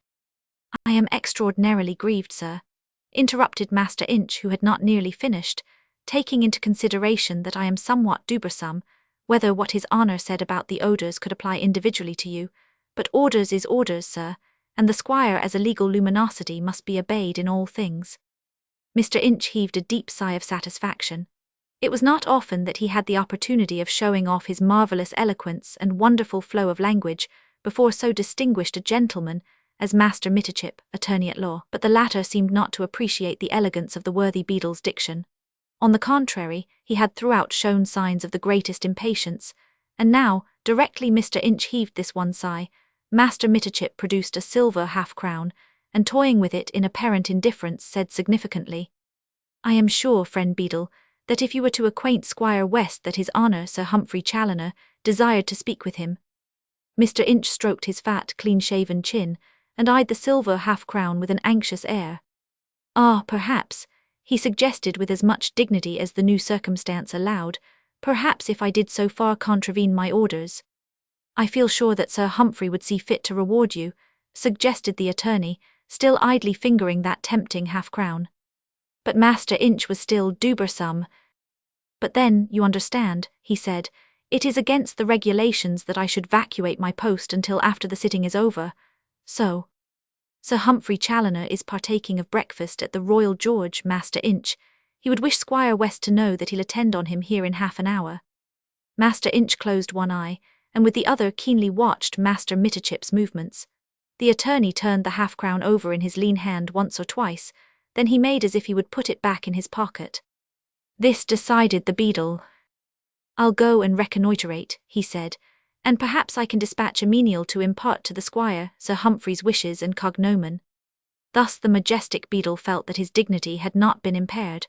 With a magnificent turn of his portly person and an imposing flourish of his wand of office, he disappeared within the precincts of the court. Master Mitterchip slipped the half-crown back in his pocket and did not wait for the beadle's return. He was quite satisfied that Sir Humphrey's wishes would be acceded to. He turned his back on the courthouse and slowly crossed the green. Opposite to him was the Royal George, where he and Master Duffy had put up for the night. In the small hours of the morning he had been aroused from peaceful slumbers by a great disturbance at the inn. Sir Humphrey Challoner, booted and spurred, but alone on foot, and covered with mud, was peremptorily demanding admittance. Since then Master Mitterchip had had an interview with his employer, wherein his honour had expressed the desire to speak with Squire West after he himself had partaken of late breakfast. That interview had been a very brief one, but it had sufficed to show to the lean attorney that Sir Humphrey's temper was none of the best this morning. His honour had desired Master Mitterchip's presence again, and the latter was now making his way slowly back to the Royal George, his knees quaking under him, his throat dry, and his tongue parched with terror. Sir Humphrey Challoner was not pleasant to deal with when his temper was up. The attorney found his honour installed at breakfast in the private parlour of the inn, and consuming large mugs full of ale and several rashers of fried bacon. Well, queried Sir Humphrey impatiently, as soon as the attorney's lean, bird-like face appeared in the doorway. I sent word to his honour Squire West, explained the latter, coming forward timidly, saying that you would wish to see him at the court-house in half an hour, and unless your honour would wish me to speak to the squire for you. No, rejoined his honour curtly. Esdeath, don't stand there fidgeting before me, he added. Sit down. Master Mitterchip meekly obeyed.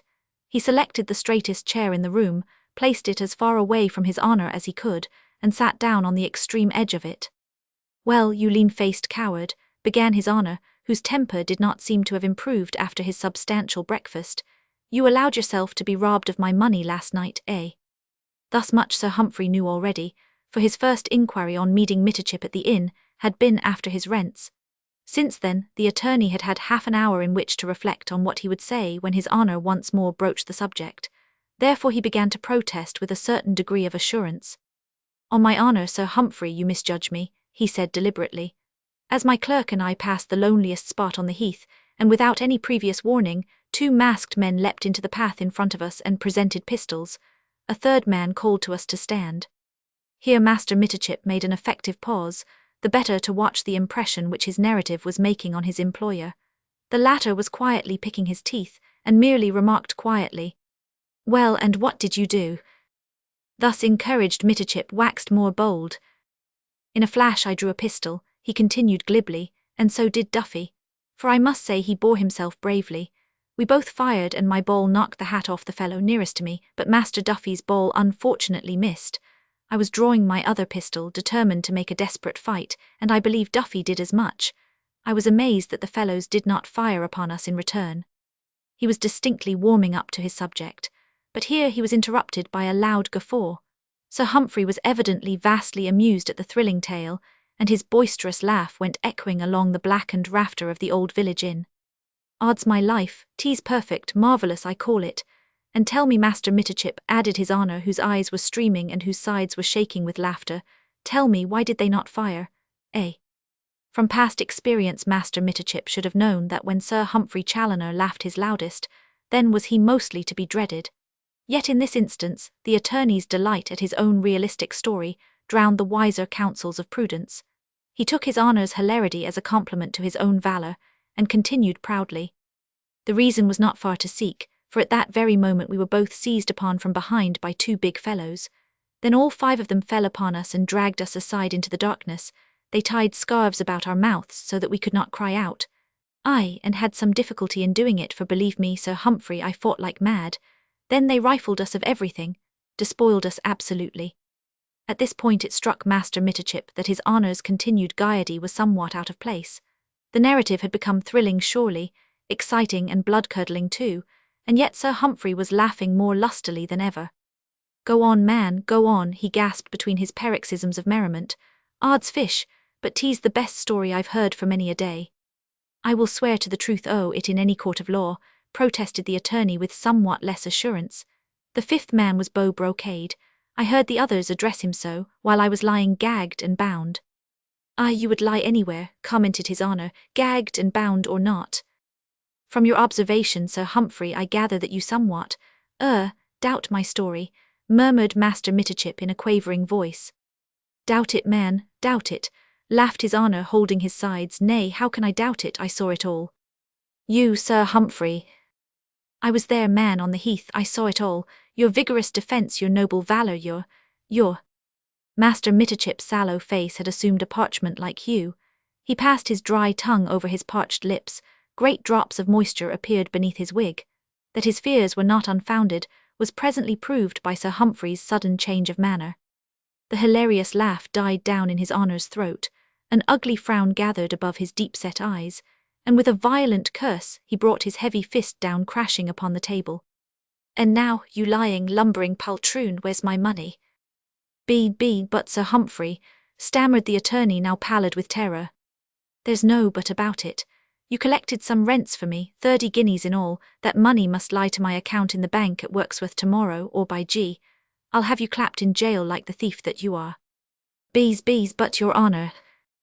"Silence, I've said my last word. If that money is not in the bank by noon tomorrow, I'll denounce you to the Wirksworth magistrate as a fraudulent agent. Now hold your tongue about that. I've said my last word.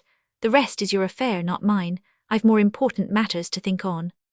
Master Mitterchip, half dead with fear, dared not offer further argument or pleading. He knew his employer well enough to realize that his honour meant every word he said, and that he himself had nothing more to hope for in the matter of the money.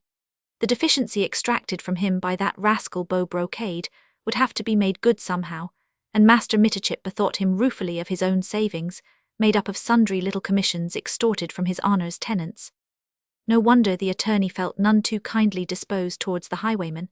He watched Sir Humphrey's face as a hungry dog does his master's, and noted with growing satisfaction that his honour's anger was cooling down gradually, and giving place to harder and more cruel determination.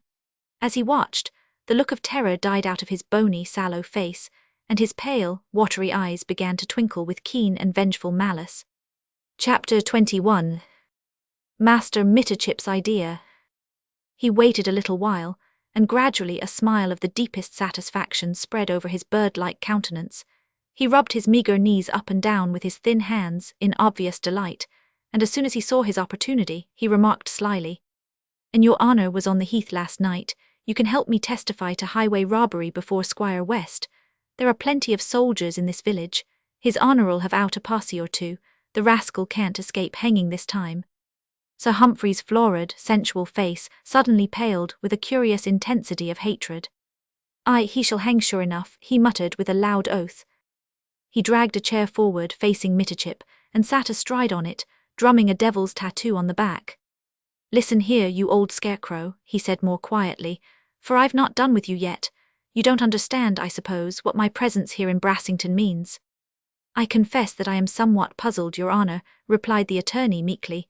"I remarked on it to Master Duffy just before he started off for Wirksworth this morning, but he could offer no suggestion." "Odds life, man, couldn't you guess that having made my proposal to that rascally highwayman, I could not rest at Aldwark unless I saw him carry it through? I got a horse at the moorhen, and at nightfall I rode out on the heath. I feared to lose my way on the bridle path, and moreover I wished to keep her ladyship's coach in view, so I kept to the road. It must have been close on midnight when I sighted it at last. It was at a standstill in the midst of a quagmire, and as I drew near I could see neither driver on the box nor groom at the horses' heads." "Well, Well, that's all. There was a wench inside the coach. I threw her out and searched for the letters. I found them. That rascally highwayman had played me false. Some distance from the road I spied him dancing a rigadoon in the moonlight with her ladyship, whilst her men the dolts were watching the spectacle. Ha, ha, ha, 'twas a fine sight too, I tell you. So now the sooner I get that chivalrous highwayman hanged, the better I shall like it. Then, am I to understand that your honour has the letters? I have the letters right enough, said Sir Humphrey with an oath between his clenched teeth, but I fear me her ladyship has cajoled the rogue into her service. Else why this dance? I did not know what to make of it. Madness, surely, or she never would have left the letters unprotected. He bewitched her mayhap, and the devil his master lent him a helping hand. I'll see him hang, I tell you. Hang, hang. Master Mitterchip's attenuated frame quaked with terror. There was so much hatred, so much lust for revenge in Sir Humphrey's half-choked voice, that instinctively the attorney cowered, as before some great and evil thing which he only half understood. After a while, Sir Humphrey managed to control himself. He was ashamed of having allowed his agent this one peep into the darkness of his soul. His love for Patience, though brutish and grasping, was as strong as his sensuous nature was capable of. His jealousy and hatred had been aroused by the strange scene he had witnessed on the heath, and he was as conscious now of the longing for revenge as of the desire to possess himself of Lady Patience and her fortune. "'Esdeath," he said more calmly, "Beau Brocade and that rascal John Stitch were after me in a trice, and they'd have had the letters back from me, had I not put a bullet into the damned thief." "And wounded him, your honour?" queried Mitterchip eagerly. "Nay, I could not wait to see, but I hoped I had killed him, for 'twas John Stitch who rode after me, fortunately. He was too big a fool to do me any harm, and I quickly made him lose my track." "And you've destroyed the letters, Sir Humphrey?" "Destroyed them, you fool. Nay, it would ill suit my purpose if Stretton were to die. Can't you see that now?" he said excitedly. "With those letters in my hand, I can force Lady Patience's acceptance of my suit. While her brother's life hangs in the balance, I can offer her the letters, on condition that she consent to marry me, and threaten to destroy them if she refuse." "Aye," murmured the attorney, "'twere a powerful argument." "And remember," added his honour significantly, "there'll be 200 guineas for you the day that I wed Lady Patience. That is, if you render me useful assistance to the end." 200 guineas? Good lack, Sir Humphrey, I hope you've got those letters safe." "Aye, safe enough for the present." "About your person?" "Nay, you idiot, about my person, with so cunning a rascal as Beau Brocade at my heels." "Then in your valise, Sir Humphrey." "What, in a strange inn? Think you the fellow would be above breaking into my room? How do I know that mine host is not one of his boon companions? The rascal has many friends hereabouts." But what have you done with them, Sir Humphrey?" queried the attorney in despair. "In your ear, Master Mitterchip," quoth his honour, instinctively lowering his voice, lest the walls of the old inn had ears. "I thought the best plan was to hide the letters there, where Lady Patience and her chivalrous highwayman would least expect to find them." "How so, good Sir Humphrey?" "I was hard-pressed, mind you, and had but a few seconds in which to make up my mind. I dismounted, then lashed my horse into a panic. As I expected, he made straight for his own stables. At any rate, he galloped off like mad in the direction of Aldwark, whilst I remained cowering in the dense scrub, grateful for the mist, which was very dense in the hollow. There I remained hidden for about half an hour, until all sound died away on the heath. What happened to that damned highwayman or to John Stitch I know not, but I did not feel that the letters were safe whilst they were about my person. I knew that I was some distance from this village, and still further from Aldwark, and feared that I should be pursued and overtaken. At any rate, I crept out of my hiding place and presently found myself close to a wooden hut, not far from the roadside, and there, underneath some bramble and thorny stuff, I hid the letters well out of sight. "Oh, but they won't be safe there, Sir Humphrey," moaned Mitterchip, who seemed to see the golden vision of 200 guineas vanishing before his eyes. "Think of it, any moment they might be unearthed by some dolt of a shepherd." "'Esdeath, I know that, you fool. They're in a dry place now, but I only mean them to remain there until you can take them to your own house at Wirksworth, and put them in your strong room till I have need of them." But this suggestion so alarmed Master Mitterchip that he lost his balance and nearly fell off the edge of his chair. "I, Sir Humphrey, I crossed that lonely heath again, and with those letters about my person." "Tush, man, the footpads wouldn't take letters from you, and Beau Brocade will be keeping an eye on me and wouldn't again molest you." "Aye, but he knows I enjoy the honour of your confidence, good Sir Humphrey. Believe me, the letters would not be safe with me." Spud, said His Honour firmly. Then I'll have to find someone else to take care of those letters for me, and, he added significantly, to earn the 200 guineas. Master Mitterchip gave an anxious gasp. That 200 guineas, the ultimate ambition of his sordid, miserable existence. No, he would not miss that. And yet he dreaded the heath, and was in terror of Beau Brocade. And he dreaded His Honour's anger 10,000 times more than either. That anger would be terrible if, having taken charge of the letters, he should be robbed of them. The alternative was an awful one. He racked his tortuous brain for a likely issue. Sir Humphrey had risen, kicked his chair to one side, and made as if he would go. Now harkee, friend Mitterchip, he said firmly. I want those letters placed somewhere in absolute safety, where neither Lady Patience's influence nor her chivalrous highwayman could possibly get at them. If you find a way and means of doing this for me, the 200 guineas are yours. But if I have to manage this business myself, if I have to take the almost certain risk of being robbed of the letters, if I carry them about my own person, then you shall not get another shilling from me. Now you can think this matter over. I'll across to speak to Squire West, and see if I can't get that rascally highwayman captured and clapped into jail before the day is done. He took up his hat and threw his coat over his arm. The situation was getting desperate. Then suddenly Master Mitterchip had an idea. I have it, Sir Humphrey, he cried excitedly. I have it, a perfectly safe way of conveying those letters to my strong room at Wirksworth. Let's have it then. I have bought some sheep of a farmer from over Old Walk Way for a client at Wirksworth. Here, he added, pulling a paper out of his pocket and handing it up to Sir Humphrey, is the receipt and tally for them. Jock Miggs, Master Crabtree's shepherd, is taking the sheep to the town today. He'll most likely put up for the night on the heath. Well, queried Sir Humphrey. Well, Jock Miggs can neither read nor write. Of course not. Let us send him to Wirksworth, and tell him to leave the packet of letters at my house in charge of my clerk, Master Duffy, who will put it in the strong room until you want them. Duffy started for Wirksworth at daybreak this morning, and should be there by nightfall.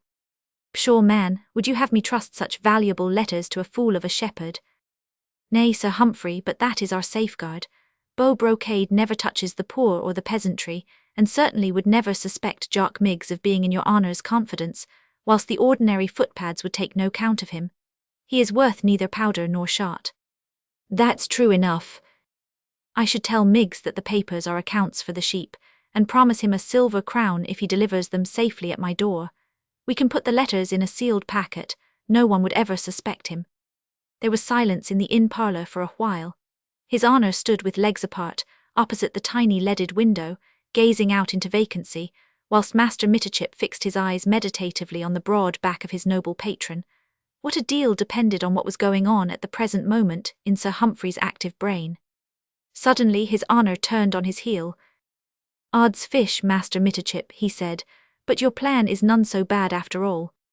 The attorney heaved a deep sigh of relief and began mopping his beady forehead. The tension had been acute. This lengthy, agitating interview had been extremely trying. So much hung in the balance, and so much had depended upon that very uncertain quantity, His Honour's temper. But now the worst was over. Sir Humphrey was a man of determination, who never changed his mind once that mind was made up, and who carried any undertaking through with set purpose and unflinching will. Well, and when can I see that shepherd you speak of? He asked. If your Honour would ride over on the heath with me this afternoon, suggested the attorney. I doubt not but we should come across Jock Miggs and his sheep, and in any case he would be at the hut by nightfall. Very good, rejoined His Honour. Do you see that a couple of horses be ready for us? We can start as soon as I have spoken with Squire West and laid my information against that Beau Brocade. With a posse of soldiers at his heels, he's less likely to worry us, old scarecrow. We shall not be safe, your Honour, assented worthy Master Mitterchip, until the rascal is dangling 6 feet above the ground. In the meanwhile, he added, seeing that Sir Humphrey was making for the door, your Honour will be pleased to give me back that receipt and tally for the sheep I showed you just now. But already, His Honour was hurrying down the narrow passage, eager to get through the business that would lay his enemy by the heels, and render him safe in the possession of the important letters which were to secure him Lady Patience's hand and fortune. All right, he shouted back lustily, it's safe enough in my pocket, I'll give it you back on my return. Left alone in the dingy, black-crafted parlour, Master Mitterchip sat pondering for a while, his pale, watery eyes blinking at times with the intensity of his satisfaction. Now for a little good luck, and he had no cause to fear the reverse, and that glorious vision of 200 golden guineas would become a splendid reality. The advice he had given Sir Humphrey was undoubtedly the safest which he could offer. Beau Brocade, even with a posse of soldiers at his heels, was still a potent personality on the heath, and it certainly looked as if her ladyship had cajoled him into her service. No one knew really who his friends and accomplices were. On and about Brassingmoor he could reckon on the help of most of the poorer villagers. But Jock Miggs at any rate was safe, alike from the daring highwayman and the more humble footpad. The former would not suspect him, and the latter would leave a poor shepherd severely alone. The footpath from the hut by the roadside to the town of Wirksworth was but a matter of 3 or 4 miles, and for a silver crown the shepherd would be ready enough to take a sealed packet to the house of Master Mitterchip in Folsom Street. Yes, it was all going to be for the best in this best possible world, and as Master Mitterchip thought over it all, he rubbed his thin, claw-like hands contentedly together. Chapter 22. An Interlude.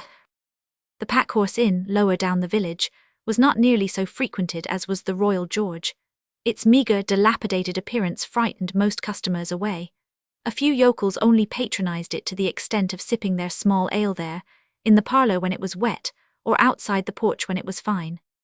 The few, very few, travellers whom accident mostly brought to Brassington invariably preferred the more solid, substantial inn on the green, but when it was a question of finding safe shelter for his wounded friend, John Stitch unhesitatingly chose the Packhorse. He had improvised a rough kind of stretcher, with the help of the cushions from Lady Patience's coach, and on this, with the aid of Timothy the groom, he had carried Bathurst all the way across 2 miles of heath into Brassington.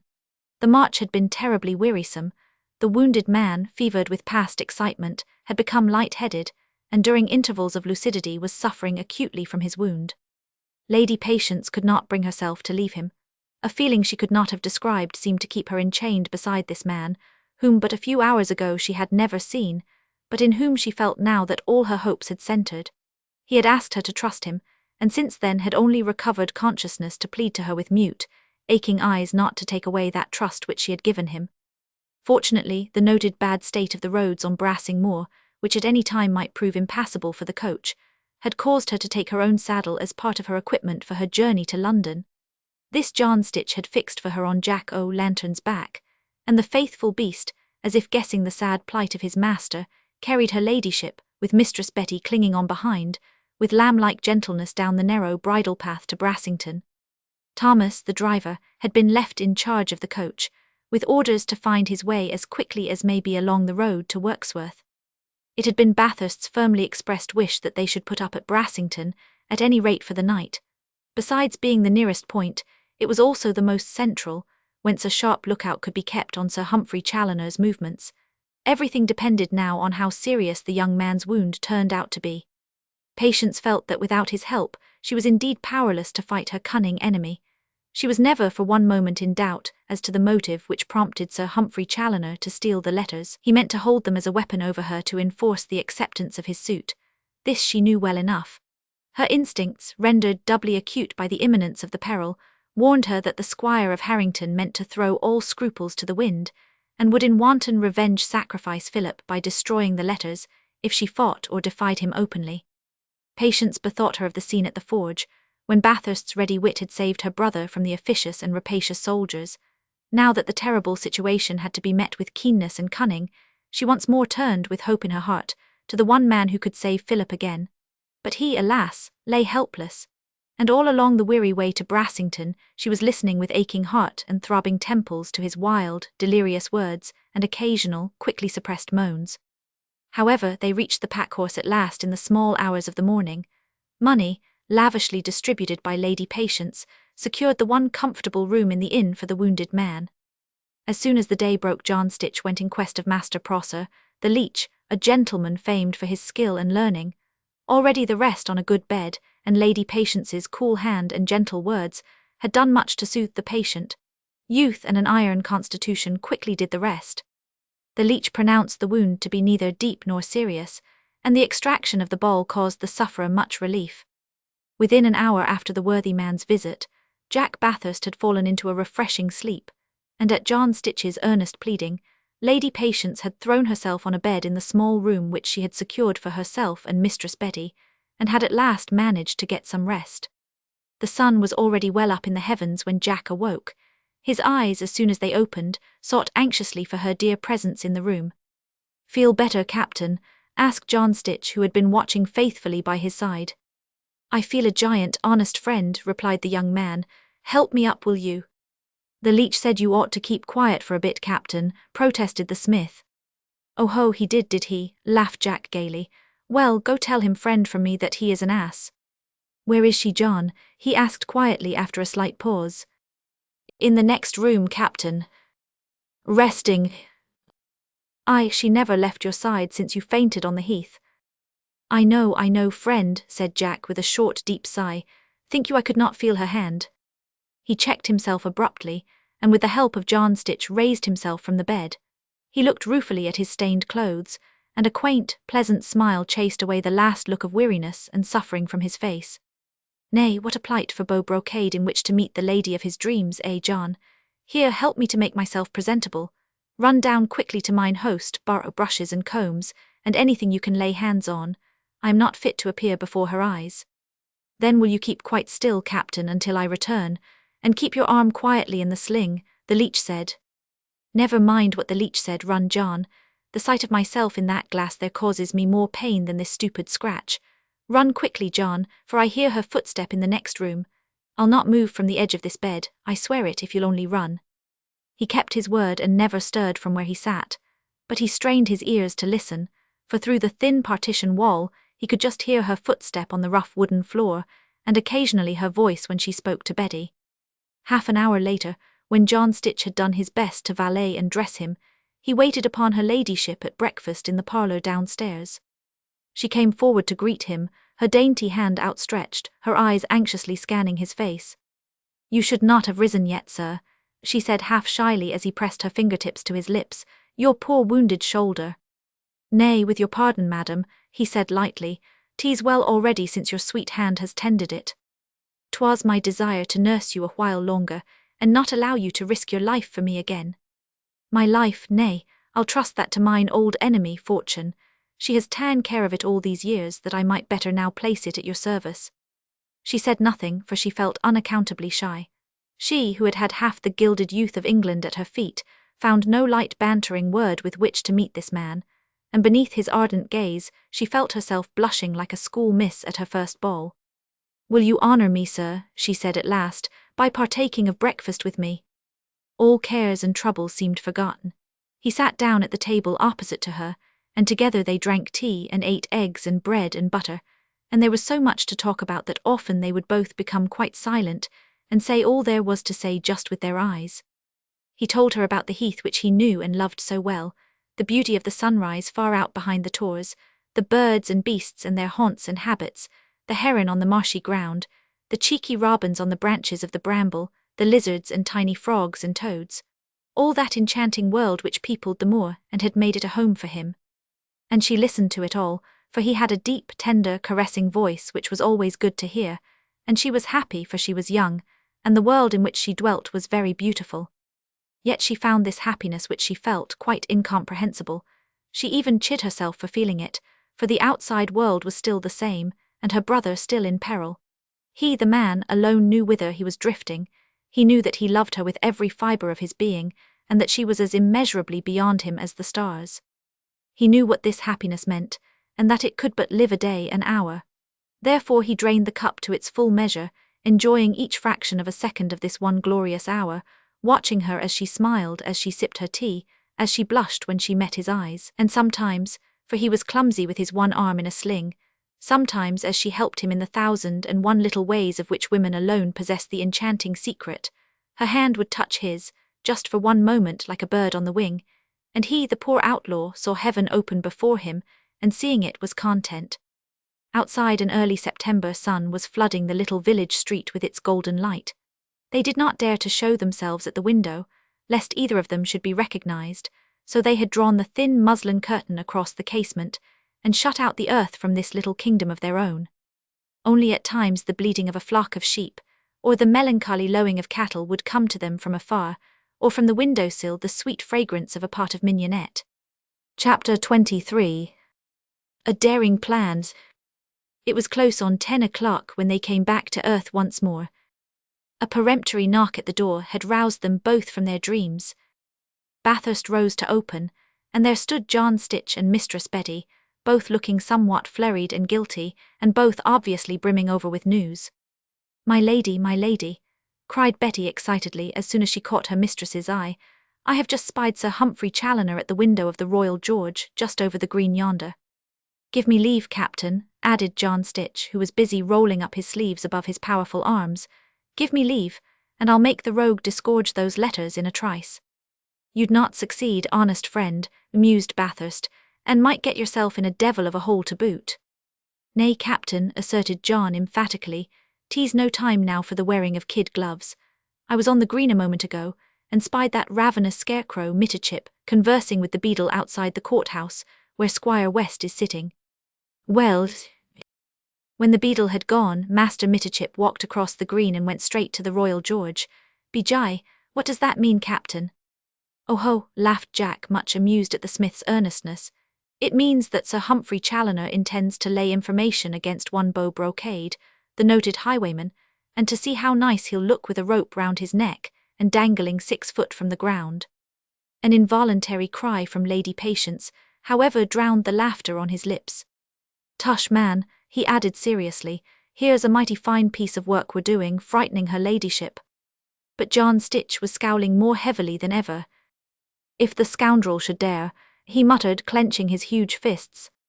His attitude was so threatening, and his expression so menacing, that in the midst of her new anxiety Lady Patience herself could not help smiling. Beau Brocade laughed outright. "Dare," he said lightly. "Why, of course he'll dare. He's eager enough in the pursuit of mischief and must save the devil all the trouble of showing him the way. But now," he added more seriously and turning to Mistress Betty, "tell me, child, saw you Sir Humphrey clearly?" "Aye, clear as daylight," she retorted, "the old beast." "How was he dressed?" "Just like he was yesterday, sir. A brown coat, embroidered waistcoat, buff breeches, riding boots, 3-cornered hat, and he had in his hand a gold-headed riding crop." Child," cried Bathurst joyfully, "and those bright eyes of yours have not deceived you. Yours'll be the glory of having saved us all." "What are you going to do?" asked Patience eagerly.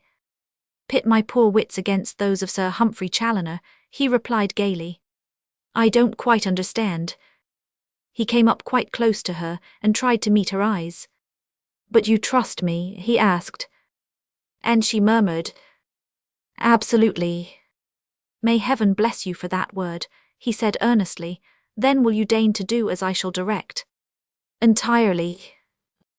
"Very well, then whilst friend Stitch will fetch my hat for me, will you write out a formal plaint, signed with your full name, stating that last night on the heath you were waylaid and robbed by a man, whom I, your courier, saw quite plainly, and whom you have desired me to denounce." "But..." "I entreat you there's not a moment to be lost," he urged, taking pen, ink and paper from the old-fashioned desk close by, and placing them before her. "I'll do as you wish, of course," she said, "but what is your purpose?" "For the present to take your ladyship's plaint over to his honour, Squire West, at the court-house. You'll be seen and recognised and... Not I, 1 or 2 of the yokels may perhaps guess who I am, but they do me no harm. I entreat you, do as I bid you. Every second wasted may imperil our chance of safety." He had such an air of quiet command about him that she instinctively obeyed him and wrote out the plaint as he directed, then gave it in his charge. He seemed buoyant and full of hope, and though her heart misgave her, she managed to smile cheerfully when he took leave of her. "I humbly beg of you," he said finally, as having kissed her fingertips he prepared to go, "to wait here against my return, and on no account to take heed of anything you may see or hear for the next half-hour. And I mistake not," he added with a merry twinkle in his grey eyes, "there'll be strange doings at Brassington this noon." "But you," she cried anxiously. "Nay, I pray you have no fear for me. In your sweet cause I would challenge the world, and if you desired it would remain unscathed." When he had gone, she sighed, and obedient to his wish, sat waiting patiently for his return in the dingy little parlour which a while ago his presence had made so bright. It was at this moment that Master Mitterchip, after his interview with the beadle, was in close conversation with Sir Humphrey Challoner at the Royal George. Outside the inn, Bathurst turned to John Stitch, who had closely followed him. "How's my jack-o'-lantern?" he asked quickly. "As fresh as a daisy, Captain," replied the smith. "I've rubbed him down myself and he has had a lovely feed." "That's good, you have my saddle with you." "Oh I knew you'd want it soon enough.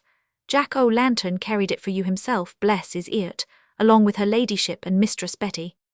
"Then do you see at once to his being saddled, friend, and bring him along to the courthouse as soon as may be. Hold him in readiness for me so that I may mount at a second's notice. You understand?" "Yes, Captain, I understand that you are running your head into a noose and—" "Easy, easy, friend, remember." "Nay, I'll not forget for whose sake you do it, but you are at a disadvantage, Captain, with only one good arm." "Nay, friend," rejoined Bathurst lightly, "there's many a thing a man can do with one arm. He can embrace his mistress, or shoot his enemy." The sleepy little village of Brassington lay silent and deserted in the warmth of the noonday sun, as Bathurst, having parted from John Stitch, hurried across its narrow streets. As he had passed quickly through the outer passage of the pack-horse, he had caught sight of a few red coats at the dingy bar of the inn, and presently, when he emerged on the green, he perceived another lot of them over at the Royal George yonder. But at this hour the worthy soldiers of His Majesty, King George, were having their midday rest and their customary glasses of ale, and were far too busy recounting their adventure with the mysterious stranger at the forge to the gaffers of Brassington to take heed of anyone hurrying along its street. And thus Bathurst passed quickly and unperceived. The one or two yokels whom he met gave him a rapid glance. Only the women turned round, as he went along, to have another look at the handsome stranger with one arm in a sling. Outside the courthouse he came face to face with Master Inch, whose pompous dignity seemed at this moment to be severely ruffled. "Hey, sir, hey," he was shouting and craning his fat neck in search of Master Mitterchip, who had incontinently disappeared. "The court is determinating. Squire West will grant you the interview which you seek. Lud preserve me," he added in noble and gigantic wrath, "I do believe the impious malapert was trying to fool me, sending me on a fool's errand. Me, Jeremiah Inch, beadle of this parish." Bathurst waited a moment or two until the worst of the beadle's anger had cooled down a little. Then he took a silver crown from his pocket and pushed past the worthy into the precincts of the house. "The interview you've arranged for, friend," he said quietly, "will do equally well for her ladyship's courier." Master Inch was somewhat taken off his balance. Mitterchip's disappearance and this stranger's impertinence had taken his breath away. Before he had time to recover it, Bathurst had pressed the silver crown into his capacious palm. "Now tell Squire West, friend," he said with that pleasant air of authority which he knew so well how to assume, "that I am here by the command of Lady Patience Gascoigne and am waiting to speak with him." Master Inch was so astonished that he found no word either of protest or of offended dignity. He looked doubtfully at the crown for a second or two, weighed it in his mind against the problematical half-crown promised by the defaulting attorney, and then said majestically, "I will impart her ladyship's cognomen to his honour myself." The next moment Jack Bathurst found himself alone in a small private room of the courthouse, looking forward with suppressed excitement to the interview with Squire West, which in a moment of daredevil, madcap frolic, yet with absolute coolness and firm determination, he had already arranged in his mind. Chapter 24. His Honour Squire West. Squire West was an elderly man, with a fine military presence and a pleasant countenance beneath his bobtail wig. In his youth he had been reckoned well-favoured, and had been much petted by the ladies at the county balls. Owing to this, he had retained a certain polish of manner not often met with in the English country gentry of those times. He came forward very politely to greet the courier of Lady Patience Gascoigne. "What hath procured to Brassington the honour of a message from Lady Patience Gascoigne?" he asked, motioning Bathurst to a chair and seating himself behind his desk. "Her ladyship herself is staying in the village," replied Jack, "but would desire her presence to remain unknown for a while." "Oh, indeed," said the squire, a little flurried at this unexpected event, but there is no infitting to harbour her ladyship in this village, and, if her ladyship would honour me and my poor house." "I thank you, sir, but her ladyship only remains here for an hour or so, and has dispatched me to you on an important errand which brooks of no delay. I am entirely at her ladyship's service." "Lady Patience was on her way from Stretton Hall, your honour," continued Bathurst imperturbably, "when her coach was stopped on the heath, not very far from here, and her jewels, money, and also certain valuable papers were stolen from her." Squire West hemmed and hawed and fidgeted in his chair.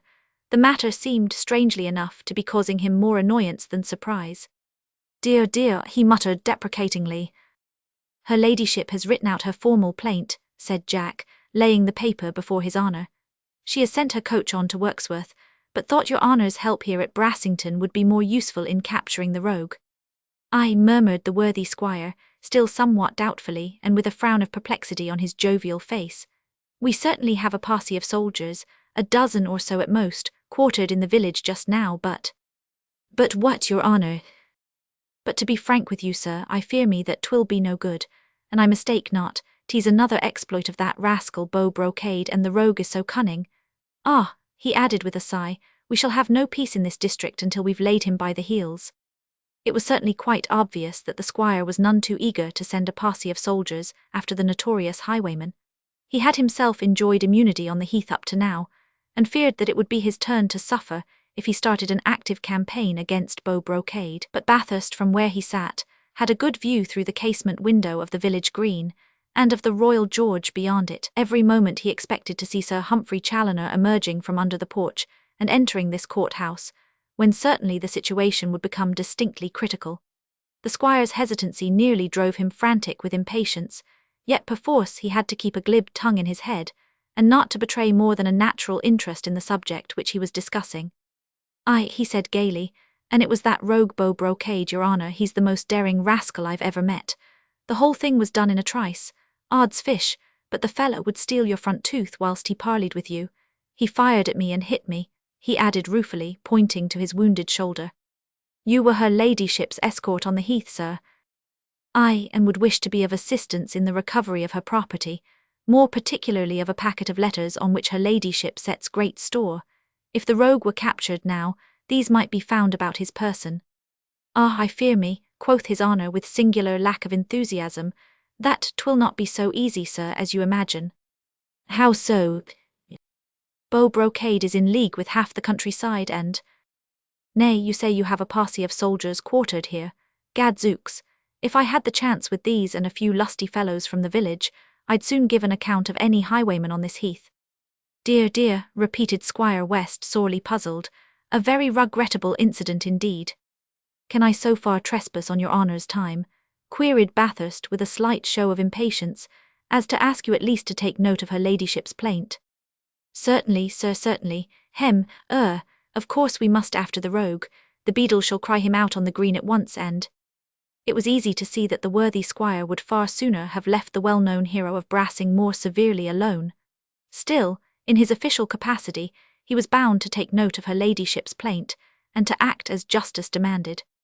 "'Tis a pity, sir," he said, whilst he sat fidgeting among his papers, "that you, or perhaps her ladyship, did not see the rogue's face. I suppose he was masked as usual."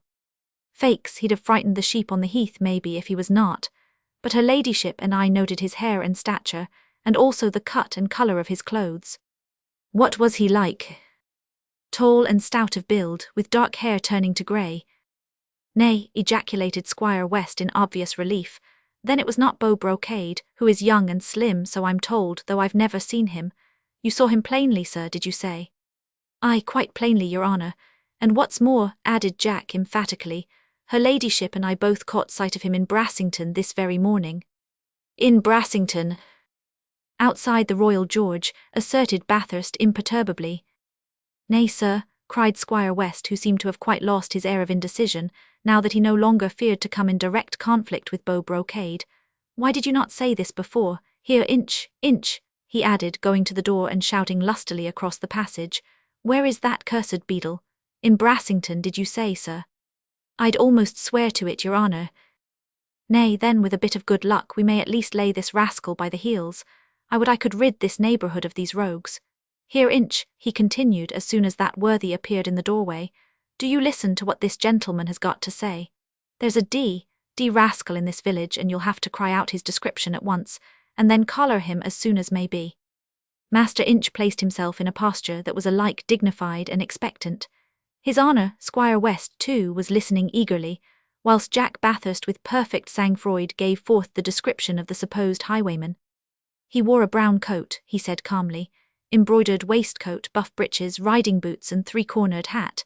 He is tall and stout of build, has dark hair slightly turning to grey, and was last seen carrying a gold-headed riding crop. That's clear enough, Inch, is it not? Queried his honour. It is marvellously pellucid, sir, replied the beadle.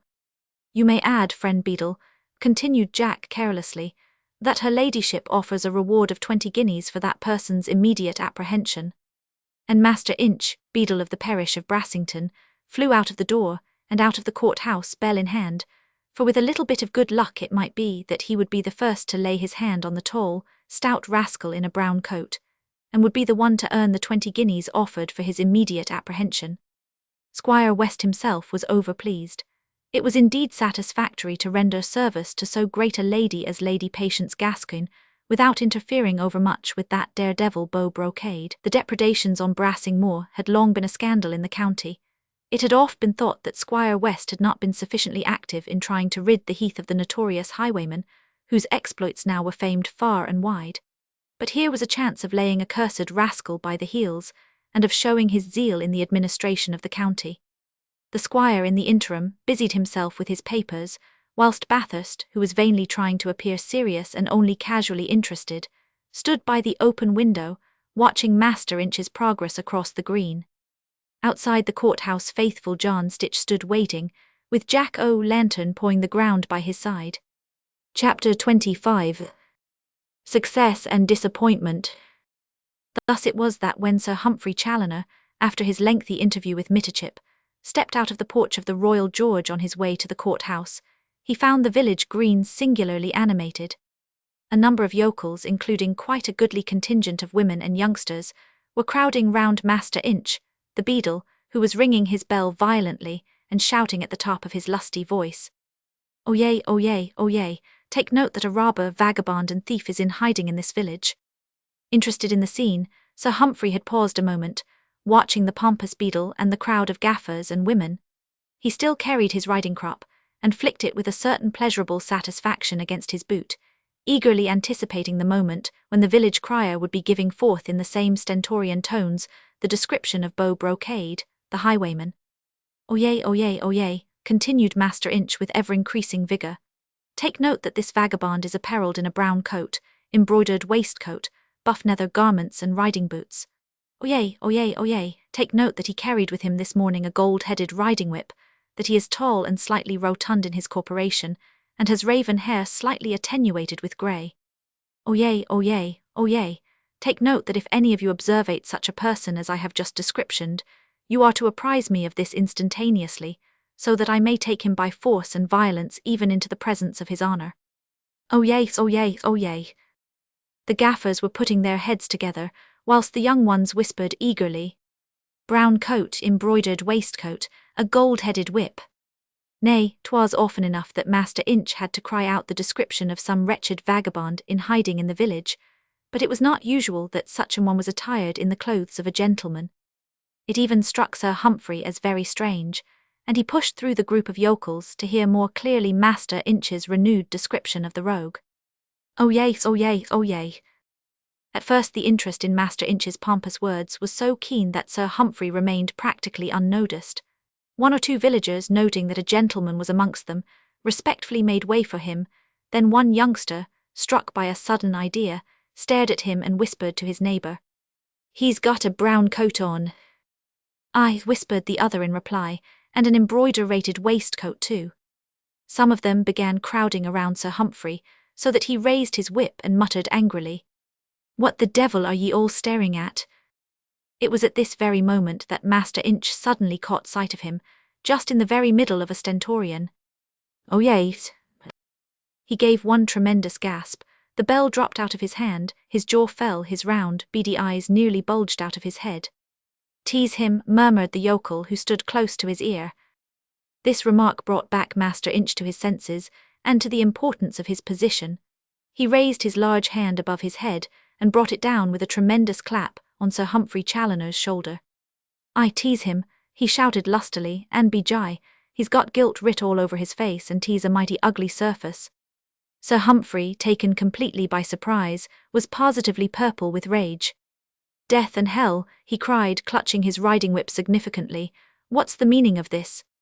But already the younger men, full of excitement and eagerness, had closed round him, impeding his movements, whilst two more lusty fellows incontinently seized him by the collar.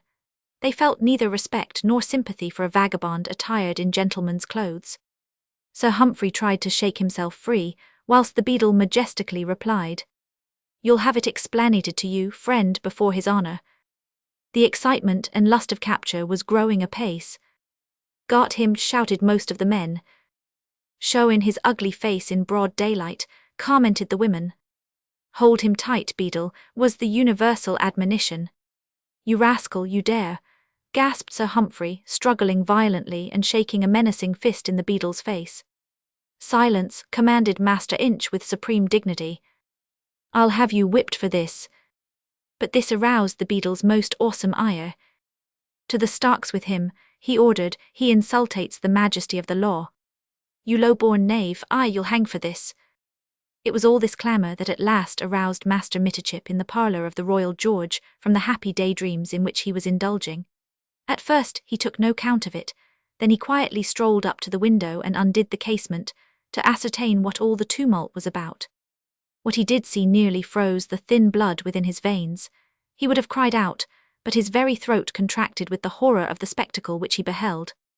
There, across the village green, he saw Sir Humphrey Challoner, his noble patron the Squire of Hartington, being clapped into the village stocks, whilst a crowd of yokels, the clumsy, ignorant louts, were actually pelting his honour with carrots, turnips and potatoes. Oh, was the world coming to an end? There, a peck of peas hit Sir Humphrey straight in the eye. No wonder his honour was purple, he would have a stroke of apoplexy for sure within the next 5 minutes. At last Master Mitterchip recovered the use of his limbs. With one bound he was out of the inn parlour, and had pushed past mine host and hostess, who, as ignorant as were all the other villagers of their guest's name and quality, were watching the scene from the porch, and holding their sides with laughter. Jack Bathurst had watched it all from the window of the courthouse. His daredevil madcap scheme had succeeded beyond his most sanguine hopes. When he saw Sir Humphrey Challoner actually clapped in the village stocks, with the pompous beadle towering over him, like the sumptuous majesty of the law, he could have cried out in wild merry glee. But Jack was above all a man of prompt decision and quick action. For his own life he cared not one jot, and would gladly have laid it down for the sake of the woman he loved with all the passionate ardour of his romantic temperament. But with him, as with every other human being, self-preservation was the greatest and most irresistible law. He had readily imperilled his safety in order to obtain possession of the letters, which meant so much happiness to his beautiful white rose. But this done, he was ready to do battle for his own life, and to sell his freedom as dearly as may be. He hoped that he had effectually accomplished his purpose through the arrest of Sir Humphrey Challoner, whose pockets Master Inch was even now deliberately searching. In spite of vigorous protests and terrible language from his honour, his heart gave a wild leap of joy when he saw the beadle presently hurrying across the green and holding a paper in his hand. It looked small enough, not a packet, only a single letter. But if it were the momentous one, then indeed would all risks, all perils seem as nothing when weighed against the happiness of having rendered her this service. But Jack also saw Master Mitterchip darting panic-stricken out of the inn opposite. He knew, of course, that within the next few moments, seconds perhaps, the fraud would be discovered, and Sir Humphrey Challoner liberated, amidst a shower of abject apologies from the squire and parish of Brassington combined. What the further consequences of it all would be to himself was not difficult to foresee. He looked behind him. The squire was sitting at his desk, apparently taking no notice of the noise and shouting outside. Down below, John Stitch, who had been watching the scene on the green with the utmost delight, stood ready, holding Jack O'Lantern by the bridle. In a moment, with a few courteous words to the squire, Bathurst had hurried out of the courthouse. He met the beadle at the door, who, paper in hand, conscious of his own importance and flurried with wrath, was hurrying to report the important arrest to Squire West. Bathurst stopped him with a quick, "'Twas well done, Master Inch," and pressing a couple of guineas into the beadle's hand, he added, "Her ladyship will further repay when you found the rest of her property. In the meanwhile, these, I presume, are the letters she lost." "Only one letter, sir," said Master Inch, as somewhat taken off his pompous guard he allowed Jack to take the paper from him.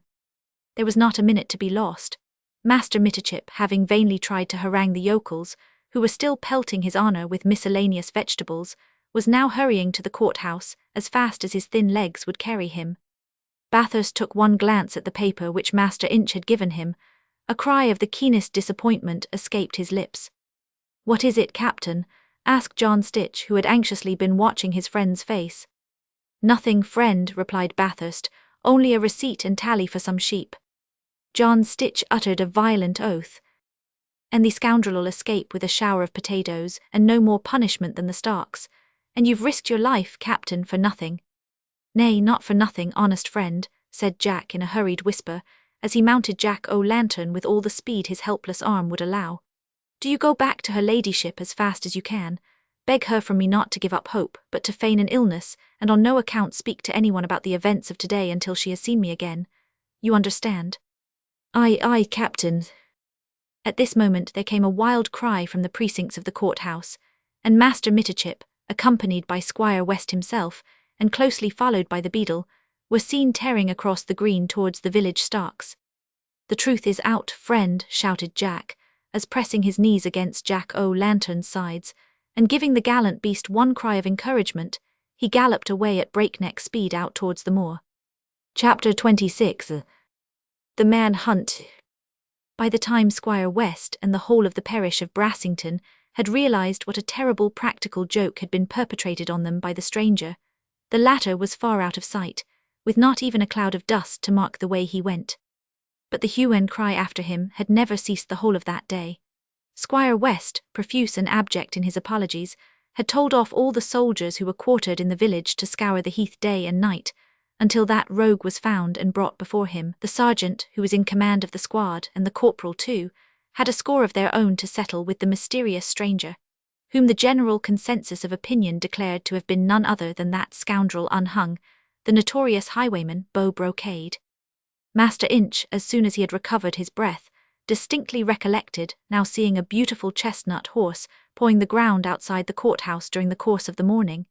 He blamed himself severely for not having guessed the identity of the creature, so closely associated in everyone's mind with the exploits of the highwayman. The yokels, however, at this juncture, entrenched themselves behind a barrier of impenetrable density. In those days, just as even now, it is beyond human capacity to obtain information from a Derbyshire countryman if he do not choose to give it. Whether some of those who had pelted Sir Humphrey Challoner with vegetables had or had not known who his honour was, whether some of them had or had not guessed Beau Brocade's presence in the village, remained, in spite of rigorous cross-examination, a complete mystery to the perplexed squire, and to his valiant henchman, the beadle. Promises, threats, bribes were alike ineffectual. "I dunno," was the stolid, perpetual reply to every question put on either subject. Her ladyship, on the other hand, overcome with fatigue, was too ill to see anyone. The posse of soldiers, a score or so by now, had however been reinforced as the day wore on by a contingent of Squire West's own indoor and outdoor servants, also by a few loafers from Brassington itself, of the sort that are to be found in every corner of the world. Where there is an alehouse, the idlers, the toadies, those who had nothing to lose and something to gain by running counter to popular feeling and taking up cudgels against Beau Brocade, for the sake of the reward lavishly promised by Squire West and Sir Humphrey Challoner. The latter's temper had not even begun to simmer down at this late hour of the day when, all arrangements for the battue after the highwayman being completed, he at last found himself on horseback, ambling along the bridle path towards the shepherd's hut, with Master Mitterchip beside him. It had been a glorious day, and the evening now gave promise of a balmy night to come, but the heath's majestic repose was disturbed by the doings of man. Beneath the gorse and bracken, lizards and toads had gone to rest in the marshy land beyond, waterhen and lapwing were asleep, but all the while on the great moor, through the scrub and blackthorn, along path and ravine, man was hunting man and finding enjoyment in the sport. As Sir Humphrey Challoner and the attorney rode slowly along, they could hear from time to time the rallying cry of the various parties stalking the heath for their big game. The hunt was close on the heels of Beau Brocade. Earlier in the afternoon, his horse had been seen to make its way, riderless, towards the forge of John Stitch. The quarry was on foot, he was known to be wounded, he must fall an easy prey to his trackers soon enough. Sometimes in the distance there would come a shout of triumph, when the human bloodhounds had at last found a scent. Then Sir Humphrey would rouse himself from his moody silence. A look of keen malice would light up his deep-set eyes, and reining in his horse, he would strain his ears to hear that shout of triumph again. He'll not escape this time, Sir Humphrey, whispered Mitterchip, falling obsequiously into his employer's mood. No, curse him, muttered his honour with a string of violent oaths. I shall see him hang before 2 days are over, unless these dolts let him escape again. Nay, nay, Sir Humphrey, that's not likely, chuckled Master Mitterchip. Squire West has pressed all his own able-bodied men into the service, and the posse of soldiers were most keen for the chase. Nay, nay, he'll not escape this time. Death, swore his honour under his breath, but I do feel stiff. A dreadful indignity, moaned the attorney. Nay, but Squire West was most distressed, and his apologies were profuse. Indeed, he seemed to feel it as much as if it had happened to himself. Ay, but not in the same place, I'll warrant. Odd's life, I had no notion how much a turnip could hurt when flung into one's eye, added his honour, with one of those laughs that never boded any good. A most painful incident, Sir Humphrey, sighed Mitterchip, brimming over with sympathy. 'Twas not the incident that was painful. Zounds, I am bruised all over. But I'll have the law of every one of those dolts, aye, and make that fool West administer it on all of them. As for that ape the beadle, he shall be publicly whipped. Death and hell, they'll have to pay for this. Aye, aye, Sir Humphrey, your anger is quite natural, and Squire West assured me that that rascal Beau Brocade, who played you this impudent trick, cannot fail to be caught. The hunt is well organised, he cannot escape. As if to confirm the attorney's words, there rose at this moment from afar a weird and eerie sound, which caused Master Mitterchip's shrivelled flesh to creep along his bones. What was that? He whispered, horror-struck. A bloodhound, the better to track that rascal, muttered Sir Humphrey savagely. The attorney shivered. There had been so much devilish malice in his honour's voice that suddenly his puny heart misgave him. He took to wishing himself well out of this unmanly business. The horror of it seemed to grip him by the throat. He was superstitious too, and firmly believed in a material hell. The sound of that distant snarl, followed by the significant yelping of a hound upon the scent, made him think of the cries the devils would utter at sight of the damned. The dog belongs to one of Squire West's grooms, remarked his honour carelessly, a savage beast enough by the look of him. Luck was in our favour, for our gallant highwayman had carried Lady Patience's plaint inside his coat for quite a long time, and then left it on his honour's table. Quite enough for any self-respecting bloodhound, and this one is said to be very keen on the scent. Squire West tried to protest, but set a dog to catch a dog, say I. Master Mitterchip tried to shut his ears to the terrible sound. Fortunately it was getting fainter now, and Sir Humphrey did not give him time for much reflection. His honour had stopped for a while listening, with a chuckle of intense satisfaction, to the yelping of the dog straining on the leash. Then when the sound died away, he said abruptly, "Are we still far from the hut?" "No, Sir Humphrey," stammered Mitterchip, whose very soul was quaking with horror. "We'll find the shepherd there, think you?" Why, yes, your honour." "Harkee, Master Mitterchip, I'll run no risk. That D highwayman must be desperate tonight. We'll adhere to our original plan and let the shepherd take the letters to Wirksworth." You'll not let them bide tonight where they are, Sir Humphrey." "No, you fool, I won't. They are but just below the surface under cover of some bramble, and once those fellows come scouring round the hut, any one of them may unearth the letters with a kick of his boot. There's been a lot of talk of a reward for the recovery of a packet of letters. No, I'll not risk it." Sir Humphrey Challoner had thought the matter well out, and knew that he ran 2 distinct risks in the matter of the letters. To one he had alluded just now when he spoke of the probability, remote perhaps, of the packet being accidentally unearthed by one of the scouring parties. Any man who found it would naturally at once take it to Squire West, in the hope of getting the reward promised by her ladyship for its recovery. The idea, therefore, of leaving the letters in their hiding-place for a while did not commend itself to him. On the other hand, there was the more obvious risk of keeping them about his own person.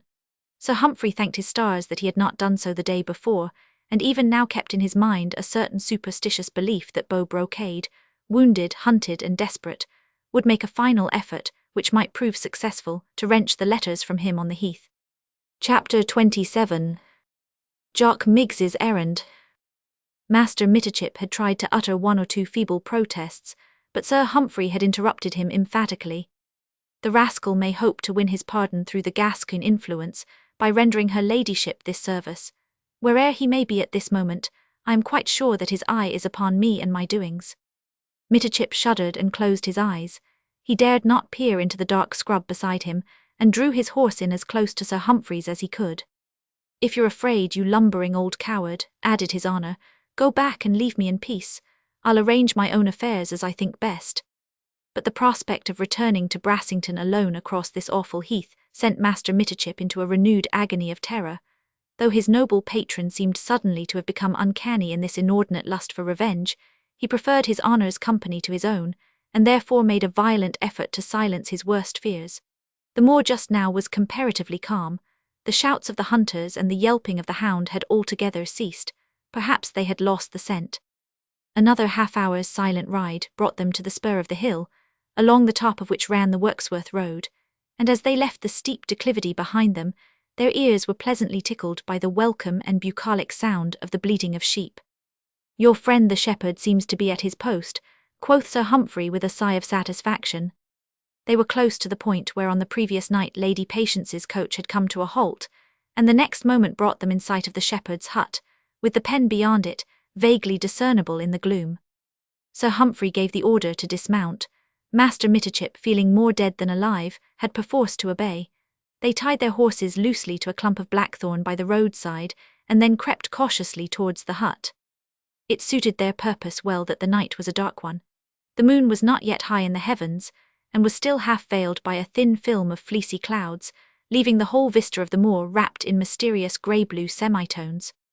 You have brought the lanthorn, whispered Sir Humphrey hurriedly. Why, yes, your honour, stammered Mitterchip. Then quick's the word, said his honour, pointing to a thick clump of gorse and bramble quite close to the shed. The letters are in the very centre of that clump, and only just below the surface. Do you creep in there and get them? There was nothing for Master Mitterchip to do but to obey, and that with as much alacrity as his terror would allow. His teeth were chattering in his head, and his hands were trembling so violently that he was some time in striking a light for the lanthorn. Sir Humphrey suppressed an oath of angry impatience. Lud preserve me, murmured the poor attorney, if that highwayman should come upon me whilst I am engaged in the task. You'll not leave me, Sir Humphrey. I'll lay my stick across your cowardly shoulders if you don't hurry, was his honour's only comment. He watched Mitterchip crawling on his hands and knees underneath the bramble, and his deep stertorous breathing testified to the anxiety which was raging within him.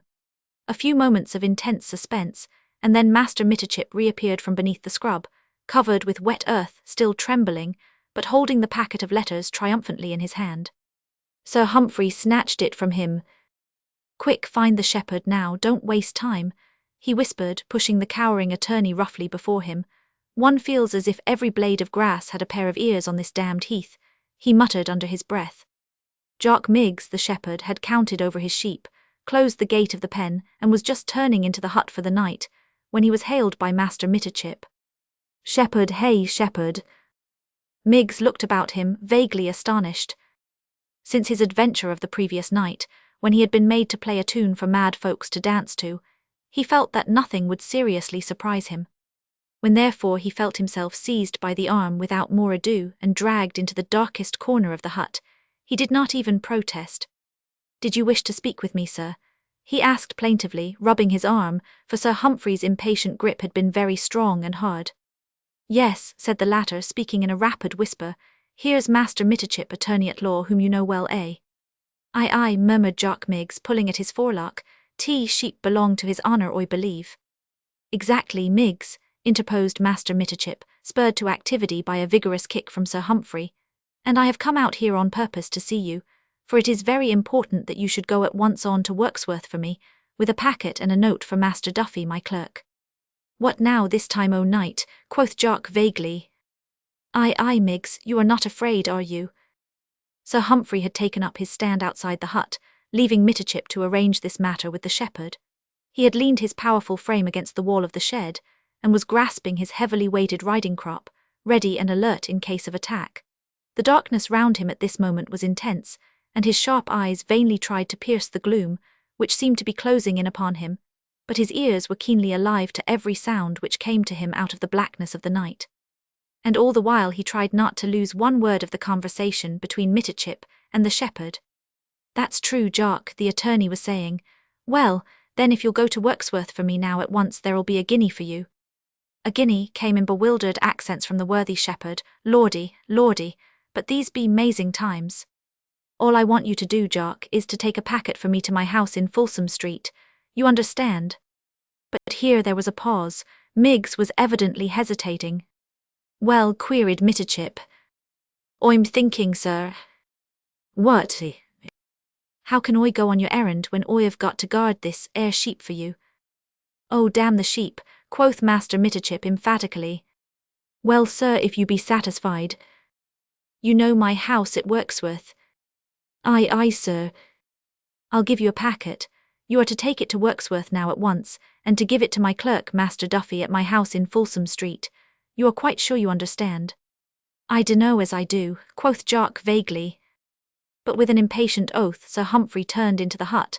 Matters were progressing much too slowly for his impatient temperament.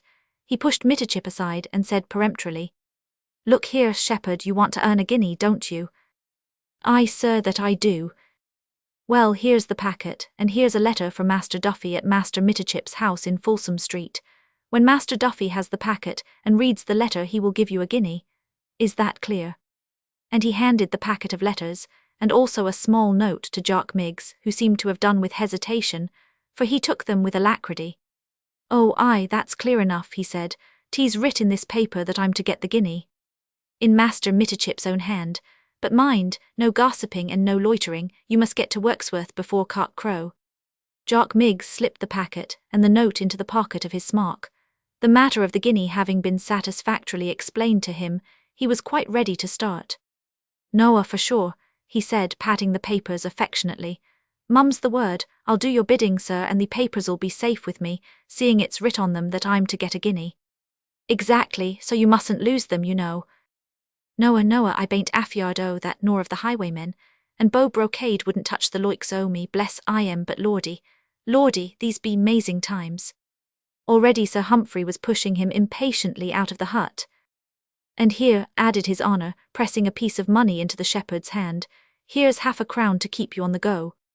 Thank 'ee, sir, and if you think sheep will be all right. Oh, hang the sheep. All right, sir, if Master Mitterchip be satisfied, and I'll leave dog to look after sheep. He took up his long, knotted stick, and still shaking his head and muttering, Lordy, the worthy shepherd slowly began to wend his way along the footpath, which from this point leads straight to Wirksworth. Sir Humphrey watched the quaint, wizened figure for a few seconds until it disappeared in the gloom, then he listened for a while. All round him the heath was silent, and at peace, the plaintive bleating of the sheep in the pen added a note of subdued melancholy to the vast and impressive stillness. Only from far there came the weird echo of hound and men on the hunt. His honour swore a round oath. Zounds, he muttered, the rogue must be hard-pressed and he's not like to give us further trouble. Even if he come on us now, you old scarecrow, the letters are safe at last, what? Lud preserve me, sighed the attorney, but I hope so. Back to Brassington then, quoth Sir Humphrey lustily. Beau Brocade can attack us now, Ha ha ha, he laughed in his wonted boisterous way. Methinks we have outwitted that gallant highwayman after all. For sure, Sir Humphrey, echoed Mitterchip, who was meekly following his honour's lead across the road to where their horses were in readiness for them. As for my lady Patience, said his honour jovially, her brother's life is, well, in my hands to save or to destroy according as she will frown on me or smile, but meseems her ladyship will have to smile, He laughed pleasantly, for he was in exceedingly good temper just now. As for that chivalrous Beau Brocade, he added as he hoisted himself into the saddle, he shall, and I mistake not, dangle on a gibbet before another nightfall. Hark, he added, as the yelping of the bloodhound once more woke the silent moor with its eerie echo. Mitterchip's scanty locks literally stood up beneath his bobtail wig. Even Sir Humphrey could not altogether repress a shudder as he listened to the shouts, the cries, the snarls, which were rapidly drawing nearer. We should have waited to be in at the death, he said with enforced gaiety. Meseems our fox is being run to earth at last. He tried to laugh, but his laughter sounded eerie and unnatural, and suddenly it was interrupted by the loud report of a pistol shot, followed by what seemed like prolonged yells of triumph. Master Mitterchip could bear it no longer. With the desperation of intense and unreasoning terror, he dug his spurs into his horse's flanks, and like a madman galloped at breakneck speed down the hillside into the valley below. Sir Humphrey followed more leisurely. He had gained his end and was satisfied. Chapter 28. The Quarry. Some few minutes before this, the hunted man had emerged upon the road. As worn out, pallid, aching in every limb, he dragged himself wearily forward on hands and knees. It would have been difficult to recognize in this poor, suffering fragment of humanity the brilliant, dashing gentleman of the road, the foppish, light-hearted dandy, whom the countryside had nicknamed Beau Brocade. The wound in his shoulder, inflamed and throbbing after the breakneck ride from the court-house to the heath, had caused him almost unendurable agony, against which he had at first resolutely set his teeth. But now his whole body had become numb to every physical sensation. Covered with mud and grime, his hair matted against his damp forehead, the lines of pain and exhaustion strongly marked round his quivering mouth, he seemed only to live through his two senses, his sight and his hearing. The spirit was there though, indomitable, strong, the dogged obstinacy of the man who has nothing more to lose, and with it all the memory of the oath he had sworn to her. All else was a blank. Hunted by men, and with a hound on his track, he had, physically, become like the beasts of the moor, alert to every sound, keen only on eluding his pursuers, on putting off momentarily the inevitable instant of capture and of death. Early in the day he had been forced to part from his faithful companion. Jack-o'-lantern was exhausted and might have proved an additional source of danger. The gallant beast, accustomed to every bush and every corner of the heath, knew its way well to its habitual home, the forge of John Stitch. Jack Bathurst watched it out of sight, content that it would look after itself, and that being riderless it would be allowed to wend its way unmolested whither it pleased on the moor. And thus he had seen the long hours of this glorious September afternoon drag on their weary course. He had seen the beautiful day turn to late, glowing afternoon, then the sun gradually set in its mantle of purple and gold, and finally the grey dusk throw its elusive and mysterious veil over tors and moor. And he, like the hunted beast, crept from gorse-bush to scrub, hiding for his life, driven out of one stronghold into another, gasping with thirst, panting with fatigue, determined in spirit, but broken down in body at last. By instinct and temperament Jack Bathurst was essentially a brave man. Physical fear was entirely alien to his nature. He had never known it, never felt it. During the earlier part of the afternoon, with a score of men at his heels, some soldiers, others but indifferently equipped louts, he had really enjoyed the game of hide-and-seek on the heath. To him, at first, it had been nothing more. It was but a part of that wild, mad life he had chosen, the easily endured punishment for the breaking of conventional laws. He knew every shrub and crag on this wild corner of the earth which had become his home, and could have defied a small army, when hidden in the natural strongholds known only to himself. But when he first heard the yelping of the bloodhound set upon his track by the fiendish cunning of an avowed enemy, an icy horror seemed to creep into his very marrow, a horror born of the feeling of powerlessness, of the inevitableness of it all. His one thought now was lest his hand, trembling and numb with fatigue, would refuse him service when he would wish to turn the muzzle of his pistol against his own temple, in time to evade actual capture. The dog would not miss him. It was practically useless to hide. Flight alone, constant, ceaseless flight, might help him for a while, but it was bound to end one way and one way only. The scent of blood would lead the cur on his track, and his pursuers would find and seize him, bind him like a felon and hang him, hang him like a common thief. He had oft laughed and joked with John Stitch about his ultimate probable fate. He knew that his wild, unlawful career would come to an end sooner or later, but he always carried pistols in his belt, and had not even remotely dreamt of capture. As until now. But now he was tired, ill, half paralyzed with pain and exhaustion. His trembling hand crept longingly round the heavy silver handle of the precious weapon. Every natural instinct in him clamoured for death now, at this very moment, before that yelping cur drew nearer, before those shouts of triumph were raised over his downfall. Only, after that, what would happen? He would be asleep and at peace, but she, what would she think? That like a coward he had deserted his post, like a felon he had broken his oath whilst there was one single chance of fulfilling it, that he had left her at the mercy of that same enemy who had already devised so much cruel treachery. And like a beast he crept back within his lair, and watched and listened for that one chance of serving her before the end. He had seen Sir Humphrey Challoner and Mitterchip ambling up the hillside. He tried not to lose sight of them, and if possible to keep within earshot, but he was driven back by a posse of his pursuers, close upon his heels, and now having succeeded in reaching the road at last, he had the terrible chagrin of seeing that he was too late. The two men were remounting their horses and turning back towards Brassington. Methinks we have outwitted that gallant highwayman after all, Sir Humphrey was saying with one of those boisterous outbursts of merriment, which to Bathurst's sensitive ears had a ring of the devil's own glee in it. What hellish mischief have those two reprobates been brewing, I wonder, he mused. If those fellows at my heels hadn't cut me off I might have known. He crept nearer to the two men, but they set their horses at a sharp trot down the road. Jack vainly strained his ears to hear their talk. For the last 8 hours he had practically covered every corner of the heath, backwards and forwards, across boulders and through morass. The hound had had some difficulty in finding and keeping the trail, but now it seemed suddenly to have found it. The yelping drew nearer, but the shouts had altogether ceased. What was to be done? God in heaven, what was to be done? It was at this moment that the plaintive bleating of one or two of the penned-up sheep suddenly aroused every instinct of vitality in him. The sheep, he murmured, a receipt and tally for some sheep. Fresh excitement had in the space of a few seconds given him a new lease of strength. He dragged himself up to his feet and walked almost upright as far as the hut. There certainly was a flock of sheep in the pen. The dog was watching close by the gate, but the shepherd was nowhere to be seen. The sheep, a receipt and tally for some sheep, in Sir Humphrey Challoner's coat pocket.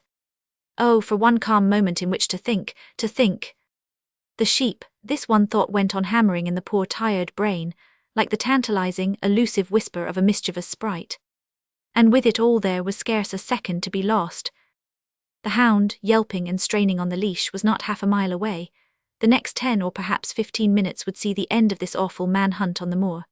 And yet there close by, behind those clumps of gorse and the thick-set hedge of bramble, was the clearing, where just 24 hours ago he had danced that mad rigadoon, with her almost in his arms. Instinctively, in the wild agony of this supreme moment, Beau Brocade turned his steps thither. This clearing had but 2 approaches, there where the tough branches of firs had once been vigorously cut into. Last night he had led her through the one whilst Jock Miggs sat beside the other, piping the quaint sad tune. For one moment the hunted man seemed to live that mad, merry hour again, and from out the darkness fairy fingers seemed to beckon, and her face, just for one brief second, smiled at him out of the gloom. Surely this was not to be the end. Something would happen, something must happen to enable him to render her the great service he had sworn to do. Oh, if that yelping dog were not quite so close upon his track. Within the next few minutes, seconds even, he would surely think of something that would guide him towards that great goal, her service. Oh, for just a brief respite in which to think, a way to evade his captors for a short while, a means to hide, a disguise, anything. But for once the moor, his happy home, his friend, his mother, was silent save for the sound of hunters on his trail, of his doom drawing nearer and nearer, whilst he stood and remembered his dream. It was madness surely, or else a continuance of that fairy vision, but now it seemed to him as he stood just there, where yesterday her foot had plied the dear old measure, that his ear suddenly caught once more the sound of that self-same rigadoon. It was a dream, of course. He knew that and paused a while, although every second now meant life or death to him. The tune seemed to evade him. It had been close to his ear a moment ago, now it was growing fainter and fainter, gradually vanishing away. Soon he could scarce hear it, yet it seemed something tangible, something belonging to her. It was the tune which she had loved, to which her foot had danced so gladsomely, so he ran after it, ran as fast as his weary body would take him, to the further end of the clearing, whither the sweet, sad tune was leading him with its tender, plaintive echo. There, just where the clearing debouched upon the narrow path which leads to Wirksworth, he overtook Jock Miggs, who was slowly wending his way along, and who just now must have passed quite close to him, blowing on his tiny pipe, as was his wont. The shepherd, chorus of angels in paradise, lend me your aid now. With a supreme effort he pulled his scattered senses together. The mighty fever of self-defense was upon him, that tower of strength which some overwhelming danger will give to a brave man once perhaps in his lifetime. The veil of semi-consciousness, of utter physical prostration, was lifted from his dull brain for this short brief while. The exhausted, suffering, hunted creature had once more given place to the keen, alert son of the moor, the mad, free child of nature, with a resourceful head and a daring hand, and for that same brief while the great and mighty power whom men have termed fate, but whom saints have called God, allowed his untamed spirit to conquer his body and to hold it in bondage, chasing pain away, trampling down exhaustion, whilst disclosing to his burning eyes, amidst the dark and deadly gloom, the magic, golden vision of a newly awakened hope. Chapter 29. The dawn.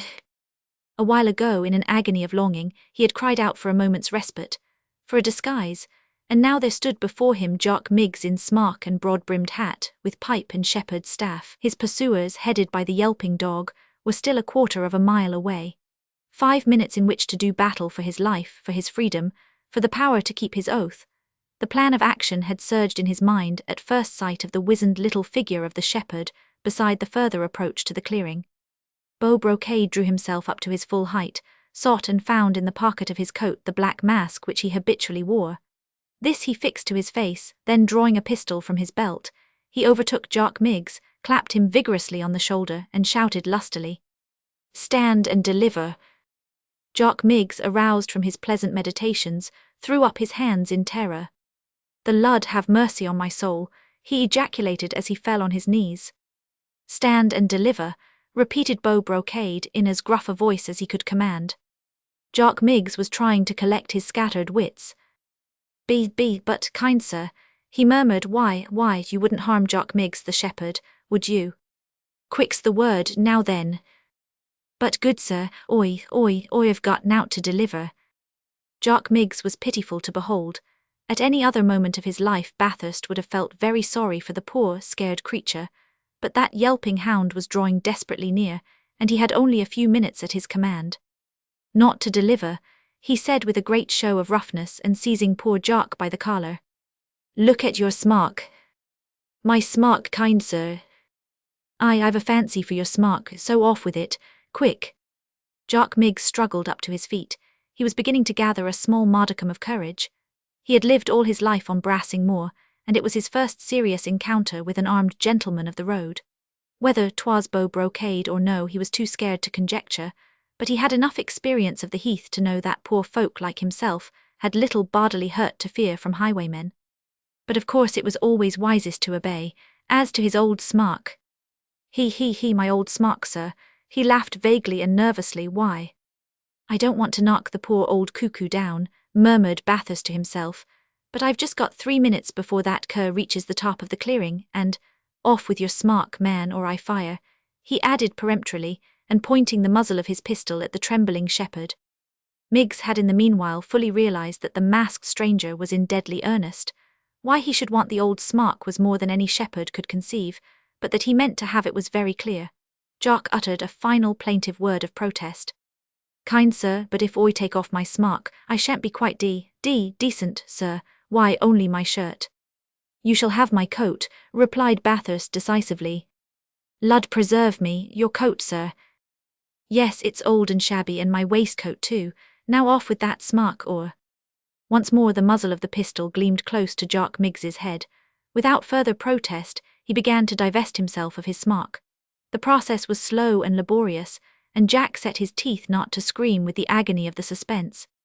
He himself had had little difficulty in taking off his own coat and waistcoat, for earlier in the day, before he had been so hard pressed, the pain in his shoulder had caused him to slip his left arm out of its sleeve. Moreover, the excitement of these last fateful moments kept him at fever pitch. He was absolutely unconscious of aught save of the rapid flight of the seconds, and the steady approach of dog and men towards the clearing. Even Jock Miggs, who up to now had been too intent on his own adventure to take much heed of what went on in the gloom beyond, even he perceived that something unusual was happening on the moor. "What's that?" he asked with renewed terror.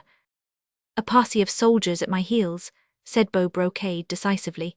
"That's why I want your smock, my man, and if I don't get it there'll be just time to blow out your dull brains before I fall into their hands."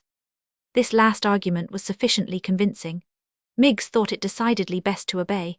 He helped his mysterious assailant on with his own smock, cap and kerchief, and not unwillingly attired himself in Beau Brocade's discarded coat and waistcoat. "A pistol in your belt in case you need it, friend," whispered Bathurst rapidly, as he slipped one of the weapons in Miggs's belt, keeping the other firmly grasped in his own hand. There was no doubt that the hound was on the scent now. The men had ceased shouting, but their rapid footsteps could be heard following closely upon the dog, whose master was muttering a few words of encouragement.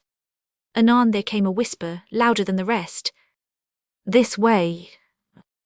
Then another. "There's a path here." "Bejai, this confounded darkness." "Steady, Roy, steady, old man. What?" This way. Can't you find the trail, old Roy? And the gorse was crackling beneath rapid and stealthy footsteps. There was now just the width of the clearing between Beau Brocade and his pursuers. This way, Sergeant, Roy's got the trail again. Neither Jock Miggs nor yet Beau Brocade could see what was going on at the further end of the clearing. The dog, wildly straining against the leash, was quivering with intense excitement, his master hanging on to him with all his might. Miggs, scared like some sheep lost among a herd of cows, was standing half-dazed, smoothing down with appreciative fingers the fine cloth of his new apparel, terrified every time his hand came in contact with the pistol in his belt. But Beau Brocade had crept underneath a heavy clump of gorse and bramble, and with his finger on the trigger of his weapon he cowered there, ready for action, his eyes fixed upon the blackness before him. The next moment the outline of the hound's head and shoulders became faintly discernible in the gloom. With nose close to the ground, powerful jaws dropping and parched tongue hanging out of its mouth, it was heading straight for the clump of gorse where cowered the hunted man. Beau Brocade took rapid aim and fired. The dog, without a howl, rolled over on its side, whilst Jock Miggs uttered a cry of terror. Then there was an instant's pause. The pursuers, silenced and awed, had stopped dead, for they had been taken wholly unawares, and for a second or two waited, expecting and dreading yet another shot. Then a mild, trembling voice came to them from the darkness. "There he is, Sergeant, just afore you standing. See." The sergeant and soldiers had no need to be told twice. Their pause had only been momentary, and already they had perceived the outline of Jock Miggs's figure, standing motionless not far from the body of the dead dog. With a shout of triumph, sergeant and soldiers fell on the astonished shepherd, whilst the same mild, trembling voice continued to pipe excitedly. "Hold and tight, Sergeant, jump on I tie his legs sure and tease he the rascal." Jock Miggs had had no chance of uttering one word of protest, for one of the soldiers, remembering a lesson learnt the day before at the smithy, had thrown his own heavy coat right over the poor fellow's head, effectually smothering his screams. Another man had picked up the still smoking pistol from the ground close to Miggs's feet. "Pistols," said the sergeant excitedly. "The pair owe them too," he added, pulling the other silver-mounted weapon out of Miggs's belt and the black mask out of the pocket of his coat. "And silver-mounted, be jai, and his mask. Now, my men, off with him, tie his legs together, off with your belts, quick. And you, corporal, keep that coat tied well over his head. The rascal's like an eel, and'll wriggle out of your hands if you don't hold him tight. Remember, there's 100 guineas reward for the capture of Beau Brocade." Poor old Miggs, smothered within the thick folds of the soldier's coat, could scarce manage to breathe. The men were fastening his knees and ankles together with their leather belts, his arms too were pinioned behind his back. Thus trussed and spitted like a goose ready for roasting, he felt himself being hauled up on the shoulders of some of the men, and then borne triumphantly away.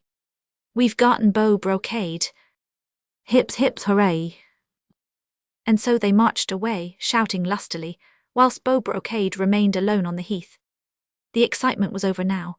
He was safe for the moment and free. But the hour of victory seemed like the hour of death.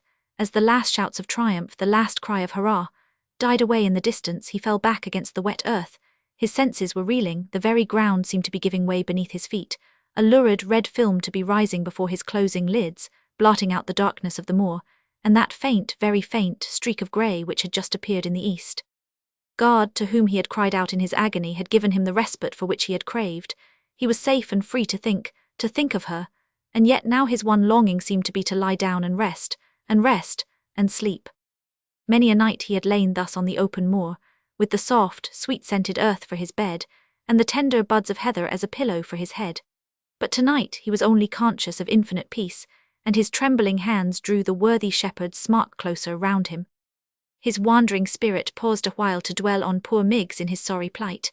Ah, well, the morning would see Jock free again, but in the meanwhile. Then all of a sudden the spirit was back on earth, back to life, and to a mad, scarce understandable hope. His hand had come in contact with a packet of letters in the pocket of Miggs's smock. Far away in the sky the eastern stars had paled before the morning light. One by one, the distant peaks of the Derbyshire hills emerged from the black mantle of the night, and peeped down on the valley below, blushing a rosy red. Upon the heath animal life began to be astir. In the morass beyond a lazy frog started to croak. Beau Brocade had clasped the letters with cold, numb fingers. He drew them forth and held them before his dimmed eyes. The letters, he murmured, trembling with the agony of this great unlooked-for joy. The letters. How they came there he could not tell, he was too weary, too ill to guess. But that they were her letters he could not for a moment doubt. He had found them. God and his angels had placed them in his hands. Ah, fortune, fickle fortune, the wilful jade and the poor outlaw were to be even then after all. And 'twas Beau Brocade, highwayman thief, who was destined in a few hours to bring her this great happiness. Will she smile, I wonder? He loved to see her smile, and to watch the soft telltale blush slowly mounting to her cheek. Ah, now he was dreaming, dreams that never could be. He would bring her back the letters, for he had sworn to her that she should have them ere the sun had risen twice o'er yon green-clad hills. And then all would be over, and she would pass out of his life like a beautiful comet gliding across the firmament of his destiny. A moment, but not to stay. In the east, far away, rose had changed to gold. From moor and heath and bogland came the sound of innumerable bird throats singing the great and wonderful hymn of praise, Hosanna to awakening nature. The outlaw had kept his oath. He turned to where the first rays of the rising sun shed their shimmering mantle over the distant tors, and in one great uplifting of his soul to his Maker, he prayed that sweet death might kiss him when he placed the letters at her feet. Part 4. HRH, the Duke of Cumberland. Chapter 30. Suspense. Throughout the whole range of suffering which humanity is called upon to endure, there is perhaps nothing so hard to bear as suspense. The uncertainty of what the immediate future might bring, the fast-sinking hope, the slowly creeping despair, the agony of dull, weary hours. Patience had gone through the whole miserable gamut during that long and terrible day when, obedient to Bathurst's wishes, she had shut herself up in the dingy little parlour of the packhorse and refused to see anyone save the faithful Smith. And the news which John Stitch brought to her from time to time was horrible enough to hear.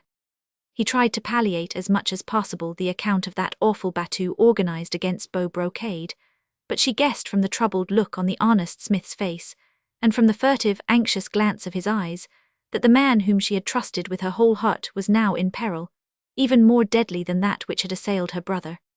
And with the innate sympathy born of a true and loving heart, she guessed too how John Stitch's simple, faithful soul went out in passionate longing to his friend, who alone, wounded, perhaps helpless, was fighting his last battle on the heath. Yet the trust within her had not died out. Beau Brocade had sworn to do her service, and to bring her back the letters ere the sun had risen twice o'er the green-clad hills. To her overwrought mind, it seemed impossible that he should fail. He was not the type of man whom fate or adverse circumstance ever succeeded in conquering, and on his whole magnetic personality, on the intense vitality of his being, nature had omitted to put the mark of failure. But the hours wore on, and she was without further news. Her terror for her brother increased the agony of her suspense. She could see that John Stitch too had become anxious about Philip. There was no doubt that with an organised manhunt on the moor, the lonely forge by the crossroads would no longer be a safe hiding-place for the Earl of Stretton. The smithy was already marked as a suspected house, and John Stitch was known to be a firm adherent of the Gascoignes and a faithful friend of Beau Brocade.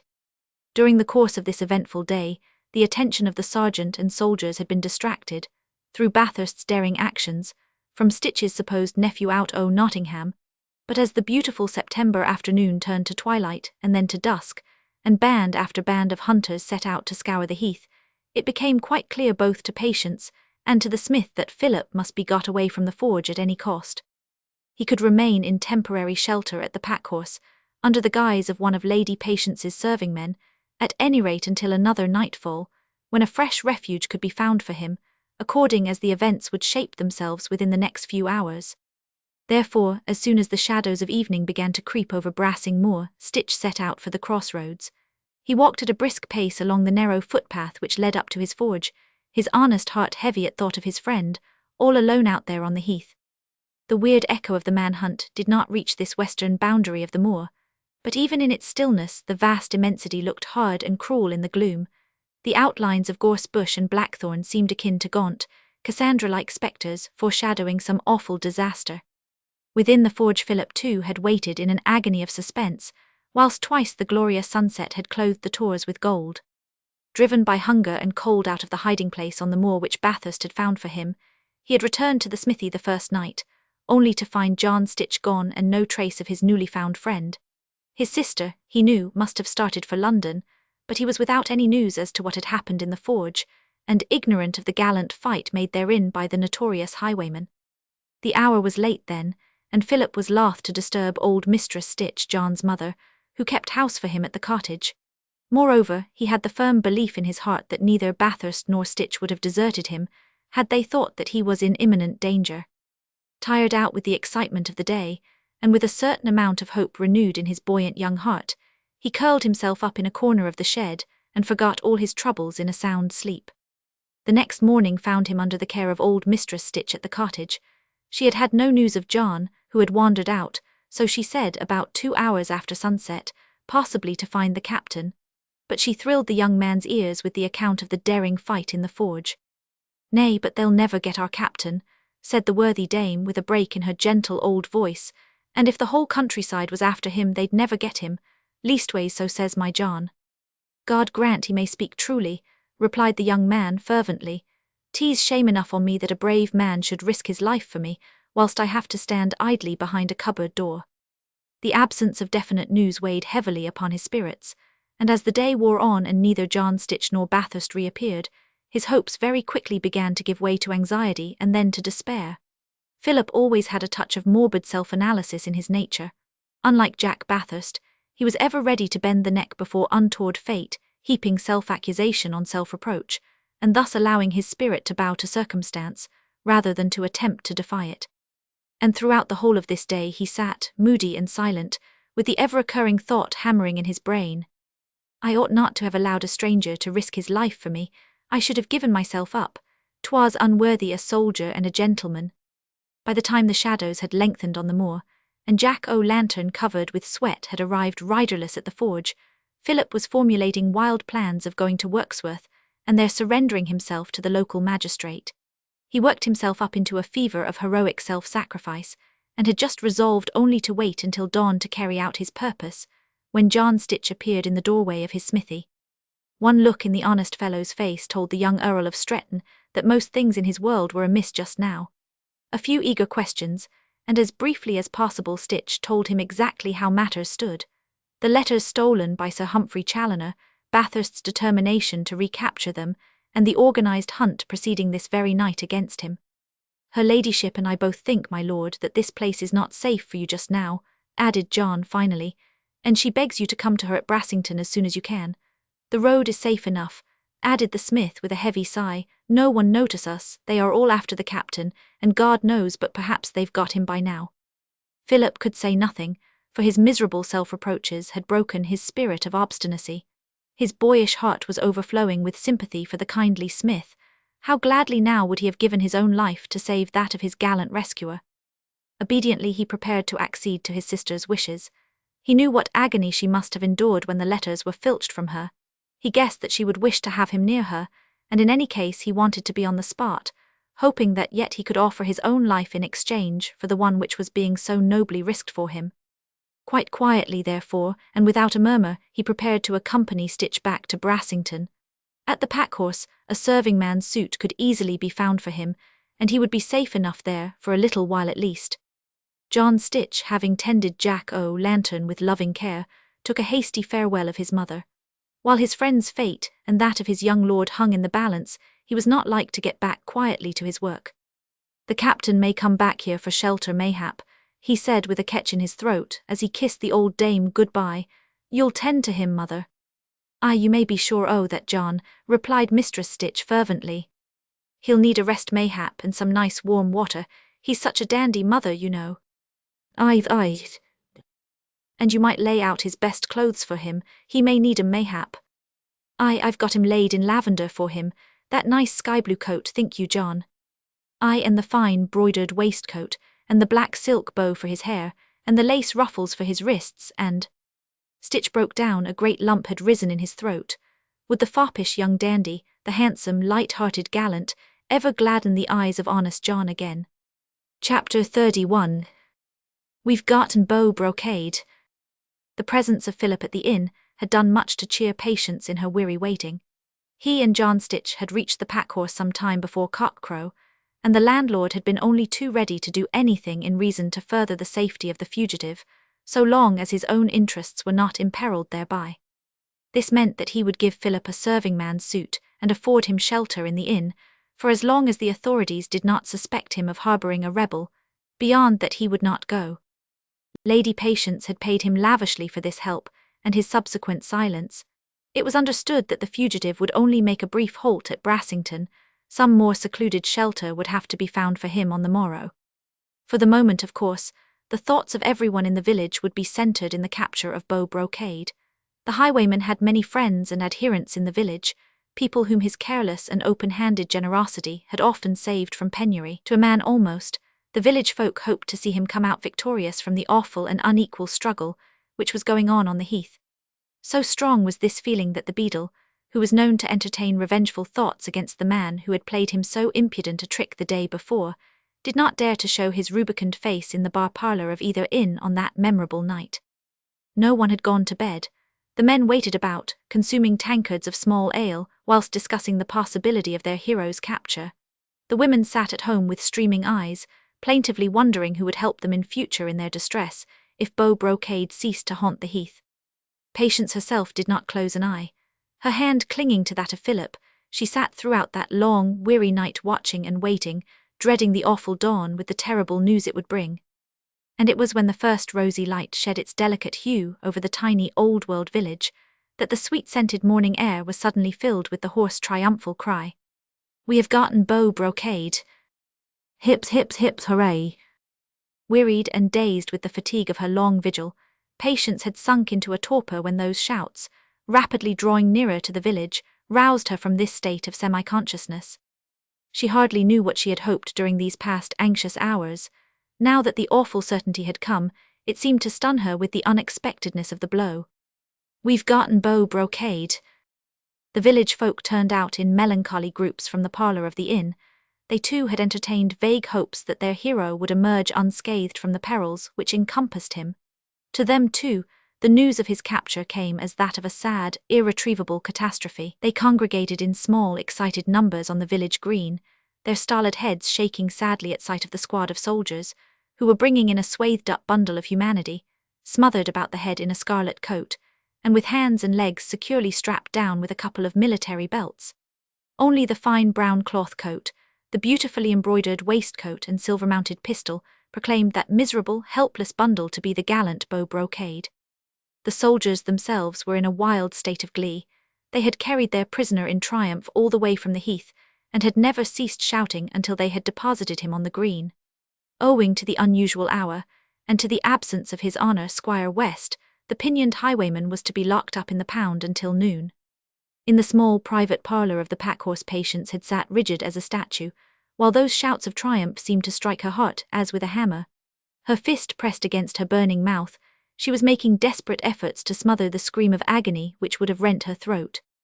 But with one bound John Stitch was soon out of the packhorse, where he too, with aching heart and mind devoured with anxiety, had watched and waited through the night. It did not take him long to reach the green, and using his stalwart elbows to some purpose, he quickly made a way for himself through the small crowd, and was presently looking down on the huddled figure which lay helpless on the ground. There was the captain's fine brown coat sure enough, with its ample, silk-lined, full skirts and rich cut steel buttons. There was the long, richly embroidered waistcoat, the lace cuffs at the wrists, and the handsome sword belt, through which the finely chased silver handle of the pistol still protruded. But John Stitch had need but to cast one glance at the hands, and another at the feet encased in rough countryman's boots, to realise with a sudden, wild exultation of his honest heart that in some way or other his captain had succeeded in once more playing a trick on his pursuers, and that the man who lay there muffled on the ground was certainly not Beau Brocade. But even in the suddenness of this intense joy and relief, John Stitch was shrewd enough not to betray himself. Obviously every moment during which the captors enjoyed their mistaken triumph was a respite gained for the hunted man out on the heath. Therefore, when the sergeant ordered the rascal to be locked up in the pound awaiting his honour's orders, and gave Stitch a vigorous rap on the shoulder, saying lustily, "Well, Master Stitch, we've got your friend after all, you see," the smith quietly replied, Aye, you've got him right enough. No offence, Sergeant, have a small ale with me before we all go to bed. Tea's nowt to me," he added, seeing with intense satisfaction the heavy bolts of the pound securely pushed home on the unfortunate Jock Miggs. The The sergeant was nothing loth, and eagerly followed Stitch to the bar of the Royal George, where small ale now flowed freely until the sun was high in the heavens. But as soon as the smith had seen the soldiers safely installed before their huge tankards, he rushed out of the inn and across the green, back to the packhorse, to bring the joyful news to Lady Patience and her brother. In the privacy of the little back parlour, he was able to give free rein to his joy.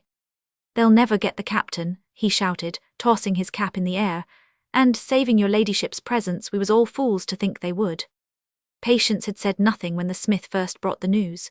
She smiled kindly and somewhat mechanically at the exuberance of his joy, but when honest John once more left her, to glean more detailed account of the great manhunt on the heath, she turned to her brother, and falling on her knees she buried her fair head against the lad's shoulder and sobbed in the fullness of her joy as if her heart would break.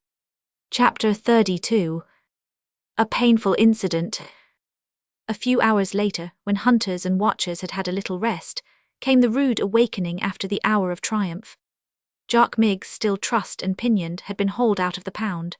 Master Inch, the beadle, resplendent in gold-laced coat and the majesty of his own importance, had taken the order of ceremony into his own hands. His honour, Squire West, would be round at the court-house about noon, and Inch, still smarting under the indignity put upon him through the instrumentality of the highwayman, had devised an additional little plan of revenge. Sir Humphrey Challoner had emphatically declared that the beadle should be publicly whipped for having dared to lay hands on the Squire of Hartington's person. Master Inch remembered this possible and appalling indignity, which mayhap he would be called upon to suffer, and therefore when the bolts of the pound were first drawn, disclosing the swathed-up bundle of humanity, which was supposed to be the highwayman, the beadle shouted in his most stentorian, most pompous tones, "To the pond with him!" The soldiers, most of them lads recruited from the Midland counties, and a pretty rough lot to boot, were only too ready for this additional bit of horseplay. 'Twas fun enough to sit an old scold in the ducking-stool, but to carry on the same game with Beau Brocade, the notorious highwayman who had defied the 4 counties and set every posse of soldiers by the ears, would be rare sport indeed. With a shout of joy they seized Jock Miggs by the legs and shoulders, and with much laughter and many a lively sally they carried him to the shallow duck pond at the further end of the green. Very sadly, and with many an anxious shake of the head, the village folk followed the little procession, which was headed by the sergeant and pompous Master Inch. At the moment when the unfortunate shepherd was being swung in mid-air, preparatory to his immersion in the water, one of the soldiers laughingly dragged away the coat which swathed poor Miggs's head and shoulders, and was near suffocating him. "We don't want I.M. to drown, do we?" he said, just as his comrades dropped the wretched man straight into the pond. Immediately there was a loud cry from beadle and spectators. "Lud love us all, that bain't Beau Brocade." And one timid voice added, "Why, 'tis Jock Miggs the shepherd." The beadle nearly had a fit of apoplectic rage. That cursed highwayman surely must be in league with the devil himself. The soldiers were gasping with astonishment, and staring open-mouthed at the dripping figure of Jock Miggs, who with unruffled stolidity was quietly struggling out of the water. "Lordy, lordy, these be 'mazing times," he muttered in his vague, fatalistic way as he shook himself dry in the sunshine, after the manner of his own woolly sheep-dog. "Oh ho ho ha ha ha," came in merry chorus from the crowd of village folk. "Look at Jock Miggs the highwayman." The soldiers were absolutely speechless. Master Inch the beadle had said emphatically, "Damn." Truly there was nothing more to be said. Those who were inclined to be superstitious felt, convinced that the devil himself had had something to do with this amazing substitution. That it was Beau Brocade, who had been captured on the heath last night, none of those who were present at the time doubted for a single instant. To their minds, the highwayman had been mysteriously spirited away by the agency of Satan his friend, who had quietly deposited Jock Miggs, the shepherd, in his place. John Stitch, with Mistress Betty beside him, had watched these proceedings from the other end of the green, fully prepared to come to Miggs's assistance and to disclose the latter's identity at once if the horseplay became at all too rough. He now pushed his way through the group of soldiers, and good-naturedly taking hold of the bewildered shepherd's arm, he led him to the porch of the Royal George. "You'd like to wet your gullet after this, Jock?" he said, as he ordered a tankard of steaming ale to be brought forthwith to the dripping man. The soldiers, somewhat shamefaced, had pressed into the bar parlour of the inn. Presently there would be a few broken heads in the village as a result of the morning's work, but for the moment the yokels had not begun to chaff. 'Twas Jock who was the centre of attraction outside in the porch, sitting on a bench and sipping large quantities of hot ale. "Let's all drink a glass of ale to the health of Jock Miggs, the highwayman," came in merry accents from one of the gaffers. "Hurrah for Jock Miggs, the highwayman," was the universal gleeful chorus. "Bijai, don't he look formidable?" quoth one of the villagers, pointing at the shepherd's scared figure on the bench. "Let me perish," said another in mock alarm, "but Izzy mightily affiard o' him." Mistress Betty, too, had mixed with the throng, and was eyeing Jock, with irrepressible laughter dancing in her saucy little face. "Lud, 'tis that funny bit of sheep's wool," she said gaily. "Faith, and you do look sadly, Jock Miggs, and no mistake. Have you been in the pond?" "How did he find that out?" queried Miggs vaguely. "Aye, they dumped Oi in Tea Pond, they did, and nearly throttled Oi. 'Tis a blamed shame." He had sipped huge tankards of hot ale until he felt thoroughly warm, and was steaming now like a great loaf just out of the oven. "Dumped ye in the pond," laughed Mistress Betty. "You were no beauty before, Jock Miggs, but now, oh Gemini, why, what had you done?" "I'd done nowt," retorted the bewildered shepherd. "A foine gentleman he took a fancy to me old smock, he did. He put a pistol to my head, then he give me his own beautiful coat for to make me look decent, and I were just puttin' it on when them soldiers fell on me, and nigh throttled me and clapped me in the pound they did." "Ye seem to have had a rough time o' it, friend Miggs," said John Stitch kindly. "Aye, that be so," commented Jock vaguely. "'Mazing times these be." "They mistook you in your fine clothes for Beau Brocade," explained one of the villagers. "Maybe so," quoth Miggs, "I dunno." But Mistress Betty held up a rosy finger at the unfortunate shepherd, and said with grave severity, "Ye are not Beau Brocade, Jock Miggs, are ye?" "I dunno," replied Jock Miggs with imperturbable vagueness. "I don't rightly know who Oi be. I think them soldiers made a mistake, but I dunno." He was undoubtedly the hero of the hour, and the rest of his morning was spent in pleasant conviviality with all his friends in the village, until by about noon the worthy shepherd was really hopelessly at sea as to who he really was. At 1 o'clock, he became quite convinced that he was Beau Brocade the highwayman, or at any rate a very dangerous character, and had only escaped hanging through his reputation of supernatural cunning and bravery. The sergeant and soldiers were drowning their acute disappointment in the bar parlour of the Royal George. They certainly were not in luck, for even at the very moment when egged on by the sergeant they were planning a fresh battue of the heath, there came into Brassington an advance guard from the Duke of Cumberland, with the news that His Royal Highness would pass through the village with his army corps on his way to the north. The sergeant was requisitioned to arrange for His Highness's quarters at the Royal George. The men would not be allowed to go hunting after a highwayman, in case their officers had need of them for other purposes. All thoughts of a fresh hunt after their elusive quarry would therefore have to be abandoned until after the army had passed through Brassington, and sergeant and soldiers could but hope that they would be left behind, in order that they might make one more gigantic attempt to earn the 100 guineas reward offered for the capture of Beau Brocade. Chapter 33. The Awakenings. John Stitch could scarce contain himself for joy. Fate indeed and all the angels in heaven had ranged themselves on the side of his captain. That Beau Brocade should have emerged unconquered after all out of the terrible position in which he was placed last night seemed to the worthy smith nothing short of miraculous, and only accomplished through the special agency of heaven, whose most cherished child the gallant highwayman most undoubtedly was, in his friend's enthusiastic estimation. For the moment, therefore, the kindly smith felt tolerably happy about his friend. The presence of His Royal Highness the Duke of Cumberland with his army corps in this part of the country would do much towards keeping the sergeant and soldiers' attention away from the heath, at any rate for a day or two. Perhaps the squad now quartered at Brassington would be drafted to one of the regiments, and a fresh contingent, composed of men who'd have no special bone to pick with the highwayman, left behind for the still active hunt against the rebels. But this train of thought brought the faithful smith's mind back to the Earl of Stretton and the stolen letters. Reassured momentarily as to his friend, he was still aware of the grave peril which threatened his young lord. Neither he nor Lady Patience could conjecture what had become of the letters. Sir Humphrey Challoner, after his woeful adventure in Brassington, had condescended to accept Squire West's hospitality for the nonce. Stitch had spied him in the course of the morning, walking in the direction of the village in close conversation with his familiar, Master Mitterchip, attorney at law. In spite of the momentary respite in his anxiety, the smith felt that there lay still the real danger to Beau Brocade and to Lord Stretton.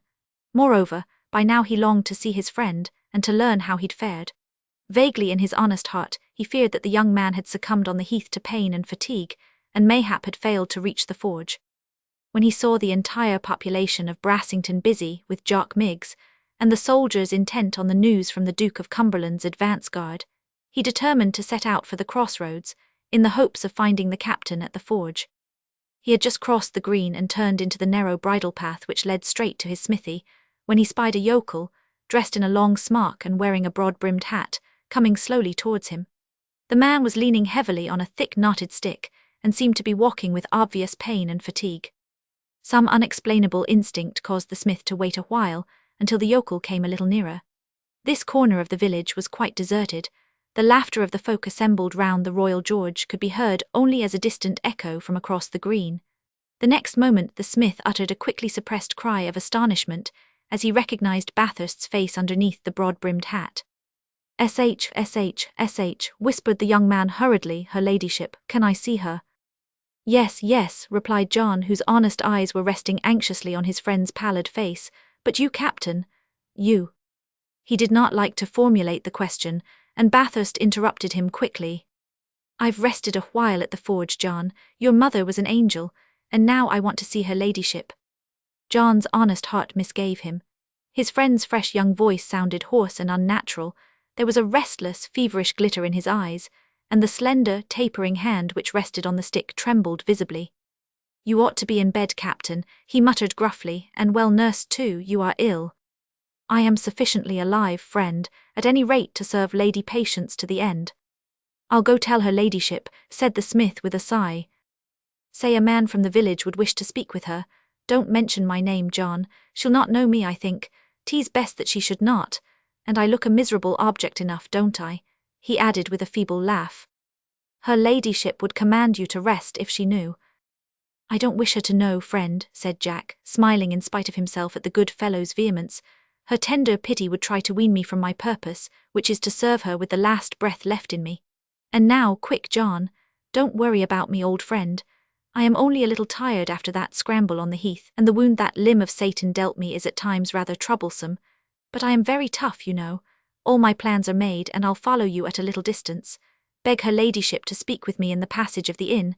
'Twould excite too much attention if I went up to her parlour. No one'll know me, never fear." John knew of old how useless it was to argue with the captain, once he had set his mind on a definite course of action.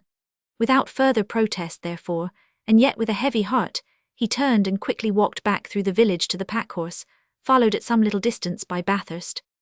In order to arouse as little suspicion as possible, it had been necessary for the young Earl of Stretton to mix from time to time with the servant and the barman of the inn. He was supposed to be an additional serving man, come to help at the pack-horse in view of her ladyship's unexpected stay there. In this out-of-the-way village of Brassington no one knew him by sight, and he was in comparative safety here until nightfall, when he meant to strike up country again for shelter. He was standing in the shadow behind the bar, when John Stitch entered the parlour, bearing the message from Beau Brocade. The room was dark and narrow, overfilled with heavy clouds of tobacco smoke, and with the deafening clamour of loud discussions and exciting narratives, carried on by 2 or 3 soldiers and some half-dozen villagers over profuse tankards of ale. John Stitch managed to reach Philip's ear without exciting attention. The young man at once slipped out of the room, in order to tell his sister that a yokel bearing important news would wish to speak with her privately. Her heart beating with eagerness and apprehension, Patience hurried down the narrow stairs, and in the passage found herself face to face with a man dressed in a long, dingy smock, and whose features she could not distinguish beneath the broad brim of his hat. He raised a respectful hand to his forelock as soon as he was in her ladyship's presence, but did not remove his hat. "You wish to speak with me, my man?" asked Lady Patience eagerly. "I have a message for to deliver to Lady Patience Gascoigne," said Bathurst, whose voice, hoarse and quavering with fatigue, needed no assumption of disguise. He kept his head well bent, and the passage was very dark. Patience, with her thoughts fixed on the gallant, upright figure she had last seen so full of vitality and joy in the little inn parlour upstairs, scarce gave more than a passing glance to the stooping form, leaning heavily on a stick before her. "Yes, yes," she said impatiently, "you have a message. From whom?" I don't rightly know, my lady. A gentleman 'twas, on the heath this morning. He give me this letter for your ladyship. Burying his telltale, slender hand well inside the capacious sleeve of Jock Miggs's smock, Bathurst handed Patience a note written by himself. She took it from him with a glad little cry, and when he turned to go, she put a restraining hand on his arm. Wait till I've read the letter, she said. I may wish to send an answer. She unfolded the letter slowly, very slowly, he standing close beside her and watching the tears gathering in her eyes as she began to read, murmuring the words half audibly to herself. Have no fear, I have the letters, and with your permission will take them straight to London. I have a powerful friend there who will help me to place them before the King and Council without delay. To carry this safely through, it is important that I should not be seen again in Brassington, as Sir Humphrey Challoner luckily has lost track of me for the moment, and I can be at Wirksworth before nightfall, and on my way to London before another dawn. Your enemy will keep watch on you, so I entreat you to stay in Brassington so as to engage his attention, whilst I go to London with the letters. His lordship would be safest, I think, in the cottage of old widow Coggins at Oldwark. It has been my good fortune to do her some small service. She'll befriend his lordship for my sake. John Stitch will convey him thither as soon as may be. I entreat you to be of good cheer. A few days will see your brother a free man, and rid you for ever of your enemy. Believe me, the plan I have had the honour to set forth is safe and quick, and on my knees I beg you to allow me to carry it through in your service. She folded the letter and then slipped it into the folds of her gown. Through the open doorway behind her a ray of sunshine came shyly peeping in, framing her graceful figure with a narrow fillet of gold. They were alone in the passage, and she, intent upon the precious letter, was taking no notice of him. Thus he could feast his eyes once more upon his dream, his beautiful white rose, drooping with the dew, the graceful silhouette outlined against the sunlit picture beyond, the queenly head with its wealth of soft golden hair, bent with rapt attention on the letter which trembled in her hand. His whole being ached with mad passionate longing for her, his lips burned with a desire to cover her neck and throat with kisses, yet he would have knelt on the flagstones before her, and worshipped as did the saints before Our Lady's shrine. In his heart was a great joy that he could do her service, and a strange, wild hope that he might die for her. The gentleman who gave you this letter, she said with a slight catch in her low, melodious voice. You saw him, he was well, how did he look? Her eyes now were swimming in tears, and Bathurst had much ado to still the mad beating of his heart, and to force his voice to a natural tone. Lud, my lady, he said, but he was just like any other body oi thought. Not ill. Noa, not that oi could see. Go back to him, friend, she said with sudden eagerness. Tell him that he must come to me at once. I would speak with him. It required all Bathurst's firm strength of will not to betray himself before her. The tender pleading in her eyes, the gentle, womanly sympathy in her voice, set all his pulses beating. But he had made up his mind that she should not know him just then. A look, a cry, might give him away, and there was but one chance now to be of useful service to her, and that was to take the letters at once to London, whilst their joint enemy had for the nonce no thought of him. Therefore he contrived to say quite stolidly, Noa, the gentleman said to Oi, you can bring a message, but lady mustn't come nigh me. She gave a quick little sigh of disappointment. Then, my good fellow, she said, try to remember. Tell him, I would wish to thank him. Tell him, nay, she suddenly added, pulling a faded white rose from her belt, tell him nothing, but give him this flower, in token that I have received his letter, and will act as he bids me. You'll remember. He dared not trust himself to speak, but as she held out the rose to him, he took it from her hand, and involuntarily his fingertips came in contact with hers just for a second, long enough for the divine magnetism of his great love to pass from him to her. She seized hold of his hand, for in that one magnetic touch she had recognized him. Her heart gave a great leap of joy, the joy of being near him once more, of again feeling the tender, grey eyes resting with passionate longing on her face. But she uttered neither cry nor word, for it was a great, silent and godlike moment, when at last she understood. He had stooped still lower and rested his burning lips upon her cool fingers, and upon the rose which she had worn at her breast. Neither of them spoke, for their hearts were in perfect unison, their whole being thrilled with the wild, jubilant echo of a divine hosanna, and around them the legions of God's angels made a rampart of snow-white wings, to shut out all the universe from them, leaving them alone with their love. Chapter 34. A life for a life. That moment was brief, as all such great and happy moments are. But a few seconds had passed since both her hands had rested in his, and he forgot the world in that one kiss upon her fingertips. The next instant, a fast-approaching noise of hurrying footsteps, accompanied by much shouting, roused them from their dream. Both through the back and the front door, a crowd of excited soldiers had pushed their way into the inn, whilst the folk in the bar parlour, attracted by the sudden noise, pressed out into the narrow passage to see what was happening. John Stitch, foremost amongst these, made a rush for Patience's side. She found herself suddenly pressed back towards the foot of the stairs, and face to face with a noisy group of village folk, through which the sergeant and some half-dozen soldiers were roughly pushing their way. She looked round her, helpless and bewildered. Jack Bathurst had disappeared. The whole thing had occurred in the brief space of a few seconds, even before Patience had had time to realise that anything was amiss. The narrow staircase at the foot of which she now stood led straight up to the private parlour, where Philip was even now awaiting her return. "Out of the way, you rascals," the sergeant was shouting, whilst elbowing his way through the small group of gaping yokels and pressing forward towards the stairs. "Will your ladyship allow me the privilege of conducting you out of this crowd?" said a suave voice at Patience's elbow. Sir Humphrey Challoner, closely followed by the obsequious Mitterchip, had pushed his way into the inn in the wake of the soldiers, and was now standing between her and the crowd, bowing very deferentially and offering her his arm to conduct her upstairs. But a few moments ago, he had heard the startling news that Jock Miggs had been captured on the heath, in mistake for Beau Brocade.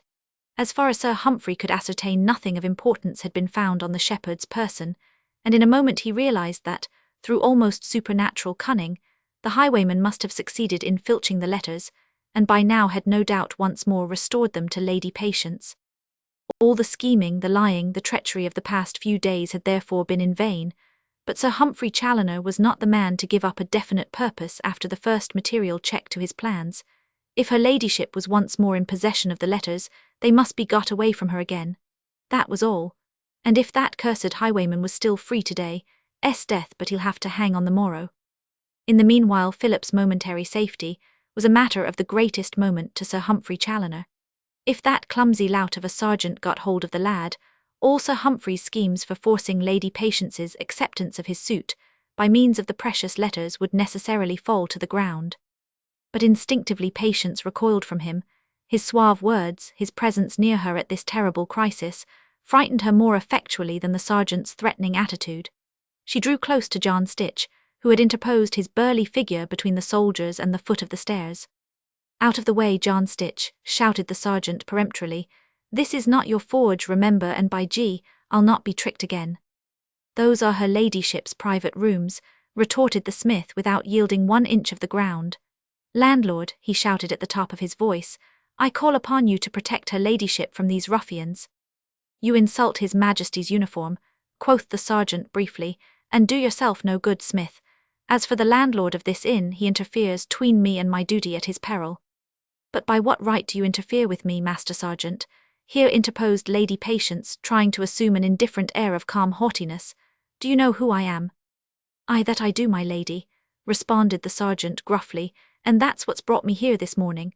Not half an hour ago I heard that Lady Patience Gascoigne was staying at the Packhorse, and now the folks say that a new serving-man came to give a helping hand here. He arrived in the middle of the night, it seems. Strange time for a serving-man to turn up, ain't it? I know nothing of any servant at this inn, and I order you at once to withdraw your men, and not to dare further to molest me." "Your pardon, my lady, but my orders is my orders. I have been sent here by His Royal Highness the Duke of Cumberland himself to hunt out all the rebels who are in hiding in these parts. I've strict orders to be on the lookout for Philip James Gascoigne, Earl of Stretton, who, I understand, is your ladyship's own brother, and as I've a right o' search, I mean to see who else is staying in those rooms upstairs besides your ladyship." "This is an outrage, sergeant." "Maybe, my lady," he retorted dryly, "but with us soldiers orders is orders, saving your presence. I was tricked at the smithy and again on the heath. My belief is that we were hunting a bogey last night. There may or mayn't be any highwayman called Beau Brocade, but there was a fine young gallant at the forge the day afore yesterday, who did for me and my men, and I'll take my oath that he was none other than the rebel Philip Gascoigne, Earl of Stretton." "'Tis false, and you talk like a madman, sergeant." "Maybe, but your ladyship'll please stand aside until I've searched those rooms upstairs, or I'll have to order my men to lay hands on your ladyship." "Now then, John Stitch, stand aside in the name of the king." John Stitch did not move, and Lady Patience still stood defiant and haughty at the foot of the stairs. The villagers, stolid and stupid, were staring open-mouthed, not daring to interfere, but of course it was only a question of seconds. The worthy smith could not guard the staircase for long against the sergeant and a dozen soldiers, and in any case nothing would be of any avail. Philip in the room upstairs was trapped like a fox in its lair, and nothing could save him now from falling into the soldiers' hands. In vain she sought for Bathurst among the crowd. With wild, unreasoning agony she longed for him in this moment of her greatest need, and he was not there. She felt sure that if only he were near her he would think of something, do something, to avert the appalling catastrophe. "I give your ladyship 1 minute's time to stand quietly aside," said the sergeant roughly. "After that I give my men orders to lay hands on you, and on anyone who dares to interfere." "Give me the letters," whispered Sir Humphrey Challoner insinuatingly in her ear. "I can yet save your brother." "How?" she murmured involuntarily. He looked up towards the top of the stairs. "Then he is up there." She did not reply. It was useless to deny it, the next few moments would bring the inevitable. "Stand back, sergeant," quoth John Stitch defiantly. "I have the honour to protect her ladyship's person against any outrage from you."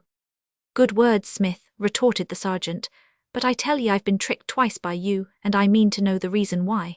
Let her ladyship allow me to search the room upstairs, and I'll not lay hands on her." "Ye shall not pass," repeated the smith obstinately. "The letters," whispered Sir Humphrey. "Give me the letters, and I pledge you my honour that I can save him yet." But half mad with terror and misery, scornful defiant, she turned on him. "Your honour," she said with infinite contempt. But in her inmost heart she murmured in agonized despair, "What's to be done? Oh God, protect him."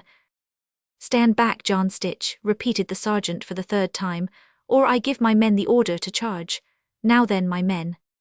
"Ye shall not pass," was the smith's persistent, obstinate answer to the challenge. "Forward," shouted the soldier in a loud voice. "Into it, my men, use your bayonets if anyone interferes with ye." The soldiers, nothing loth, were ready for the attack. There had already been too much parleying to suit their taste. They had been baffled too often in the last few days to be in the mood to dally with a woman, be she her ladyship or no. With a loud cry they made a dash for the stairway, which behind Stitch and Lady Patience lost itself in the gloom above.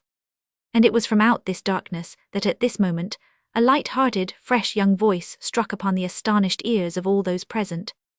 "Nay, too much zeal, friend Stitch, stand aside, I pray you. Faith, it'll give me great pleasure to converse with these gallant lobsters." And Jack Bathurst, pushing the bewildered smith gently to one side, came down the stairs with a smile upon his face, calm, debonair, dressed as for a feast. He had discarded Jock Miggs's long smock, broad-brimmed hat and kerchief, and appeared in all the gorgeous finery of the beautiful lavender-scented clothes he had donned at the forge with the kindly aid of Mistress Stitch. He was still very pale, and there were a few lines of weariness and of bodily pain round the firm, sensitive mouth, but his grey eyes, deep-sunk and magnetic, glowed with the keen fire of intense excitement.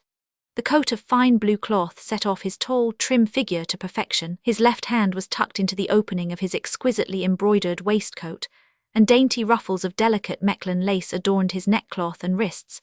As he appeared there, handsome, foppish and smiling, 'twas no wonder that the countryside had nicknamed him Beau Brocade. "Well, my gallant friend," he said, addressing the sergeant since the latter seemed too astonished to speak, "what is it you want with me, eh?" The sergeant was gradually recovering his breath. Fate apparently was playing into his hands. It was almost too bewildering for any bluff soldier to realize, but it certainly seemed pretty clear that the rebel Earl of Stretton and Beau Brocade the highwayman were one and the same person. "You are Philip Gascoigne, Earl of Stretton?" he asked at last. "Faith, you've guessed that, have you?" responded Bathurst gaily. "Odds life, 'tis marvellous how much penetration lies hidden beneath that becoming coat of yours. Then, Philip Gascoigne, Earl of Stretton, you are attainted by Parliament for high treason, and I arrest you in the name of the King." There were indeed many conflicting emotions raging in the hearts of all those present, whilst this brief colloquy was going on. John Stitch, accustomed to implicit obedience where his captain's actions were concerned, had not dared to speak or stir. Sir Humphrey Challoner, completely thrown off his mental balance by the unexpected appearance of Bathurst, was hastily trying to make up his bewildered mind as to what was now best to be done. As to Patience herself, at first an overwhelming joy and pride had seized her at the thought that he was near her now, that he had not deserted her in the hour of her greatest need, that once again he had interposed his magnetic, powerful personality between her and the danger which threatened her and Philip. It was only when the sergeant's momentous words, "I arrest you in the name of the king," rang out clearly and decisively above the loud tumult which was beating in her heart, that she became aware of the deadly peril which threatened the man she loved. True, he had come once more between her and danger, but once again he had done it at risk of his life, and was like at last to lay it down for her.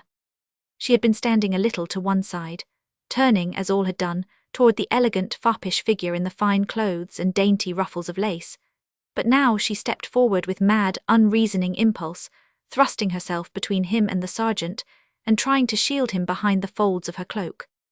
"No, no, no, no," she said excitedly. "Sergeant, 'tis all a mistake, I swear." But already Jack Bathurst had bent forward, and had contrived to whisper, unheard by all save her, "Hush, your brother, remember his danger."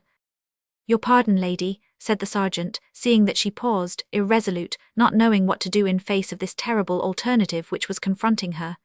"Your pardon, lady, but this gentleman is Philip, Earl of Stretton, is he not?" "For your brother's sake," whispered Bathurst once more. "No, yes, oh my God," murmured Patience in the agony of this appalling misery. Her brother or the man she loved, one or the other betrayed by one word from her, now at this moment with no time to pray to God for help or guidance, no chance of giving her own life for both. "Out on you, friend," said Bathurst lightly. "Do you not see her ladyship is upset? Nay, have no fear, I'll follow you quietly," he added, seeing that the sergeant and soldiers were making a motion to surround him, "but you'll grant me leave to say farewell to my sister." The sergeant could not very well refuse. He was at heart a humane man, and now that he was sure of this important capture, he would have done a good deal to ingratiate himself, through little acts of courtesy, with Lady Patience Gascoigne. However, he had no mind to be tricked again, and in face of an almost immediate execution for high treason, the prisoner seemed extraordinarily self-possessed and cheerful. But for her ladyship's obvious despair and sorrow, the worthy sergeant might even now have had some misgivings. As it was, he told off 3 men to mount the stairs, and to stand on guard at the top of them, in case the prisoner made a dash that way, in the hopes of reaching the roof. The sergeant still kept an idea in his mind that some supernatural agency was at work in favor of this extraordinary man, who up to now had seemed to bear a charmed life. He had the little narrow passage and hall of the inn cleared of the gaping yokels, who went off one by one, scratching their addled poles, wondering what it all meant, and who was Beau Brocade. Was he the Earl of Stretton?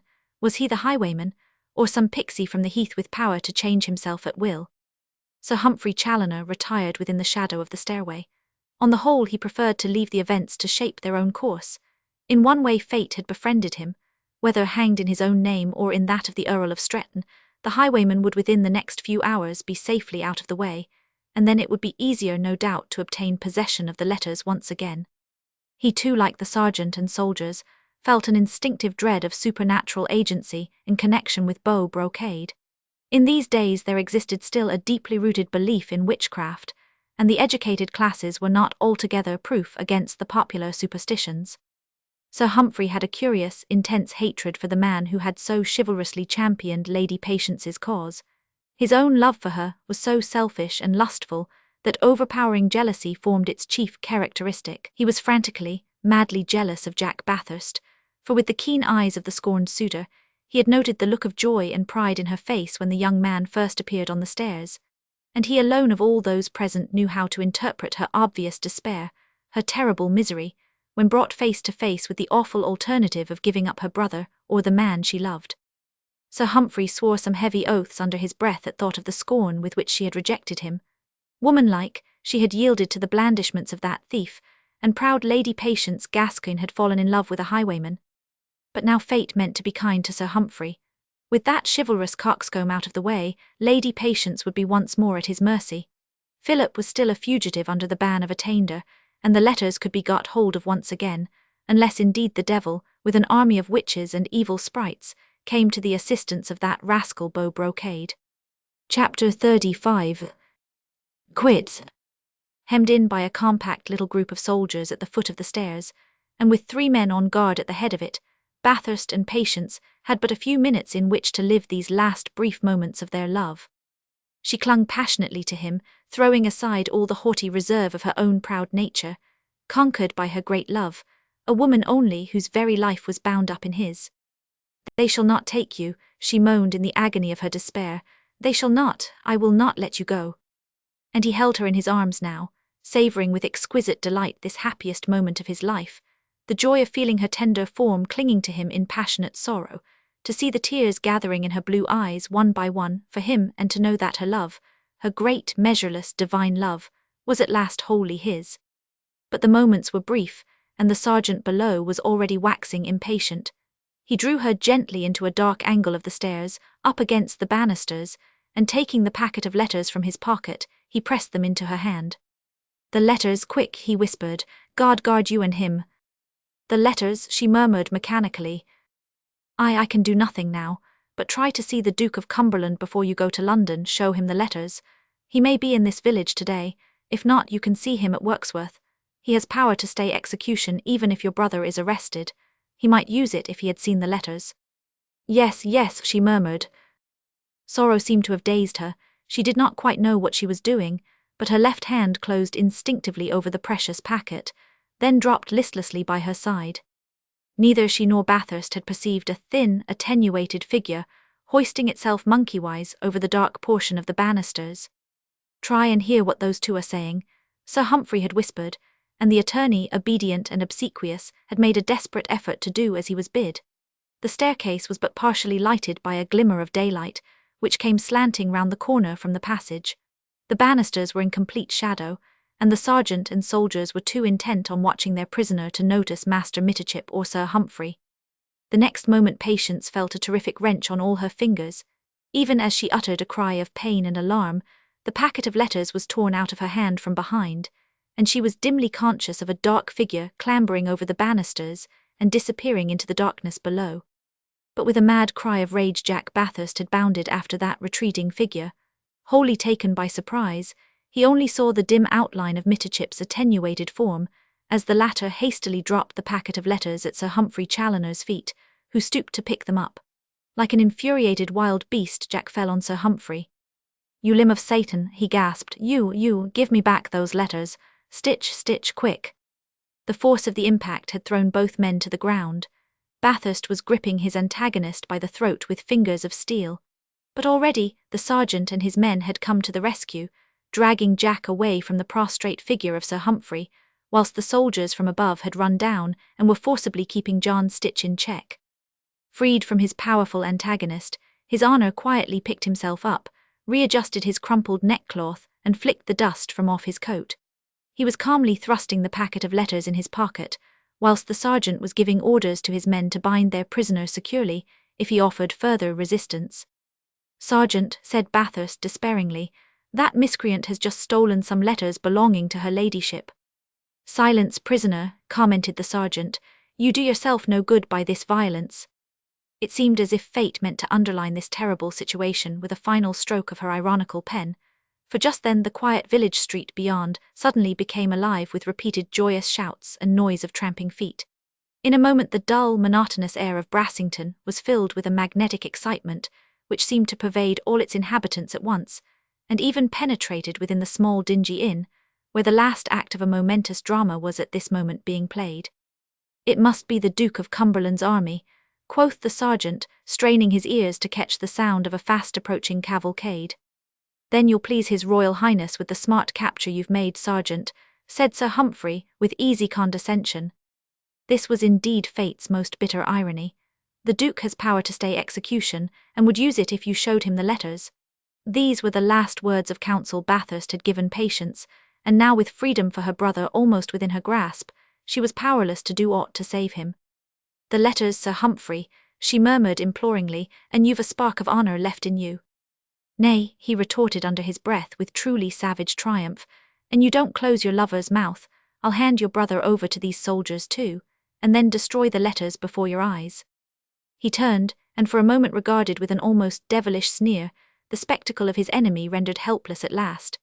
Bathurst, like some fettered lion caught in a trap, was still making frantic efforts to free himself, until a violent wrench on his wounded shoulder threw him, half unconscious, on his knees. "Ha ha ha," laughed Sir Humphrey. "I think, my chivalrous friend, you and I are even at last." "Come, prisoner, you'd best follow me quietly now," said the sergeant, touched in spite of himself by Patience's terrible sorrow. But at Sir Humphrey's final taunt, Jack Bathurst had shaken off the deadly feeling of sickness which was beginning to conquer him. He threw back his head, and with the help of the soldiers struggled again to his feet. The clamour outside was beginning to be louder and more continuous. Through it all came the inspiriting sound of a fast-approaching regimental band. "The Duke of Cumberland is it, Sergeant?" he said suddenly. "Marching through the village on his way to the north," assented the sergeant. "Now then, prisoner." "Nay then, Sergeant," shouted Jack in a loud voice, as, wrenching his right arm from the grasp of the soldier who held him, he pointed to Sir Humphrey Challoner. "Detain that man. And I am the rebel Earl of Stretton. He was my accomplice and has all the papers relating to our great conspiracy at this moment about his person. The door," he added excitedly. "Take care, he'll escape you, and he has papers on him now that would astonish the king." Instinctively the soldiers had rushed for both the doorways, and when Sir Humphrey, with a shrug of the shoulders, made a movement as if to go, the sergeant barred the way and said, "One moment, sir." "You would dare," retorted Sir Humphrey haughtily. "Are you such a consummate fool as not to see that that man is raving mad?" "Search him, Sergeant," continued Bathurst excitedly. "You'll find the truth of what I say. Search him. Her ladyship knows he was my accomplice. Search him. The loss of those papers cost you your stripes." The sergeant was not a little perplexed. Already the day before, the seizure of Sir Humphrey Challoner's person had been attended with disastrous consequences for the beadle of Brassington, and now— no doubt the sergeant would never have ventured, but the near approach of the Duke of Cumberland's army and of his own superior officers gave the worthy soldier a certain amount of confidence. He had full rights and powers of search, and had been sent to this part of the country to hunt for rebels. He had been tricked and hoodwinked more often than he cared to remember, and he knew that his superior officers would never blame him for following up a clue, even if thereby he was somewhat overstepping his powers. "The papers," continued Bathurst, "the papers which'll prove his guilt, the papers, or he'll destroy them." The sergeant gave a last look at his prisoner. He seemed secure enough, guarded by 3 men, who were even now strapping his hands behind his back. The accusation therefore could be no trick to save his own skin, and who knows, if the Earl of Stretton was a rebel lord, then why not the Squire of Hartington? "Seize him and search him," commanded the sergeant in the name of the king. "Your pardon, sir," he added deferentially, "but the Duke of Cumberland is within earshot almost, and I should be cashiered if I neglected my duty." "This is an outrage," cried Sir Humphrey, who had become purple with rage. "It's doing your honour no harm, and if I've done wrong no doubt I shall be punished. Search him, my men." It was Sir Humphrey's turn now to be helpless in the hands of the soldiers. He knew quite well that the sergeant was within his duty, and would certainly not get punished for this. Worse outrages than this attempt on his august person had been committed in the Midlands on important personages, on women and even children, during this terrible campaign against fugitive rebels. Less than 5 seconds had elapsed when the soldier drew the packet of letters from Sir Humphrey's pocket and handed it to his sergeant. "They'd best be for His Royal Highness's own inspection," said the latter quietly, as he slipped them inside his scarlet coat. "Aye, for His Royal Highness," quoth Jack Bathurst in mad, wild, feverish glee. "Oh, now is it that your honour thought you could be even with me? What?" Sir Humphrey was speechless with the hopelessness of his baffled rage. But Patience, almost hysterical with the intensity of her relief after the terrible suspense which she had just endured, had fallen back half fainting against the stairs, and murmuring, "The letters before His Royal Highness, thank God, thank God." Then suddenly she drew herself up, and laughing, crying, joyous, happy, she flew upstairs shouting, "Philip, Philip, come down, you are safe." Chapter 36. The Agony of Parting. About half an hour ago, when Jack Bathurst suddenly burst in upon Lord Stretton in the dingy little parlour upstairs, he gave the lad no inkling of what was happening down below. He had hastily discarded Jock Miggs's smock and hat, and extracted a solemn promise from Philip not to stir from the parlour, whatever might be the tumult downstairs. Then he had left the boy chafing like a wild beast in its cage. The heavy oak doors and thick walls of the old-fashioned inn deadened all the sounds from below, and Bathurst had taken the precaution of locking the door behind him. But for this, No doubt Philip would have broken his word, sooner than allow his chivalrous friend once more to risk his life for him.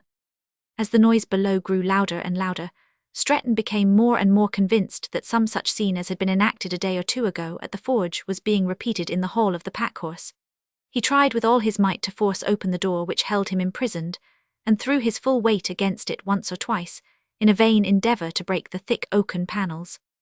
But the old door, fashioned of stout, well-seasoned wood, resisted all his efforts, whilst the noise he made thereby never reached the ears of the excited throng.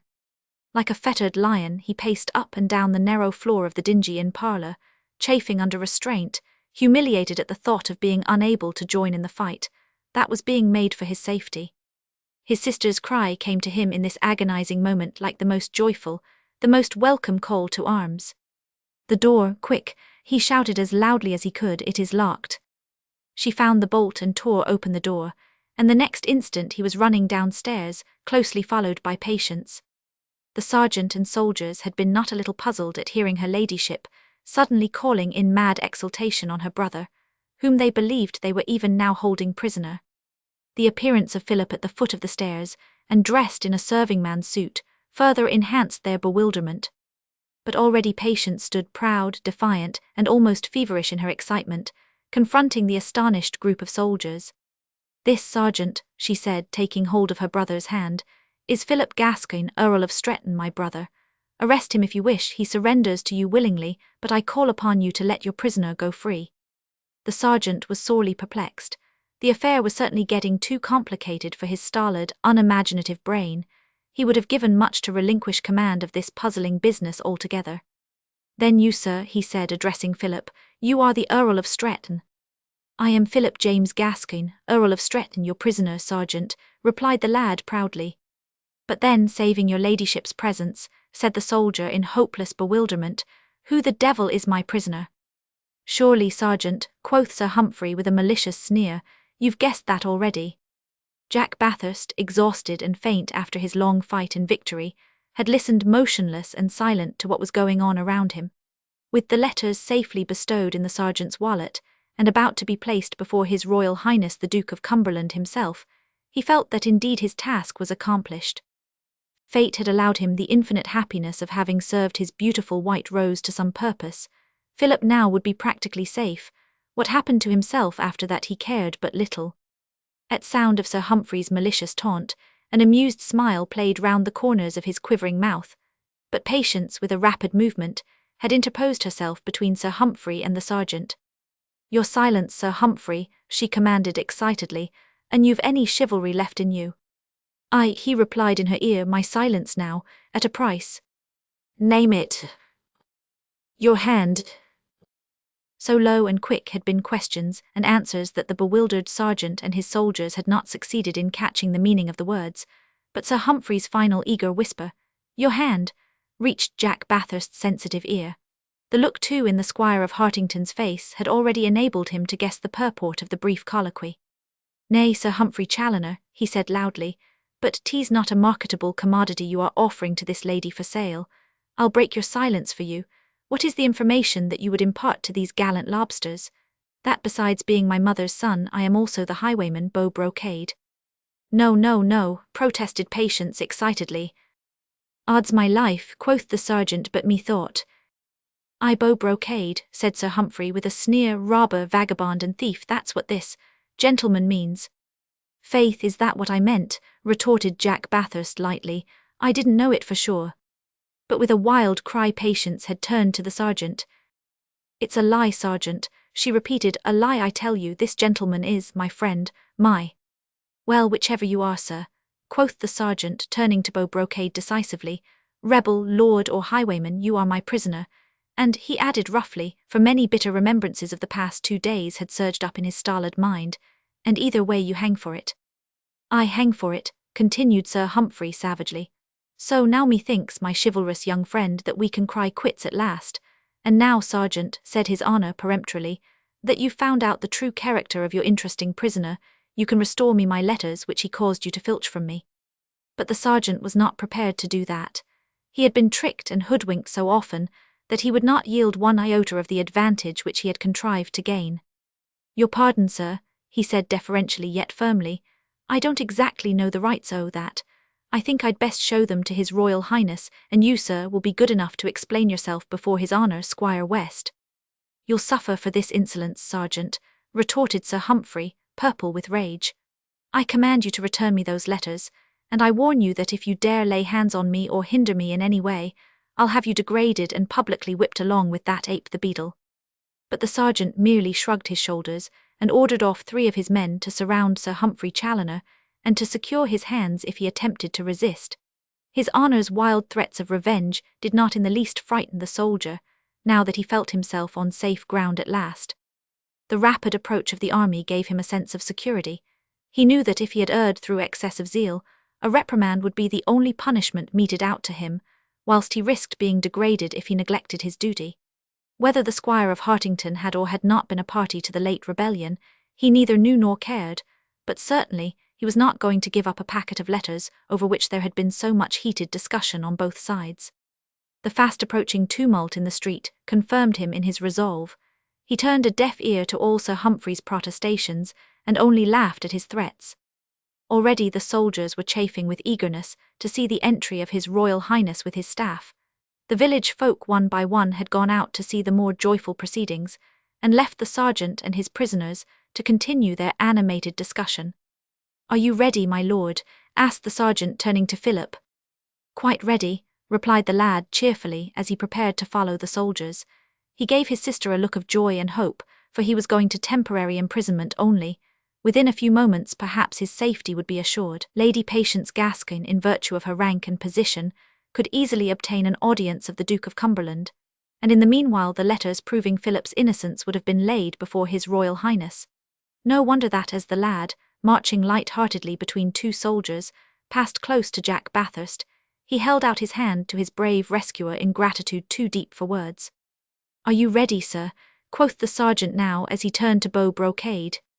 But here there was no question of either joy or hope, no defence, no proofs of innocence. The daring outlaw had chosen his path in life, and being conquered at the last, had to pay the extreme penalty which his country demanded of him for having defied its laws. As he too prepared to follow the soldiers out into the open, Patience, heedless of the men around her, clung passionately, despairingly to the man who had sacrificed his brave life in her service, and whom she had rewarded with the intensity, the magnitude of her love. "They shall not take you," she sobbed, throwing her protecting arms round the dearly loved form. "They shall not. They shall not." The cry had been so bitter, so terribly pathetic in its despair, that instinctively the soldiers stood aside, awed in spite of their stolid hearts at the majesty of this great sorrow. They turned respectfully away, leaving a clear space round Patience and Bathurst.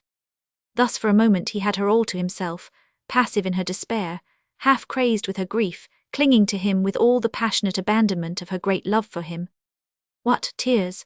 he whispered gently as with a tender hand he pressed back the graceful drooping head and looked into her eyes. 1, 2, 3, 4 glittering diamonds, and for me, my sweet dream." He added, the intensity of his passion causing his low, tender voice to quiver in his throat. "My beautiful white rose, but yesterday for one of those glittering tears I'd gladly have endured hell's worst tortures, and today they flow freely for me.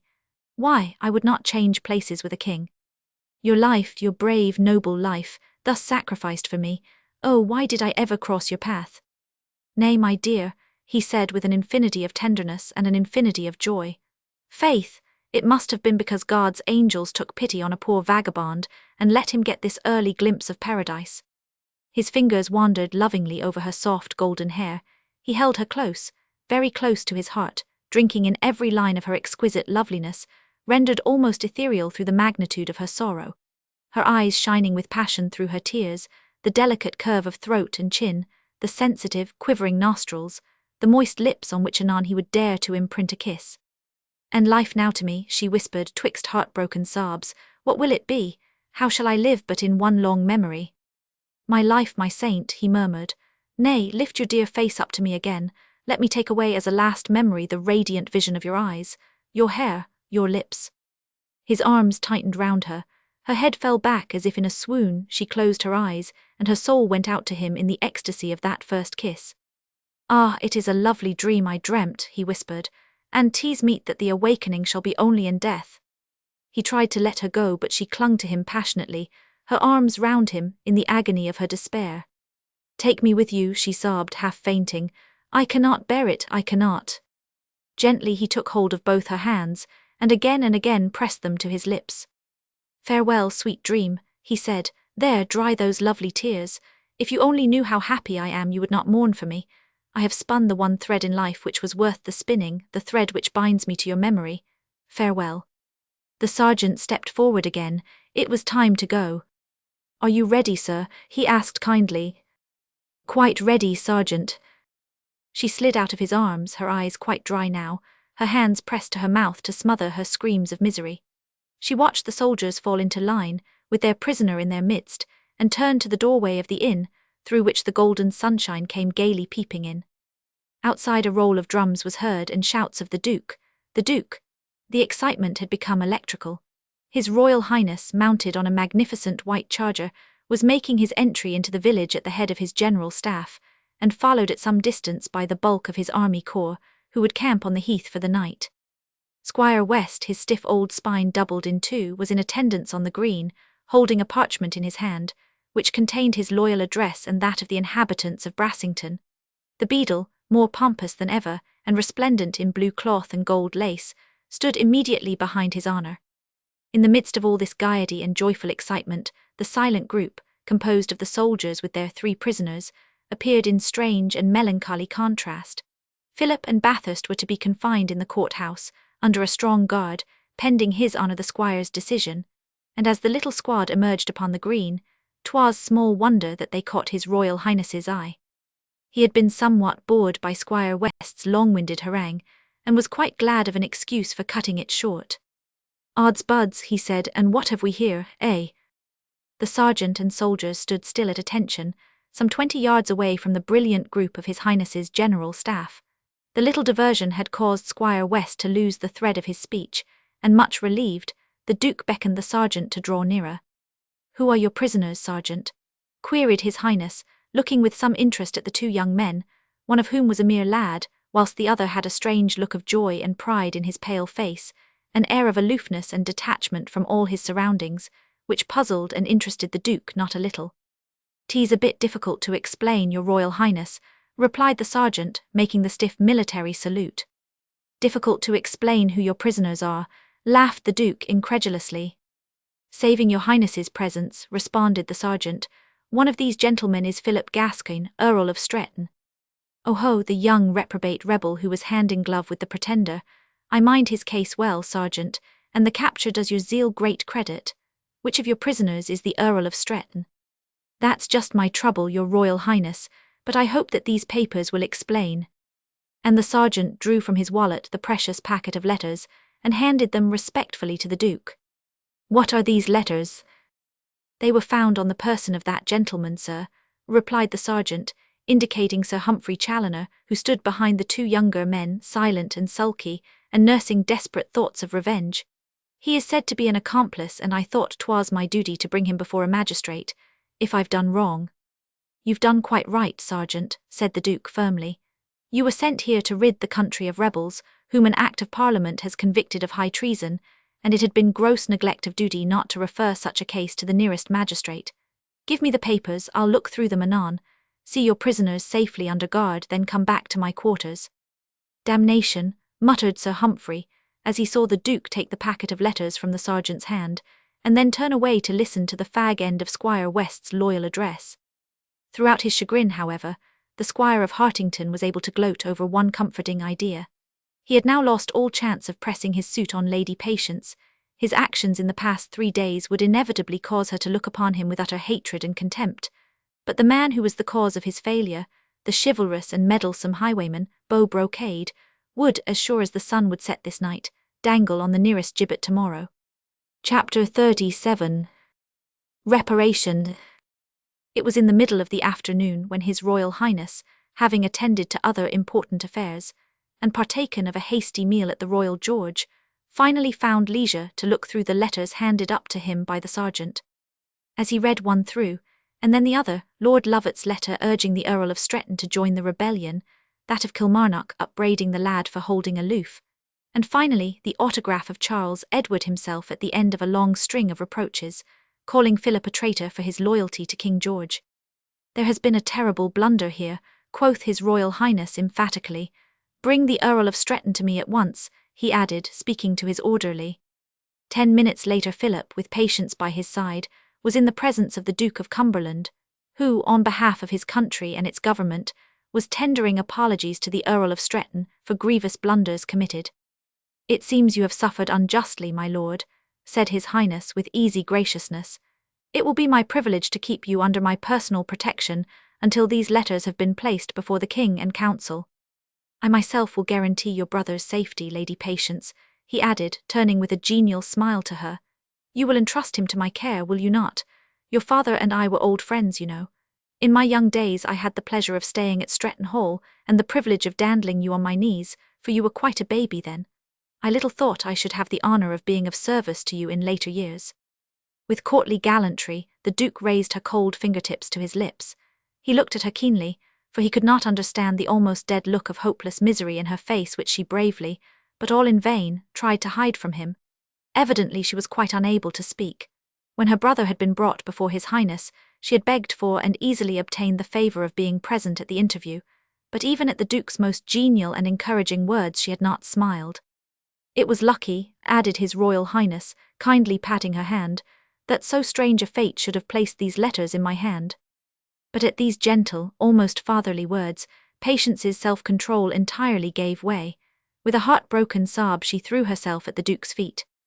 "Nay, not fate, your Royal Highness," she moaned, "but the devotion of a brave man who has sacrificed his life to save my brother and me. Save him, your Highness, save him. He is noble, brave, loyal, and you are powerful. Save him, save him." It was impossible to listen unmoved to the heartrending sorrow expressed in this appeal. The Duke very gently raised her to her feet. "Nay, fair lady, I pray you rise," he said respectfully. "Odds my life, but 'tis not beauty's place to kneel. There, there," he added, leading her to a chair and sitting beside her. "You know how to plead a cause. Will you deign to confide somewhat more fully in your humble servant? We owe your family some reparation at any rate, and you some compensation for the sorrow you have endured." And speaking very low at first, then gradually gaining confidence, Patience began to relate the history of the past few days, the treachery of which she had been a victim, the heroic self-sacrifice of the man who was about to lay down his life because of his devotion to her and to her cause. His Highness listened quietly and very attentively, whilst she, wrapped up in the bitter joy of memory, lived through these last brief and happy days all over again. Even before she had finished, he had sent word to the sergeant to bring both his other prisoners before him at once. Sir Humphrey and Jack Bathurst were actually in the room before Patience had quite completed her narrative. Bathurst ill and pale, but with that strange air of aloofness still clinging about his whole person. He seemed scarce to live, for his mind was far away in the land of dreams, dwelling on that last exquisite memory of his beautiful white rose lying passive in his arms, the memory of that first and last divinely passionate kiss. The Duke looked up when the prisoners entered the room. Although he knew neither of them by sight, he had no need to ask whose cause the beautiful girl beside him had been pleading so earnestly. "What do you wish to say, sir?" he said, addressing Sir Humphrey Challoner first. "You are no doubt aware of her ladyship's grievances against you. They are outside my province, and unfortunately outside the province of our country's justice. But I would wish to know why you should have pursued the Earl of Stretton and that gentleman, your fellow prisoner, with so much hatred and malice." "I have neither hatred nor malice against the Earl of Stretton," replied Sir Humphrey with a shrug of the shoulders, "but no doubt her ladyship would wish to arouse your Royal Highness's sympathy for a notorious scoundrel. That gentleman is none other than Beau Brocade, the most noted footpad and most consummate thief that ever haunted Brassing Moor." The Duke of Cumberland looked with some surprise, not altogether unmixed with kindliness, at the slim, youthful figure of the most notorious highwayman in England. He felt all a soldier's keen delight in the proud bearing of the man, the straight, clean limbs, the upright, gallant carriage of the head, which neither physical pain nor adverse circumstances had taught how to bend. Then he remembered Lady Patience's enthusiastic narrative, and said, smiling indulgently, "Odds my life, but I did not know gentlemen of the road were so chivalrous." "Your Royal Highness," continued Sir Humphrey. "Silence, sir." Then the Duke rose from his chair, and went up close to Bathurst, who, half dreaming, had listened to all that was going on around him, but had scarce heard, for he was looking at Patience and thinking only of her. Your name, sir? Asked the Duke very kindly, for the look of love akin to worship which illumined Jack Bathurst's face had made a strong appeal to his own manly heart. Jack Bathurst, replied the young man almost mechanically, and rousing himself with an effort in response to the Duke's kind words, formerly captain in the White Dragoons. Bathurst, Bathurst, repeated the Duke, not a little puzzled. Ah, yes, he added after a slight pause, who was condemned and cashiered for striking his superior officer after a quarrel. The same, your Royal Highness. 'Twas Colonel Otway, who, we found out afterwards, was a scoundrel, a liar and a cheat, said His Highness with sudden eager enthusiasm, and fully deserving the punishment you, sir, had been brave enough to give him. Aye, he deserved all he got, replied Jack with a wistful sigh and smile. I'll take my oath of that. But, I remember now, continued the Duke, a tardy reparation was to have been offered you, sir, but you were nowhere to be found. I'd become a scoundrel myself by then, and moneyless, friendless, disgraced, had taken to the road, like many another broken gentleman. Then take to the field now, man, exclaimed His Highness gaily. We want good soldiers and gallant gentlemen such as you, and your country still owes you reparation. You shall come with me, and in the glorious future which I predict for you, England shall forget your past. He extended a kindly hand to Bathurst, who, still dreaming, still not quite realizing what had happened, instinctively bent the knee in gratitude. Chapter 38. The Joy of Reunions. On the green outside, the crowd of village folk were shouting themselves hoarse. 3 cheers for the Duke of Cumberland. Already the news had gone the round that Beau Brocade, the highwayman, had been granted a special pardon by His Royal Highness. John Stitch, half crazy with joy, was tossing his cap in the air, and in the fullness of his heart was stealing a few kisses from Mistress Betty's pretty mouth. The appearance of Sir Humphrey Challoner in the porch of the Royal George, looking as black as thunder, and followed by his obsequious familiar, Master Mitterchip, was the signal for much merriment and some quickly suppressed chaff. Stand aside, you fool, quoth Sir Humphrey, pushing Jock Miggs roughly out of his way. Nay, stand aside all of ye, admonished John Stitch solemnly, and mind if any of ye have got any turnips about, be jye. The Squire of Hartington raised his riding crop menacingly. You dare, he muttered. But Mistress Betty interposed her pretty person, twixt her lover and his honour's wrath. Saving your presence, sir, she said pertly, my intent was only going to tell the lads to keep their turnips for this old scarecrow. And laughing all over her dimpled little face, she pointed to Master Mitterchip, who was clinging terrified to Sir Humphrey's coat tails. Sir Humphrey, he murmured anxiously as Betty's sally was received with a salvo of applause, good Sir Humphrey, do not let them harm me, I've served you faithfully. You've served me like a fool, quoth Sir Humphrey savagely, shaking himself free from the mealy-mouthed attorney. Damn you, he added as he walked quickly out of the crowd and across the green, don't yap at my heels like a frightened cur. God speed your honour, shouted Stitch after him. Think you, John, he'll come to our wedding? Murmured Betty saucily, at which honest John hugged her with all his might before the entire company. Be jye, I marvel if the old fox'll go to her ladyship's and the captain's wedding, eh? Lordy, lordy, these be 'mazing times, commented Jock Miggs vaguely. But within the small parlour of the Royal George all this noise and gaiety only came as a faint, merry echo. His Royal Highness had gone, followed by the sergeant and soldiers, and Bathurst was alone with his beautiful white rose. And 'tis to you I owe my life, he whispered for the 20th time, as kneeling at her feet he buried his head in the folds of her gown. I have done so little, she murmured, one poor prayer, when you had done so much. And now, he said, looking straight into the exquisite depths of her blue eyes, now you have robbed me of one great happiness, which may never come to me again. Robbed you of happiness? The happiness of dying for you. But she looked down at him, smiling now through a mist of happy tears. Nay, sir, she whispered, and when the Duke has no longer need of you, will you not live, for me? He folded her in his arms, and held her closely, very closely to his strong, brave heart. Always at your feet, he murmured passionately, and as your humble slave, my dream. And as his lips sought hers once more, she whispered under her breath, my husband, my dreams, my wife. Outside, the crowd of villagers were shouting lustily. 3 cheers for the Duke of Cumberland.